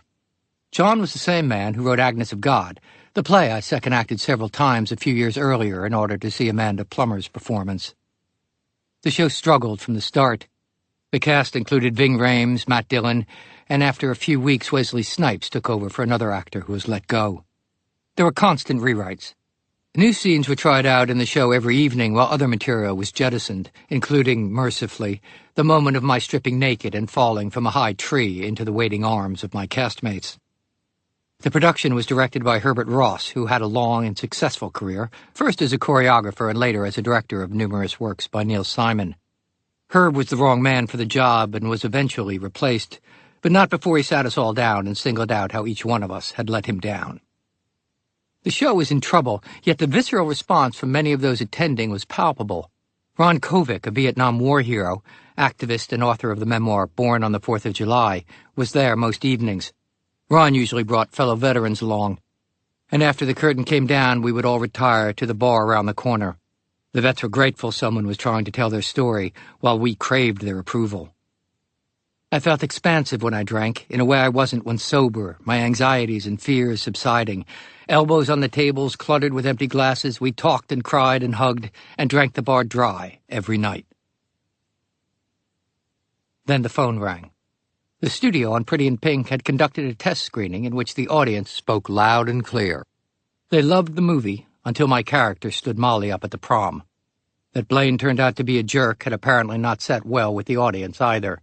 They wanted us to be together. Hughes suggested a reshoot. Paramount agreed. But I was on stage 6 nights a week in New York playing a Marine with a shaved head. I was measured for a wig. And because the show didn't end until after the last flight, Paramount sent the jet. I conjured images of an elite private plane racing me across the country swaddled in luxury. The reality was slightly different. On the evening I was to fly, I became sick on stage for the one and only time in my career and left in the middle of the performance. My understudy, Rob Morrow, who would go on to television fame a few years later with Northern Exposure, finished the show. As I lay on a cot backstage, I knew I wasn't truly ill. The show was faltering, I was drinking to drunkenness every evening, and the idea of a midnight flight followed by a day of shooting in which I would need to step into true leading man shoes, followed by a quick turnaround to go before the theater critics, all within 24 hours, weighed on me. Stress had entered my life, and I was ill-equipped to deal with it. Since he would also be coming from New York, John Cryer was put on the plane as well. John and I had not gotten along during filming. John had a nervous laugh I found irritating, and my impatience with him exacerbated any feelings of insecurity he might have been experiencing, which only fed my irritation, which in turn fueled his feelings of insecurity, and around it went. I quietly enjoyed the power it gave me over him and justified it as perfect for the roles, and yet when John raged one of the film's most oft-quoted lines, "His name is Blaine? That's a major appliance, not a name." His fury toward me was real and justified. Decades later, I ran into John backstage at a talk show. We laughed at our past and spoke with wonder of our shared experience and how it had followed us in a way neither of us could have ever imagined. John was accompanied by his agent. The plane was small, with only 3 seats and a couch. Since I was sick, I was kindly given the couch. Halfway across the country in the middle of the night, the plane stopped to refuel in Kansas. John's manager complained, why couldn't John get the couch for the next half of the journey? I pretended to be asleep and not to hear. A 6-hour commercial flight took more than 9 hours in the small plane. Perhaps Harrison Ford had been using Paramount's A-Jet. The scenes to be reshot centered around the prom itself. Instead of skipping the event entirely, as I had in the original ending, I now appeared and approached Molly, expressed my regrets, and confessed my belief in her before whispering my love into her ear. The new ending had us kissing outside the dance in silhouette before car headlights at night, an image in perfect keeping with classic 80s MTV iconography. In reality, we shot during the day in the corner of an empty and darkened soundstage. Audiences loved the changes, and everything about the reshoot had the desired effect, including my ill-fitting and cheaply made hairpiece. It lent me a somewhat sickly appearance and enhanced my forlorn look as I approached Molly in my white tuxedo. Had the producers known we would still be talking about the movie all these years later, they might have invested in a better wig. As the film was set for release, I was called back to Los Angeles once again for a press junket. Instead of us traveling around to promote the film, various members of the media were brought in from throughout the country for a few days of group and one-on-one interviews. It was my first experience of a media onslaught. There was little group playfulness during the interviews. Molly was a private person, John Hughes was naturally wary of the press, and I was locked into my knee-jerk attitude of indifference in nearly all professional settings. My manager, agent, even friends had begun to mention to me that my aloof attitude gave me the appearance of not caring. Instead of looking at the causes, I simply denied that it did. For the interviews one day, I chose to wear a pair of white painter's pants that I had purchased in one of the second-hand shops in Greenwich Village. A bit of the hem on one of the pant legs had ripped and come down. During a group session, a reporter asked if my torn hem was a conscious fashion choice. It was at that moment that I became aware for the first time that I, like all people in my position, was being scrutinized in a way that made my position feel precarious. The truth was that I had no idea how I might fix the hem on the pants. I couldn't sew, nor had it occurred to me to take them somewhere to have them mended. I had never done such a thing. I simply ignored the torn hem as a normal thing that happened to clothes. I was taken aback by the question and felt a sudden rush of shame. I wanted to leave the room. Instead, I shrugged at the reporter and mumbled, "No, I hadn't noticed it." The reporter went on to call my look studied casual. I liked the phrase and for a time adopted it as a self-aware way to describe my style of dress, but nothing about my look was studied or conscious, savvy, or informed whatsoever. In regards to fashion, as was the case in so many other areas of my life, I was simply reacting to whims and transient influences, employing scant information on which to base my decisions. If I had been in any other business, I would have termed my behavior as utterly clueless in an age-appropriate way. But in the movies, where so much money is at stake, where envy is ubiquitous and desperation drives behavior, where 100 people line up to take your place and the whims of public sentiment and caprices of taste dictate so much, cluelessness, appropriate or not, is a frailty one cannot afford. Add to this something I did not yet understand. If you are out beyond the safety of the herd, exposed and alone on the leading edge, you are fair game. I say this without complaint or even an opinion. It is simply the way that it is, and something of which I was not aware. Nothing illustrates this point more than a cover story that appeared on the June 10, 1985 edition of New York Magazine called Hollywood's Brat Pack. The photo splashed across the front of the magazine was a publicity shot from St. Elmo's Fire of Emilio Estevez, Judd Nelson, and Rob Lowe. I recognized the image because I was originally in it, but for the purposes of the article, I had been trimmed out. The story, written by a man named David Blum, was intended to be a small feature on Emilio in advance of the release of the movie. What it became was a stinging indictment of a group of young, successful actors. Emilio had made a naive error in judgment, which was odd when you consider that he grew up in a showbiz family as the son of Martin Sheen and should have known to be more media-conscious. He had invited the writer along with him on an evening out at the Hard Rock Cafe with some of his buddies, who happened to be Judd and Rob. It was a planned gathering for the press, and it backfired. The three ran into a few other actors, behaved stupidly, as young men who are drinking are apt to do, acting with entitlement, trash-talking other actors, and recklessly flirting with young women. While perhaps not a world away from their typical behavior, the fact that it was a staged event lent the evening a falseness that omitted the actors' charms, complexity, and humanity. And from this artificially concocted evening, the Brat Pack was born. I was back in New York and not present on the night in question, nor does it appear likely that I would have been invited along had I been in L.A. My name appeared just once, late in the article. And of Andrew McCarthy, one of the New York-based actors in St. Elmo's Fire, a co-star says, "He plays all his roles with too much of the same intensity. I don't think he'll make it." The Brat Packers saved their praise for themselves. The fallout from the article was immediate and charged. High-powered publicists, the same ones who had arranged the interview and the evening out, struggled with no success for damage control. The phrase entered the zeitgeist, and the branding instantly burned deeper than anyone could have predicted. Having been excluded from the group of actors cited in the story as the leading crop of up-and-comers making their mark in the current slate of successful youth films, I simply felt hurt that one of the three guys had said such a dismissive thing about me. This Brat Pack stuff was not my problem. In fact, I concluded they brought it on themselves with their arrogant, callous behavior. Good luck to them. Now who was being naive? Riding it. At 11 p.m. on February 27, 1986, I was shivering, standing on the curb beside the newsstand outside the Christopher Street subway station at Sheridan Square, waiting for the New York Times to be dropped out of the back of a truck. I had never waited for a review before. While I hadn't felt as emotionally invested in Pretty in Pink as I had in St. Elmo's Fire, on a purely business level I had begun to wake up. I knew that how this movie was received mattered greatly to my future. The review in the paper was begrudgingly positive. I was surprised.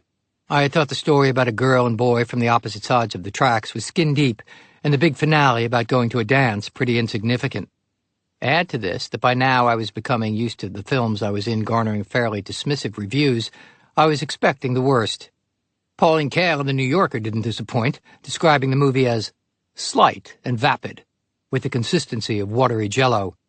The Washington Post said it was as fraudulent as the junk it's supposed to transcend, and the Chicago Tribune dismissed the film as much like the worst in American television. Others were less harsh, although not much. But kids don't read reviews. They went, they related, and I became famous among my generation. I was successful in Pretty in Pink for the exact reason that Molly had surmised I would be, which was also the reason that I was almost not cast. Although I had been the third-string quarterback on my Pee Wee League football team when I was 12, there was little chance anyone was going to confuse me with the football stud originally intended in the script. But I had an emotional availability that was difficult to mask. I also had another thing going for me.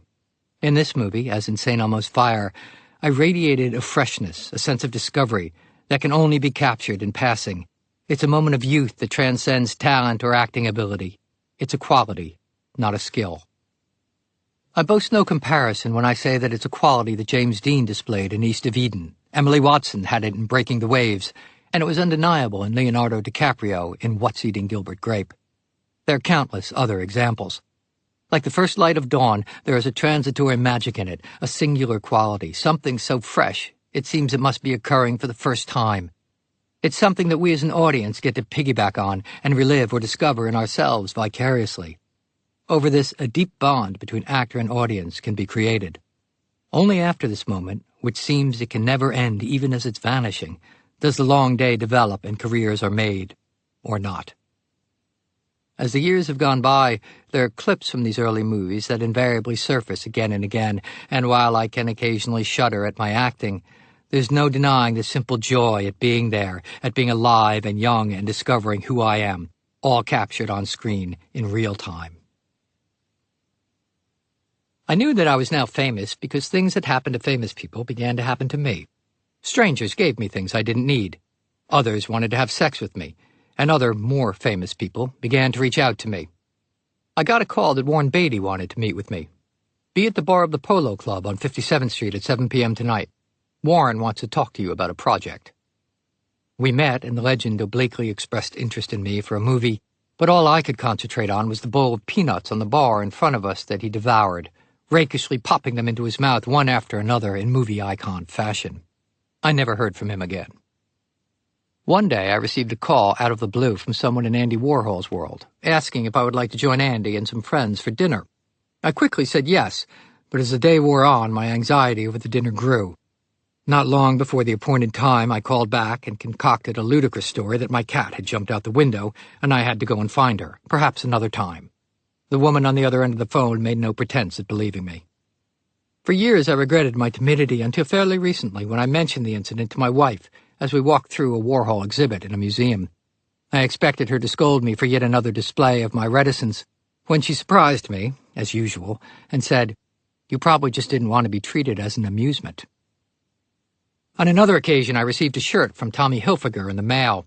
How the hell did Tommy get my address on West 12th Street?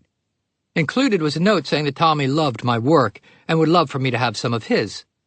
It was several sizes too large for me, but I wore it out nonetheless. In L.A., I participated in a 1980s Hollywood rite of passage by attending a party at the Playboy Mansion.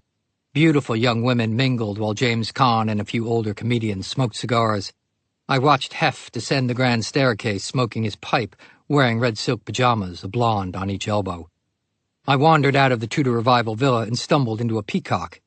Inside the pool grotto, I interrupted a frolicking couple. They didn't care.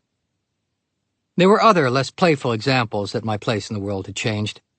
I had lost active contact with most of my college classmates, but one evening I went out with a few old acquaintances from school.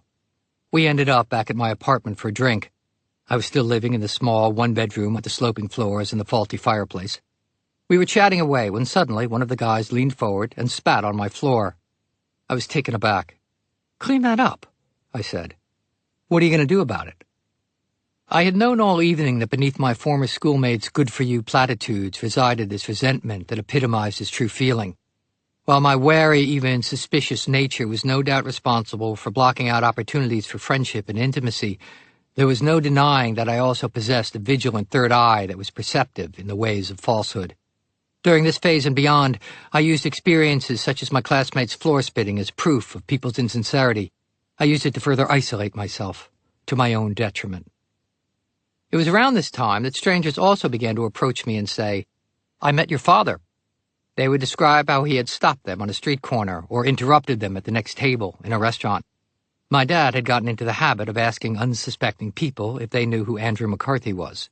If they did, he launched in. I would apologize to his victims profusely and slink away, humiliated and mortified. When I pleaded with my father to stop this behavior, he dismissed my complaints with a wave of his hand. It took years for me to lose the anger and shame with which I viewed these encounters, and finally see them with affection. After the success of Pretty in Pink, I was suddenly offered work for the first time. That I was now asked to do what I had to scramble for in the not-so-distant past was something I simply experienced as a relief. I didn't shift my thinking or begin strategizing. I didn't pause to ask where I wanted to be in 5 years, let alone 10 or 20. I look with admiration at young actors who break out and then begin to acquire intellectual properties, option material, and create projects for themselves. Perhaps it was simply my lack of vision, but I continued looking only for the next crumb that was dropped in front of me. And what came next was a movie called Mannequin. I read the script and accepted the offer. Then, shortly before filming, I read it again. What was I thinking?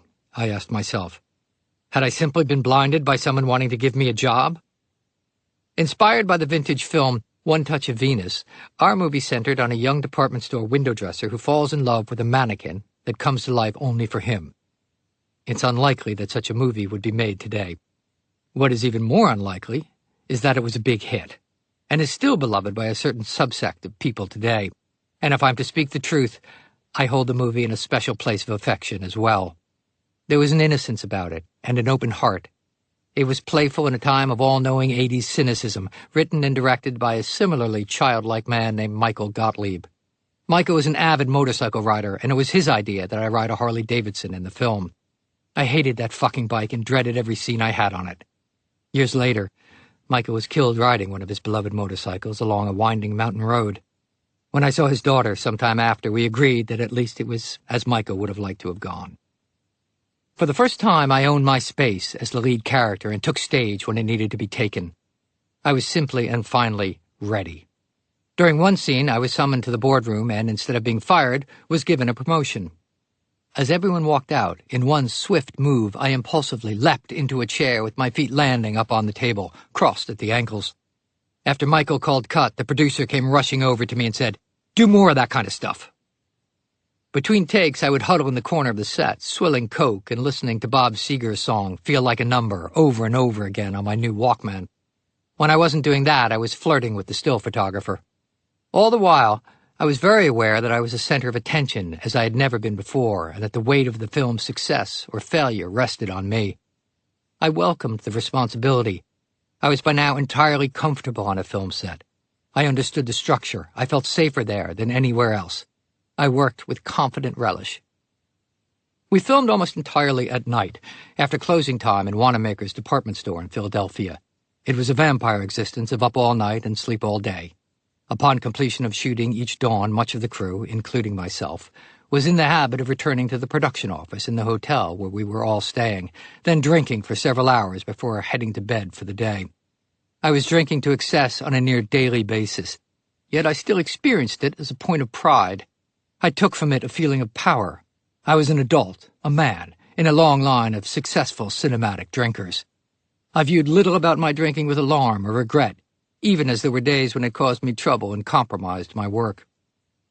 In a silly sequence, in homage to the silent films of Harold Lloyd, my character Jonathan got tangled up in a sign outside the store that began to swing wildly back and forth high above the ground while I got electric shocks from a cable. I chose the wrong day to have a vicious hangover and suffered every take of that swinging sign with vows not to drink again any time soon. But after wrap that day, I was back in the production office, downing beers. Originally titled Perfect Timing, the name was changed in post-production. What idiots the publicity people were, I thought. I had a similar reaction years later when I learned that a new broadcast platform called Netflix was going to release all episodes of a show I directed called Orange is the New Black in one day. Every episode on the same day? I scoffed to the producer at the time. That's the stupidest idea I've ever heard. It's wise I never tried to make my living in promotion. The last scene shot during filming was one of the final moments in the movie. Another character dove into a large pile of junk on a conveyor belt in hopes of discovering within it his own living mannequin. I did mention the movie was ridiculous. I stood off to the side and watched the scene being filmed. I vividly recall feeling very still inside, not the usual relieved high that accompanied the final day on other shoots.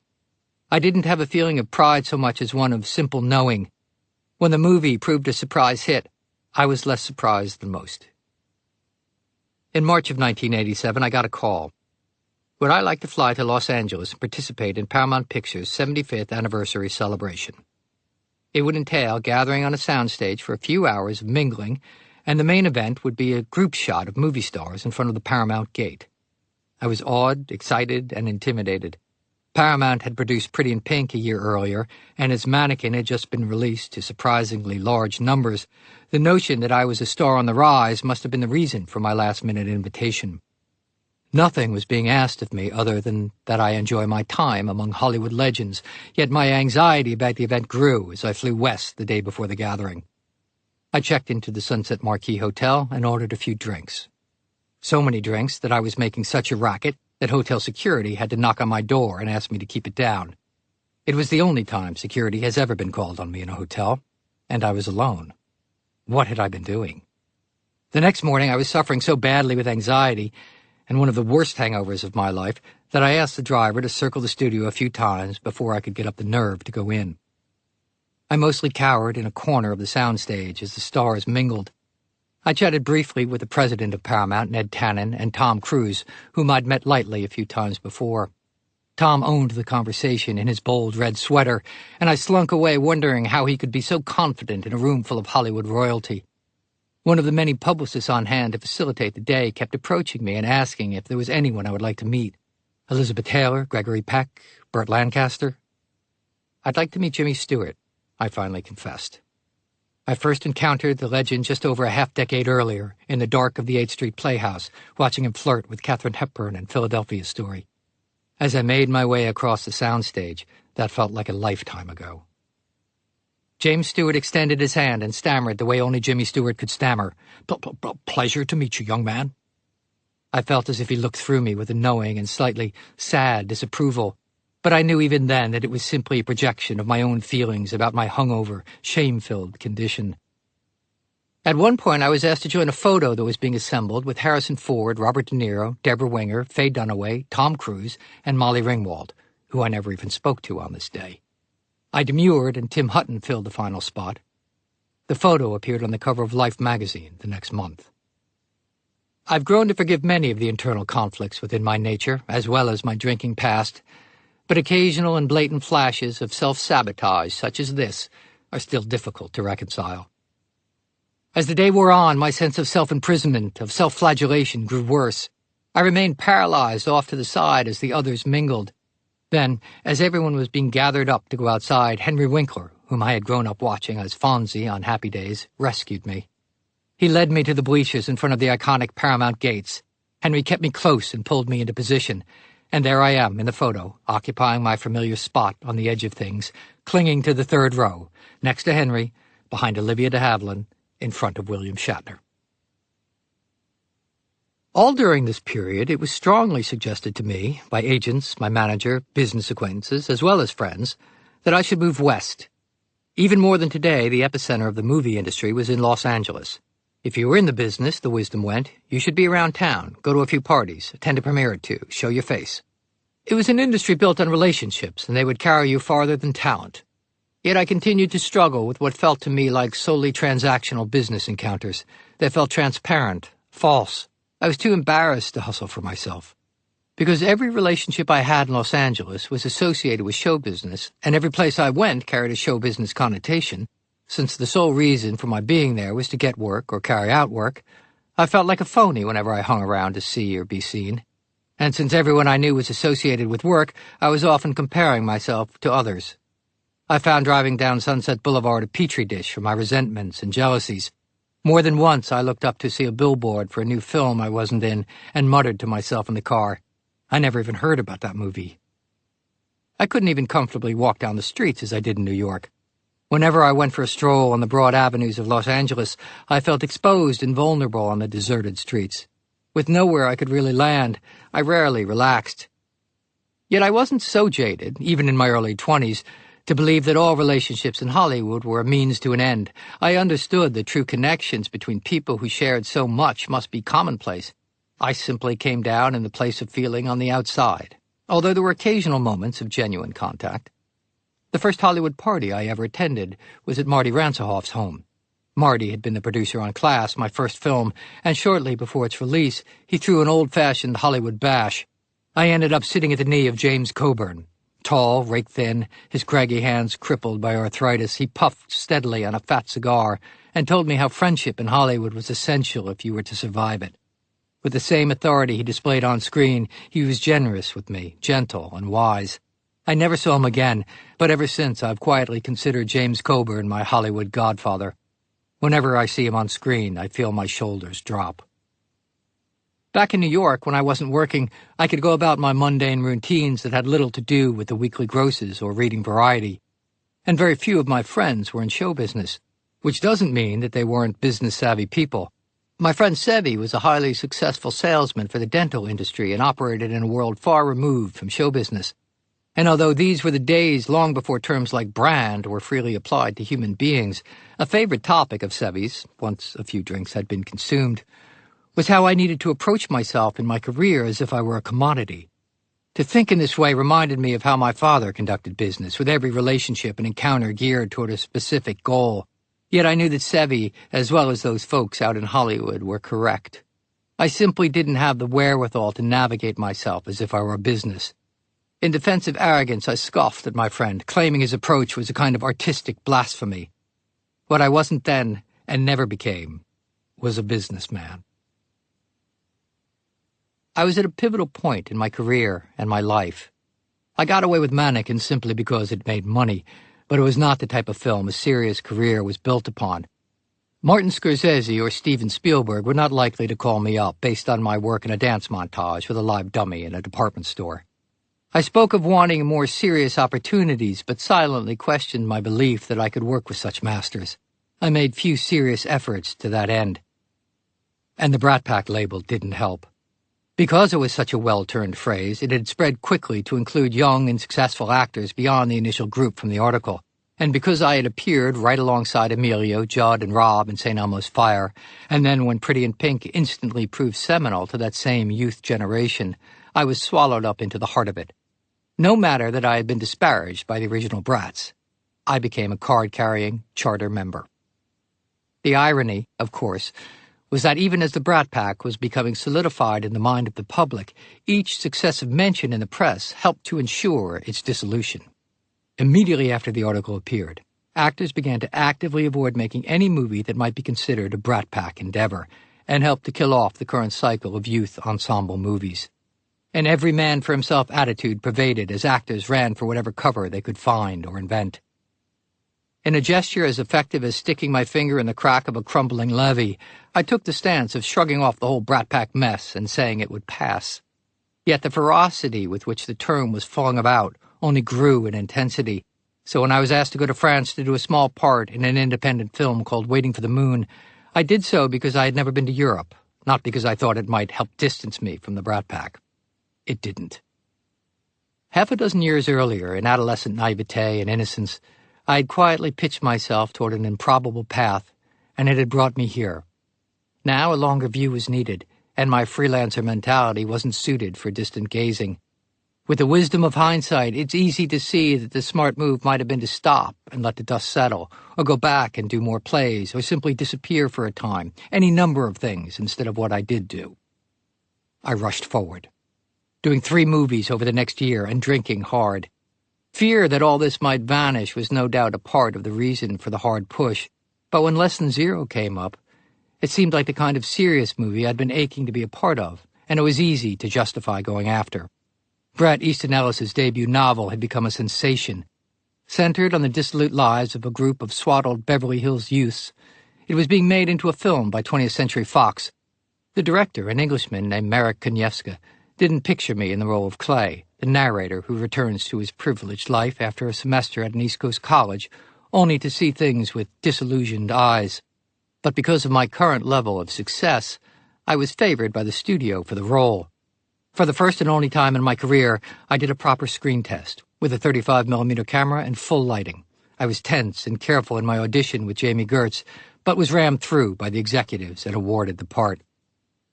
We never did any proper rehearsing, but while still in pre-production, I spent an evening out in West Hollywood with Robert Downey Jr.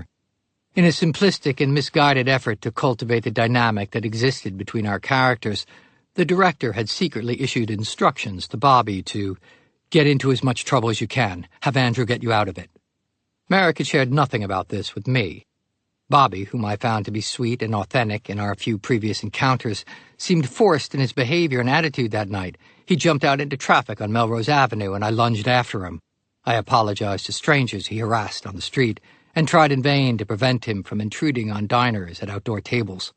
As Bobby had a history of drug use, a young man had been assigned to accompany him for the duration of filming in order to keep him on the straight and narrow. He did nothing to alter Bobby's behavior on this night. He was also in on the ruse. Exasperated, I finally shouted at Bobby as he ran off after a group of young women, "What the fuck are you doing?" At which point I was filled in on Merrick's instructions. I left Bobby to his minder and went home. The script we were presented with at the beginning of shooting, by a writer named Harley Payton, bore no resemblance to the original screenplay I had agreed to do, one written by the playwright Michael Christopher. Not a line from the book remained. A year of reaping rewards and easy pleasure was about to come to a grinding halt. The filming was tense and largely joyless. As a middle-class East Coast kid, I felt miscast as the Beverly Hills boy of means. The feeling that I was somehow an imposter in the role was a sensation I never shook, and I knew the director felt the same way. The New York Times review later took note when it graciously pointed out that my performance showed some strain. The filmmakers went to great pains with the spectacular physical look, which only exacerbated a developing problem. I was growing increasingly self-conscious about how I looked on screen. From which angles did I look best? Which were less flattering? While my growing technical curiosity was helpful on one hand, a constant internal eye on how I appeared was something I found increasingly difficult to shake. This utterly self-defeating vanity wasn't aided on the day Merrick insisted to the director of photography, a gifted geek named Ed Lockman, that he alter a shot. "I'm not going to shoot his face from an angle I can't take," Merrick spat at Ed as I sat a few feet in front of the lens. Others were clearly struggling as well. Bobby, who turned in a haunting performance and years later would go on to become everyone's favorite superhero, was deep into his well-documented self-immolation, while Merrick was beleaguered by the studio. The executives quickly realized we were making a movie about kids similar to their own privileged Beverly Hills children, and that the film did not present them in a flattering light. Jamie Gertz, a well-meaning and gentle soul, seemed as lost as I felt. Smiling drug dealers regularly popped by the set like FedEx deliverymen. One of the hairdressers nodded off from misjudging his morning heroin intake and burned one of the actresses with a curling iron. And while I had tried it before, for the first time I attempted to act while on cocaine. If tension is the enemy of good acting, what part of doing cocaine, which does nothing but create tension, could be considered a good idea? Tension aside, I almost gave myself a heart attack one evening. The scene required me to dive into a pool and swim toward an underwater camera. We were filming in the LA winter, but the pool was unheated. Before the shot, I took a hit of cocaine, and as I dove into the freezing water, my chest constricted in a way I hope never to feel again. I felt under strain during the entire shoot, a feeling enhanced, no doubt, by my alcohol and drug intake, and for the first time I dreaded going to work. Late in the filming, we relocated to Palm Springs for the climax of the movie. The mood on the shoot turned from dark to nefarious. Night shooting twisted internal rhythms, strange hangers-on proffered drugs, a sexual encounter with someone working behind the scenes on the film soured a previously pleasant relationship, and the portions of the script to be shot were themselves full of self-hate and degradation, culminating with the death of Bobby's character in the desert at dawn as the camera in a helicopter swooped in and shredded the morning. I didn't go back to Palm Springs for 20 years. The film, already a bastardized version of the book, was further watered down when the studio insisted on reshoots. This was the era of Nancy Reagan's Just Say No anti-drug campaign, and scenes of flushing cocaine down the drain were added. Where the director, Merrick, wanted to make a movie that observed this subculture without judgment, the studio needed a message. The film looked beautiful and had a terrific soundtrack, but was a hapless hybrid and unsuccessful. And for the first time, I felt I had really failed. My performance was unfocused and weak. It didn't help that the night before filming began on Lesson Zero, I was standing on the balcony of my room at the Chateau Marmont, staring out, when my phone rang. Since my first stay there 5 years earlier, when I was flown in to meet Jacqueline Bisset, I'd always found the hotel lonely and slightly sinister around the edges. Why I chose to stay there again after abandoning it perhaps speaks to my state of mind as filming began. My father was on the line. By now I knew what he wanted and wasn't surprised when he pressed me for money. I found his timing on the eve of a movie paycheck coming my way too convenient. He continued to insist that he would pay me back in no time. This pretense, on top of his ever-increasing desperation, had created a constant strain between us. We almost never spoke unless he needed money. I had certainly stopped calling him. I felt I was being played, just as he might con one of his clients. I wanted to help. I felt obliged to help. And I had ambivalence about the money that was being directed at me. But as I stared at the Marlboro Man billboard that stood just out the window of my room, my father told me that he would jump off a roof if he didn't get more of my money. I told him to jump. I was not the only one being affected by my dad's growing instability. Around this time, my mother took my younger brother and left my father after nearly 30 years of marriage. She found a small carriage house, got herself a job, and set up life for herself and Justin, still a teenager. My father became erratic and intrusive. Restraining orders were issued. Eventually, he gave up the fight and didn't show up in court. The fact that I learned most of the details of this only after the fact, that I was privy to little of my parents' dissolving marriage and heartache, shows how wholly consumed in my own life I had become. Once Lesson Zero was behind me, I quickly went to work on a movie called Kansas, about two drifters who meet on a freight train and end up robbing a bank. It was an old-style, almost dated movie, simplistic in its storyline, and one I probably shouldn't have done. It was being produced by a second-rate company, but I'd signed on before I got Less Than Zero, and I liked the idea of having a few jobs lined up, something I never had in the past. We shot in Lawrence, Kansas, home to the University of Kansas. Once word got out that the Hollywood Circus was in town, the basement bar in the hotel grew more and more crowded, and filming got less and less of my attention. It felt like the college fraternity experience I never had. While in Kansas, I purchased my mother a new car for her birthday. It was a sporty little convertible, one she had mentioned admiringly. Since I was stuck in the heartland, I asked my brother Peter to deliver it to her. He obliged, but seemed strangely hesitant about it. Although we have never discussed it, my sudden and surprising success must have been strange for my older siblings. To have their little brother become famous out of the blue when they were just in their mid and late 20s and still trying to find their own place in the world. It could not have been easy. While success is well known to lubricate most interactions, there was nothing about my very rapid and public achievements that soothed my family life. Instead of leaning on my family for guidance through this unknown territory, I pulled further away. Little about Kansas is memorable, but even so, after the strain and pressure of Less Than Zero, it felt like a simpler, less high-stakes time. When my mother saw the film, one of at least a dozen people to do so, she rightly remarked on my vague and overly restrained performance. "I think you've seen one too many Montgomery Clift films, dear." Soon after the shoot, I found myself back in Los Angeles, hanging around, drinking, taking a few meetings, killing time. I had enjoyed the Heartland so much, I convinced my friends Sevi and Brian, a raspy-voiced character actor I had met during my ill-fated Broadway turn in The Boys of Winter, who both happened to be in L.A. at the time, to get a car and drive home across the country with me. Fueled by not insignificant amounts of cocaine, we rented a Volvo, for safety, and headed east. We made an obligatory stop in Las Vegas, and then I almost got in a fistfight in a bar in Colorado Springs. I had not gotten in a fight since 4th grade, when the other smallest kid in the class and I used to routinely scrape. Since we were the two tiniest ones, we wisely knew we could not do each other much damage.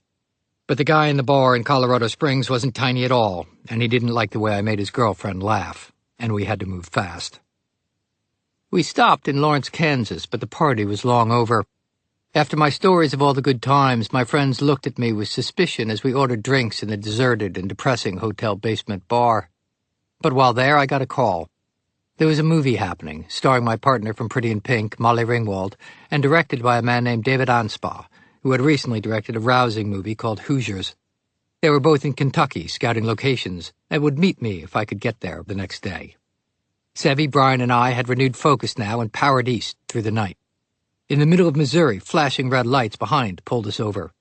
In the back seat, I had a small mound of cocaine spread out, and as Sevy hit the brakes, it flew everywhere. I quickly began to sniff up as much as I could as the policeman made his way to our car. Sevy rolled down the window. Hot night air rushed in. "I must have gotten caught on that downslope back there, officer," Sevy said. The plains were flat to the horizon.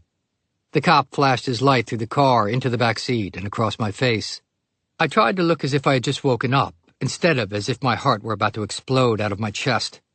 The car interior looked like what it was, filthy from 3 idiots that had essentially been living in it for 2 weeks as they blundered across the country. "Slow down," the highway patrolman said, and walked away. I met Molly and David in a hotel that was modeled after a medieval castle alongside the highway in Alexandria, Kentucky. We talked through the movie, about a rich guy who meets a backwoods girl and a rocky romance ensues. It was based on an off-Broadway play called Fresh Horses, and it was a bad idea from the start. Since I continued to operate from my freelancer mentality of just get the next job, I spent our meeting convincing the two that capitalizing on Molly's and my recent successful partnership would be a good idea. Molly was somewhat leery after my distant behavior during Pretty in Pink, and wisely had reservations. But I was convincing. By the end of our afternoon together, we were all of a mind that the history Molly and I shared was nothing but an asset and would help parlay this effort to success. I was wrong. Molly was miscast, and my attention was more on the hotel bar where I would drink to inebriation every evening and get up to dance solo on an empty dance floor to Bruce Springsteen's Pink Cadillac. The movie was a misfire. The striving that had accompanied my first several films had been replaced by a kind of inner evasion fueled by the drink, which had now become a thing unto itself. Over the course of a few years, alcohol had gone from an adolescent amusement, a diversion representing an under-examined idea of manhood, in imitation of my cinematic heroes, to, and seemingly all of a sudden, the dominant force in my life, influencing all of my actions. If, as is generally accepted, one's identity is obfuscated when one crosses the line into alcohol abuse, it follows that it must also cloud acting, which should be nothing if not clear-eyed access to the self. Increasingly, I felt as if I existed behind a layer of opaque plexiglass through which I viewed the world, and which would only clear when I took a drink, but which of course only clouded again once I sobered up. Excessive drinking is blamed on many things: societal pressures, family issues, work stresses, anxieties, doubts, and fears. And while I used alcohol as a temporary panacea for these ills and more, I knew they were not at the root of my drinking problem. I was dimly aware, even then, that my alcoholism was a primary affliction in and of itself, not a reaction to anything else. While many of my cinematic heroes have glorified alcohol's charms and devils, I've come to understand alcoholism as something that lacks any real drama. Endless rationalizations and explanations, using alcohol to unlock creativity, calling it a tonic for the tortured artist, or even simply labeling it a good man's failing, are all fallacies adopted for sensational and self-glorifying reasons to theatricalize and justify the mundane, singular, and selfish tragedy that excessive drinking creates. A phrase I heard years after I stopped drinking sums up alcohol abuse more simply and accurately than anything else I've heard. The man takes a drink, then the drink takes a drink, then the drink takes the man. Instead of doubling my efforts to raise my acting game when my career needed it most, I had detoured and was on my way to being taken. But my early interest in the camera and the technical aspects of filmmaking became my lifeline. Since I was agile and quick on the uptake, I presented a strong degree of professional competence and flexibility on set. Few actors with my level of experience were more aware of filmmaking's needs. Add to this, perhaps in reaction to my early belief that I lacked a strong work ethic, I was never late to work or unprepared when I arrived. The job I was doing mattered a great deal to me. Nothing was more important. That I was often bewildered by my own drinking behavior didn't change this. I valued my position deeply. Success in many ways made me feel whole. It instilled in me a sense of internal power I had always craved. It had given me an identity in the world. Movie star. I hadn't gone into acting to find fame, but fame of a certain variety had found me. Yet, while I was growing accustomed to the corner softening and indulgences it offered, I was simultaneously aware of the self-consuming nature of fame. I began to see fame, which has no intrinsic value of its own, as an uninteresting goal. I knew I didn't have the stamina and pure hunger to pitch myself purely in its direction. But even armed with this growing knowledge, a voice inside me still whispered, what would I be without fame's identity-glossing patina? Instead of allowing success to open up a world of opportunity for me, I began to view it increasingly from the other end of the telescope. And in a curious twist of timing, because of the lag between filming and release, I continued to grow more popular even as my work became more distracted and unfocused. All 3 films I made in 1987 were failures, both creatively and commercially. Luckily, a dead man saved me. Surviving it. I was asked to play the nice guy, the one who gets the girl, in a hilarious, incredibly stupid, high compliment, black comedy about a pair of hapless, low-level employees who are invited out to their boss's Hampton beach house for the weekend, only to discover on arrival that Bernie, their boss, is dead. Whereupon the 2 knuckleheads decide not to waste their few days by the sea and conclude to simply pretend that Bernie is alive. Mayhem ensues. I love the script for Hot and Cold, later and wisely retitled Weekend at Bernie's, but instead of playing the earnest Richard, I was interested in the ne'er-do-well, harebrained Larry. Ted Kotchup, the director, agreed. But I needed to address something else first. Most of my drinking had been done away from the limelight, in quiet neighborhood bars. I was not a public party boy. I did little that was sensational apart from occupy a corner bar stool. However, people in my life had begun to take note of my drinking. I tried to go back to my teacher Terry's Saturday morning class, and one day after a session, she pulled me aside. She had heard that I was perhaps drinking too much. Was this true? Of course not, I assured her, and my attendance faded away entirely. On Fresh Horses, a friend of the director who had come to visit was more direct, saying, "Wow, you really drink." And there were others. I decided to stop. I knew that the previous year had been an indulgent one personally and a lost one professionally. I needed to get back on track. A few months before Bernie was scheduled to begin, I put down the drink. Never a home drinker, I stopped going out. If one does not require a medical withdrawal from alcohol, a supreme act of will can sometimes be enough to stop, at least for a while.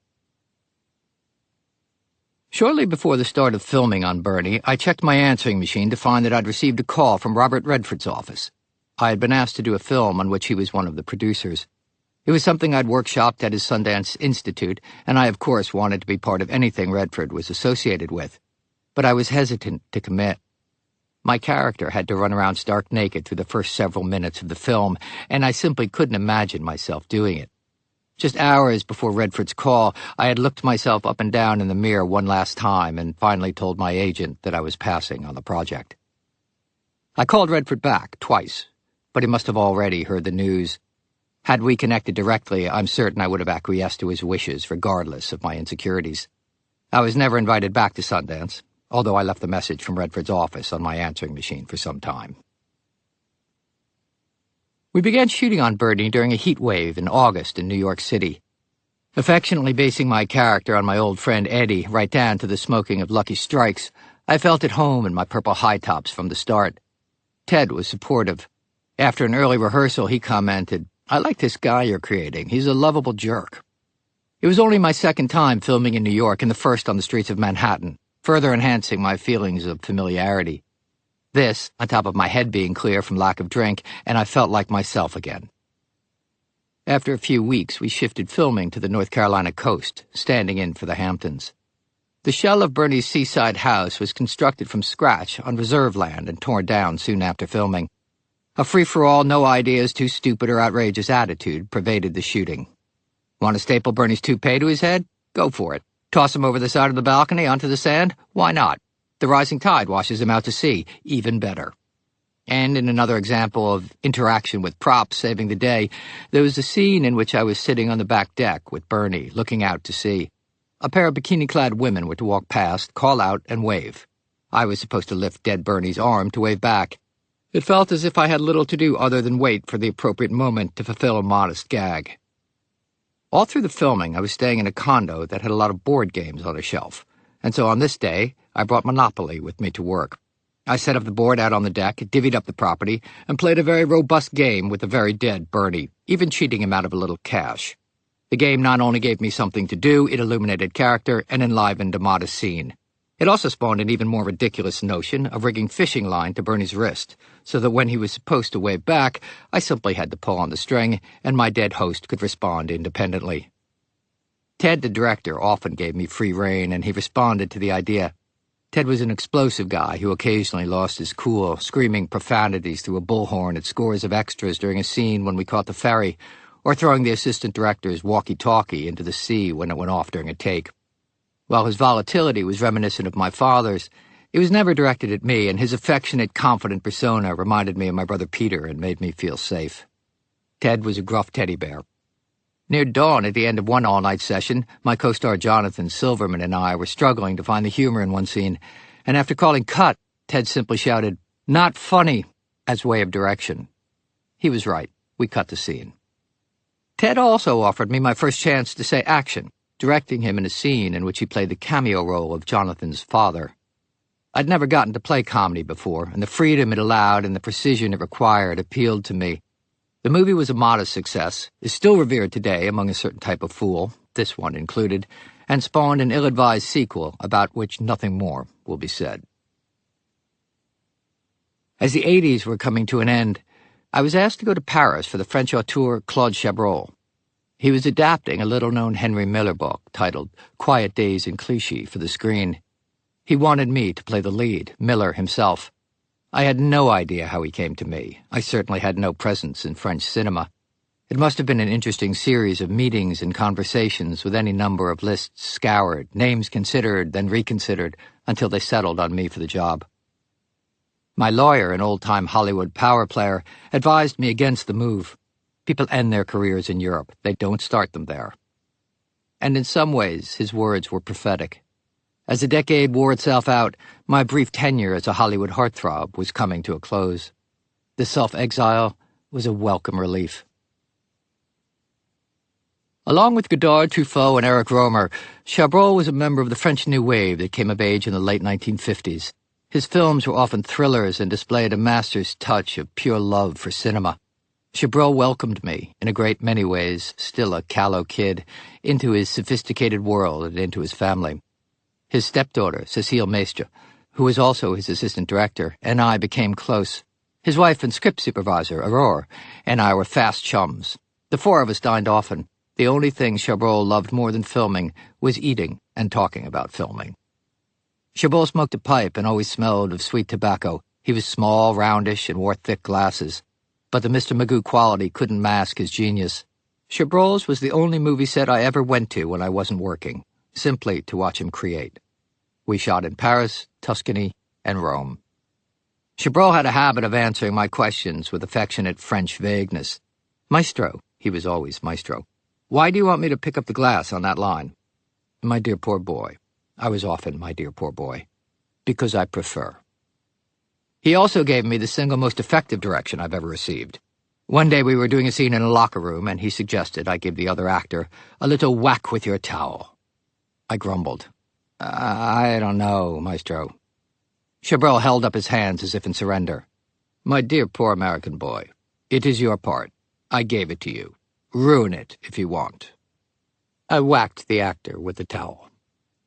That Chabrol, a man I so respected and had so much affection for, saw me in a similar light, went a long way to filling a paternal hole that I had come to accept without realizing its existence.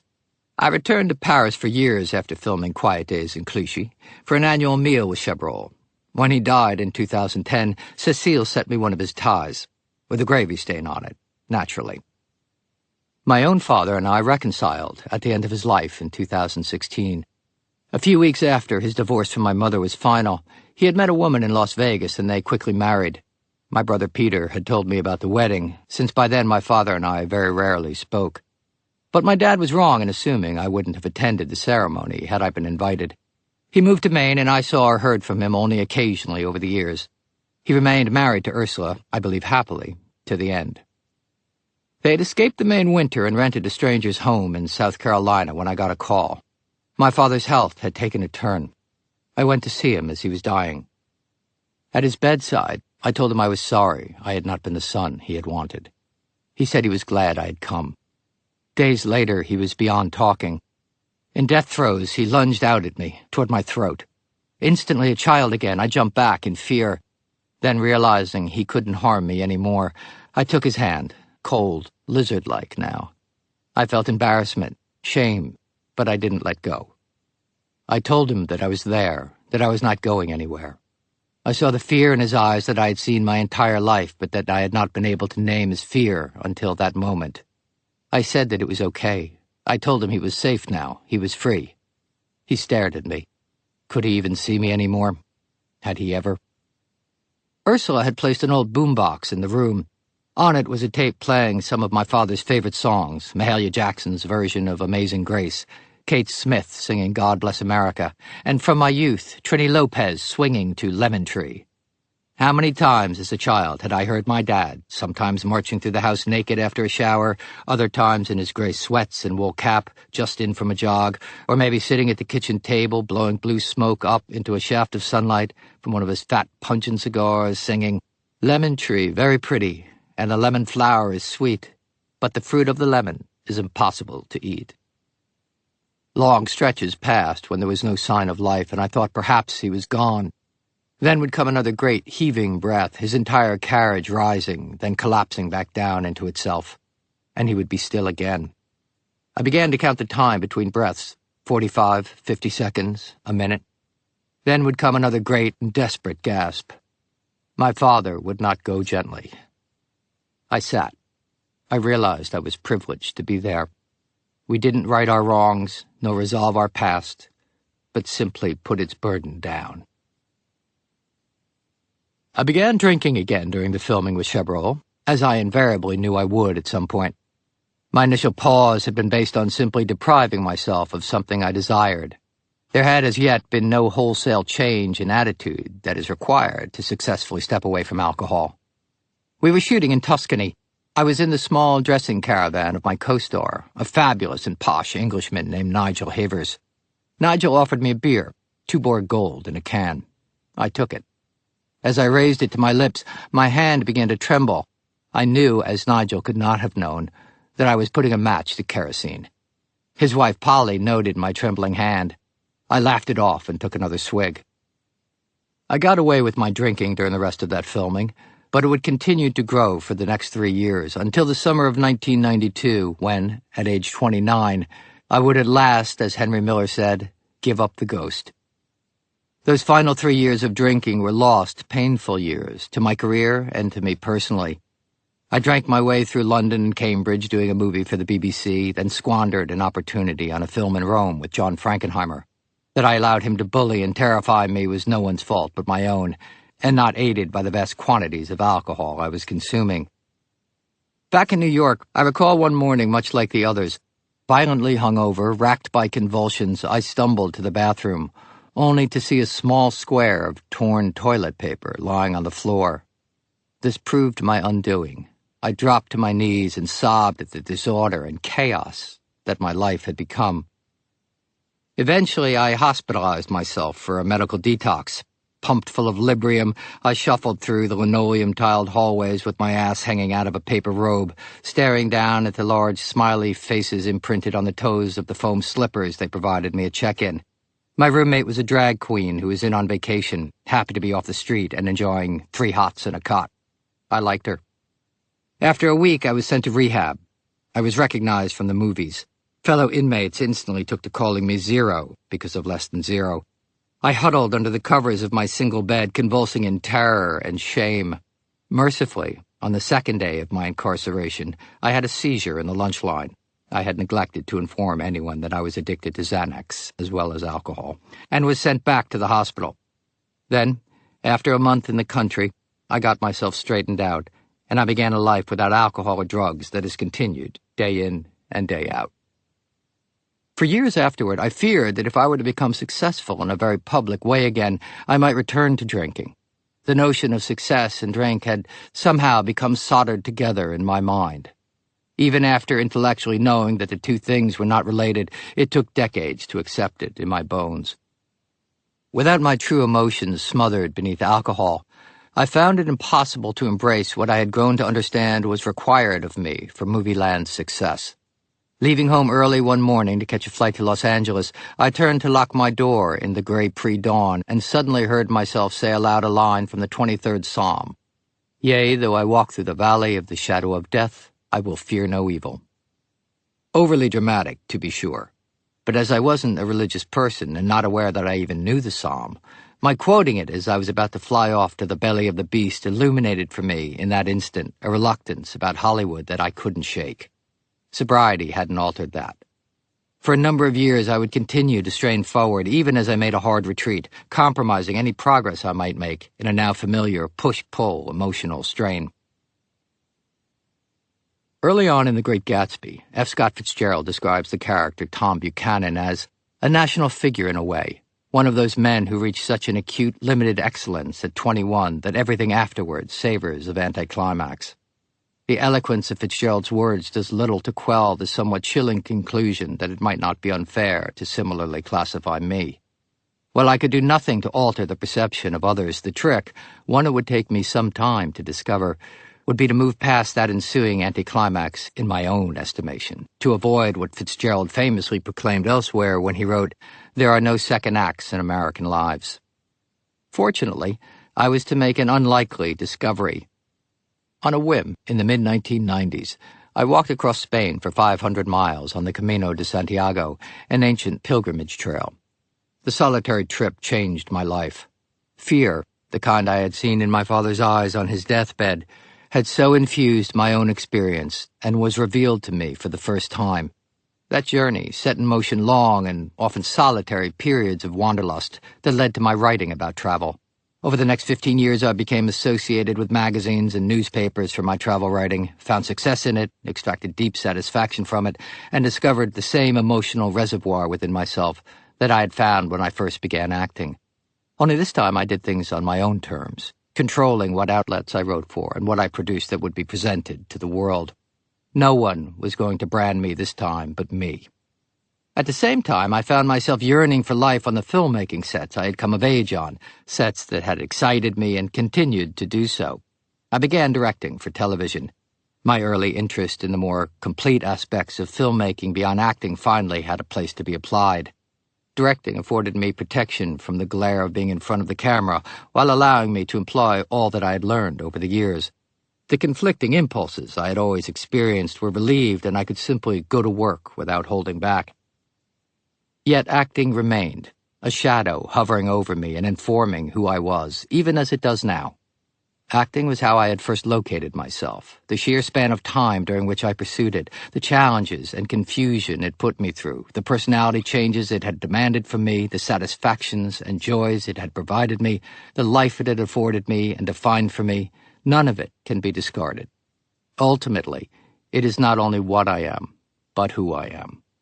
I long ago stopped yearning for the kind of career that I was never going to have, although the simplicity with which I once viewed acting occasionally slips in and fills me with an echo of that yearning, not so much for the fame or recognition, but for the purity of that early desire and its feeling of aliveness. A number of years ago, I wrote a travel memoir and was making the rounds doing publicity. I found myself on Alec Baldwin's podcast, Here's the Thing. I didn't know Alec, but found him an engaged and curious interviewer. At one point, we were talking about my youthful success, and I mentioned, in perhaps a self-flagellating way, how I had pulled back when I was at my most public, to which Alec simply said, "Maybe you didn't want it." His comment stopped me in my tracks. Up until that moment, I had never actively considered such a thing. I had always assumed my habitual apprehension to be simply my failing. After all, who wouldn't want fame? Movie stars are the royalty of our culture, adored and pampered. On reflection, I could see that Alec's observation was only half correct. Ambivalence is always more complex. But in the simplicity of his comment, he came closer to the core of it than I ever had. I wanted to be successful, to excel at what I did, to be recognized for it. My self-esteem craved it, my ego welcomed the gratification, and my insecurities were at least superficially pacified. Yet by temperament, I was in many ways ill-suited for such a public life, especially at a young age, when I had yet to carve out who I was within myself. Well documented to be a perilous ledge, fame is not the ground on which to find one's footing, and I had intuitively recognized that the disproportionate attention associated with fame was not necessarily in my best interests. A very real part of me simply didn't want my experience dominated by it, but that was what had happened for a time. What makes all that more complex is that in a great many ways acting saved my life. When I stepped on stage as the Artful Dodger all those years ago, a light went on inside me that has never gone out.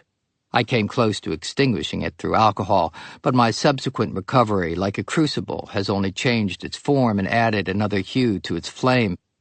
And yet, among a certain generation of people, the work I did as a young man will forever burn brightest. And it's not just the work.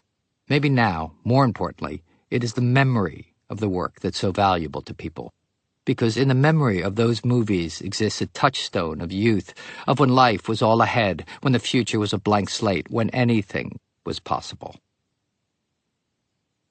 When I received that first call from Chabrol, I'm embarrassed to say I had never heard of him. For advice, I called on my friend Ken Quapis, who had directed me back at the beginning in the Benneker gang. There were others whom I might have called, others with whom I spoke more often, with whom I was closer, but for some reason I called Ken. I trusted him. He had seen me at the start and was among the first to believe in me. I asked if he had any idea who this Frenchman named Chabrol was. "Are you kidding?" Ken said. "Get on a plane and go. Don't ask questions." During my initial phone call with Chabrol, I asked him if he thought it was a good idea for me at 26 to play Miller, who was in his mid-40s during the events of the book. The very Chabrolian response he offered made no sense to me at the time, but over the years I have begun to see its wisdom. Over a scratchy line in his thick French accent, the maestro assured me, "My dear poor boy, the truth today is not the truth tomorrow." Chabrol might just as easily have been speaking about the Brat Pack itself. The open secret, of course, is that the Brat Pack, at least in my experience, never really existed at all. Not in a physical sense, anyway.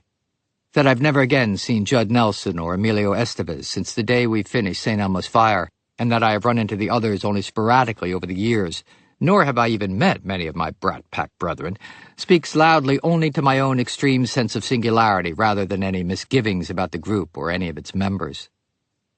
Had the Brat Pack existed as a tight-knit community, perhaps we might have found a way to band together and withstand the stinging comments from a disparaging media, maybe even been able to laugh it off. Instead, a cluster of young and scared actors trying to make a name for themselves got some mud slung at them and ran for the hills. It would take time for me not to feel that I had been sideswiped by the tag and then shackled to it, to label anything so easily as to make no further attempt at understanding it. Yet that label also elevated me, even as it weighed me down. It gave me stature while diminishing me, made me a part of something even as it isolated me, gave me a platform, and limited my options. Some other members of the Brat Pack might contest my assertion, but the power of the group label ultimately enlarged all of our statures as it solidified us in the minds of the public. That idea of camaraderie, even if it was just an idea, of shared experience, of being a part of something greater, of being among the ultimate in-crowd, particularly in youth, is something for which many of us yearn. While originally cast in disparaging judgment, the Brat Pack label has grown over the years to radiate a warm nostalgia for a time of youth recalled through rose-colored lenses. It was a stigma that ultimately transformed into a loving moniker, a term of great and enduring affection, even as a shadow of its early tint lingered. It has become both a thing and its opposite, harsh rebuke and sweet affection coexisting. What there is no doubt about is that those 80s movies themselves touched something deep in a generation of moviegoers. Pretty in Pink et al. Helped so many to feel like they mattered, helped them to feel seen, less misunderstood, less alone. And those films continue to live on. The fact that people are still compelled to share their appreciation with me keeps those films alive in me as well, despite my occasional protestations that they reside firmly in my past. That appreciation has helped to melt away any lingering resistance I've felt over the years to the Brat Pack label. For that, I'm grateful. As a person who has long wrestled with the push-pull of connection versus separation, those films have placed me firmly in the world and among my generation in a way that is both singular and communal. What better place could I hope to land?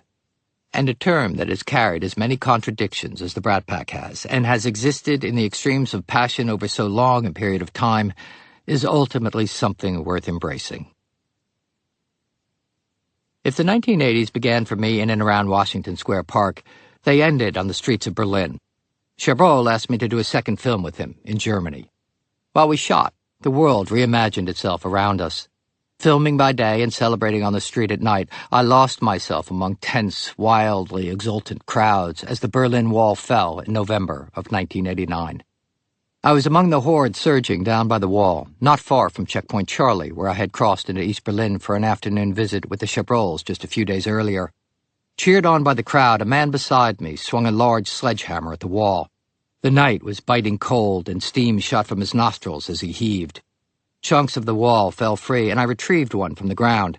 A hand reached out, grabbed me, and spun me around. A German soldier stared down at me. "You," he said in English, my arm still in his grasp. I dropped my piece of the wall.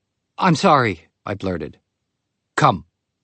He dragged me through the crowd a short distance until a small folding table came into view. On it were paper cups filled with steaming hot chocolate. He shoved one into my hand. "Catholic boys," he said. Confused, I shouted to be heard over the crowd. "What?" "Catholic boys. The film."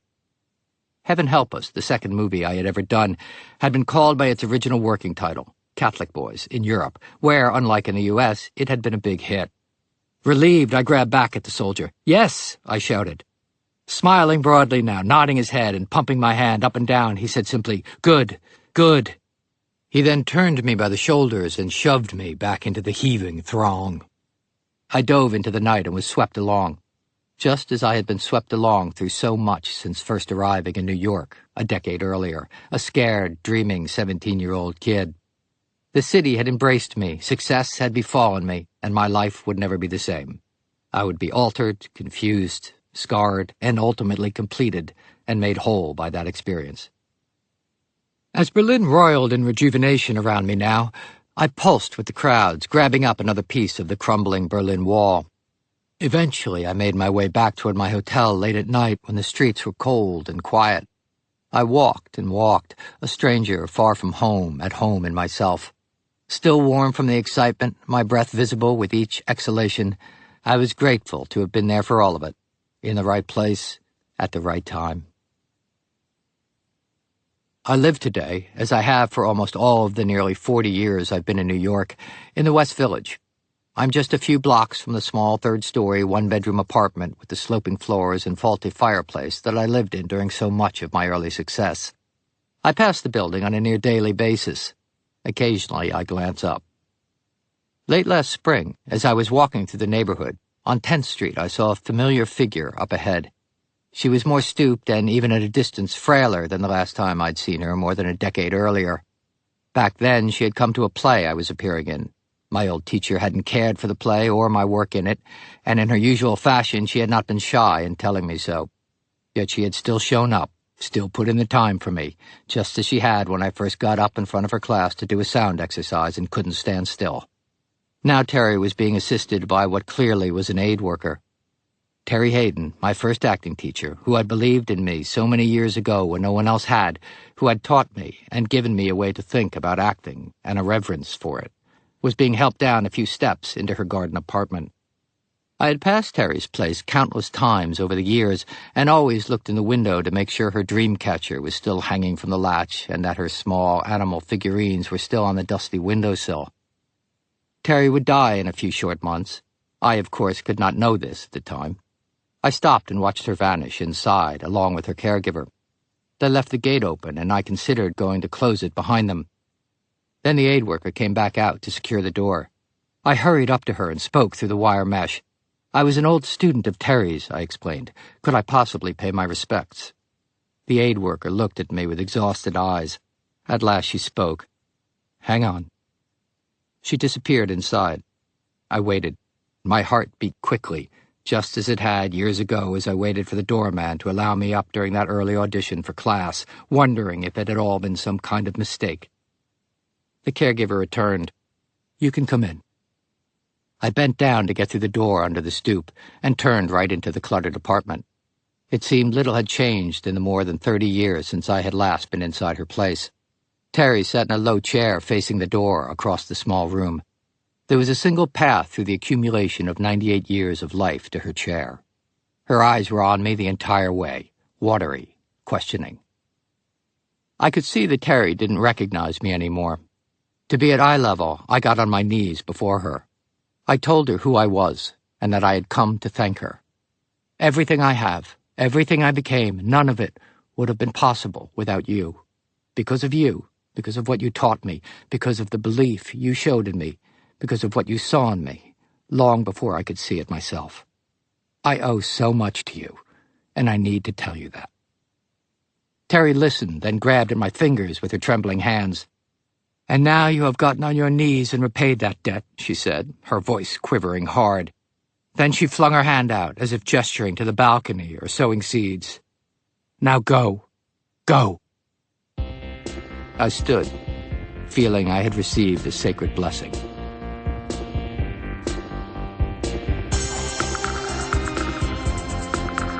This has been a Hachette audio production of Brat, an 80s story. Written and read by Andrew McCarthy. Produced by Michelle McGonigal. Directed by Allison Elliott Yarden. Recorded by Sarah Nill.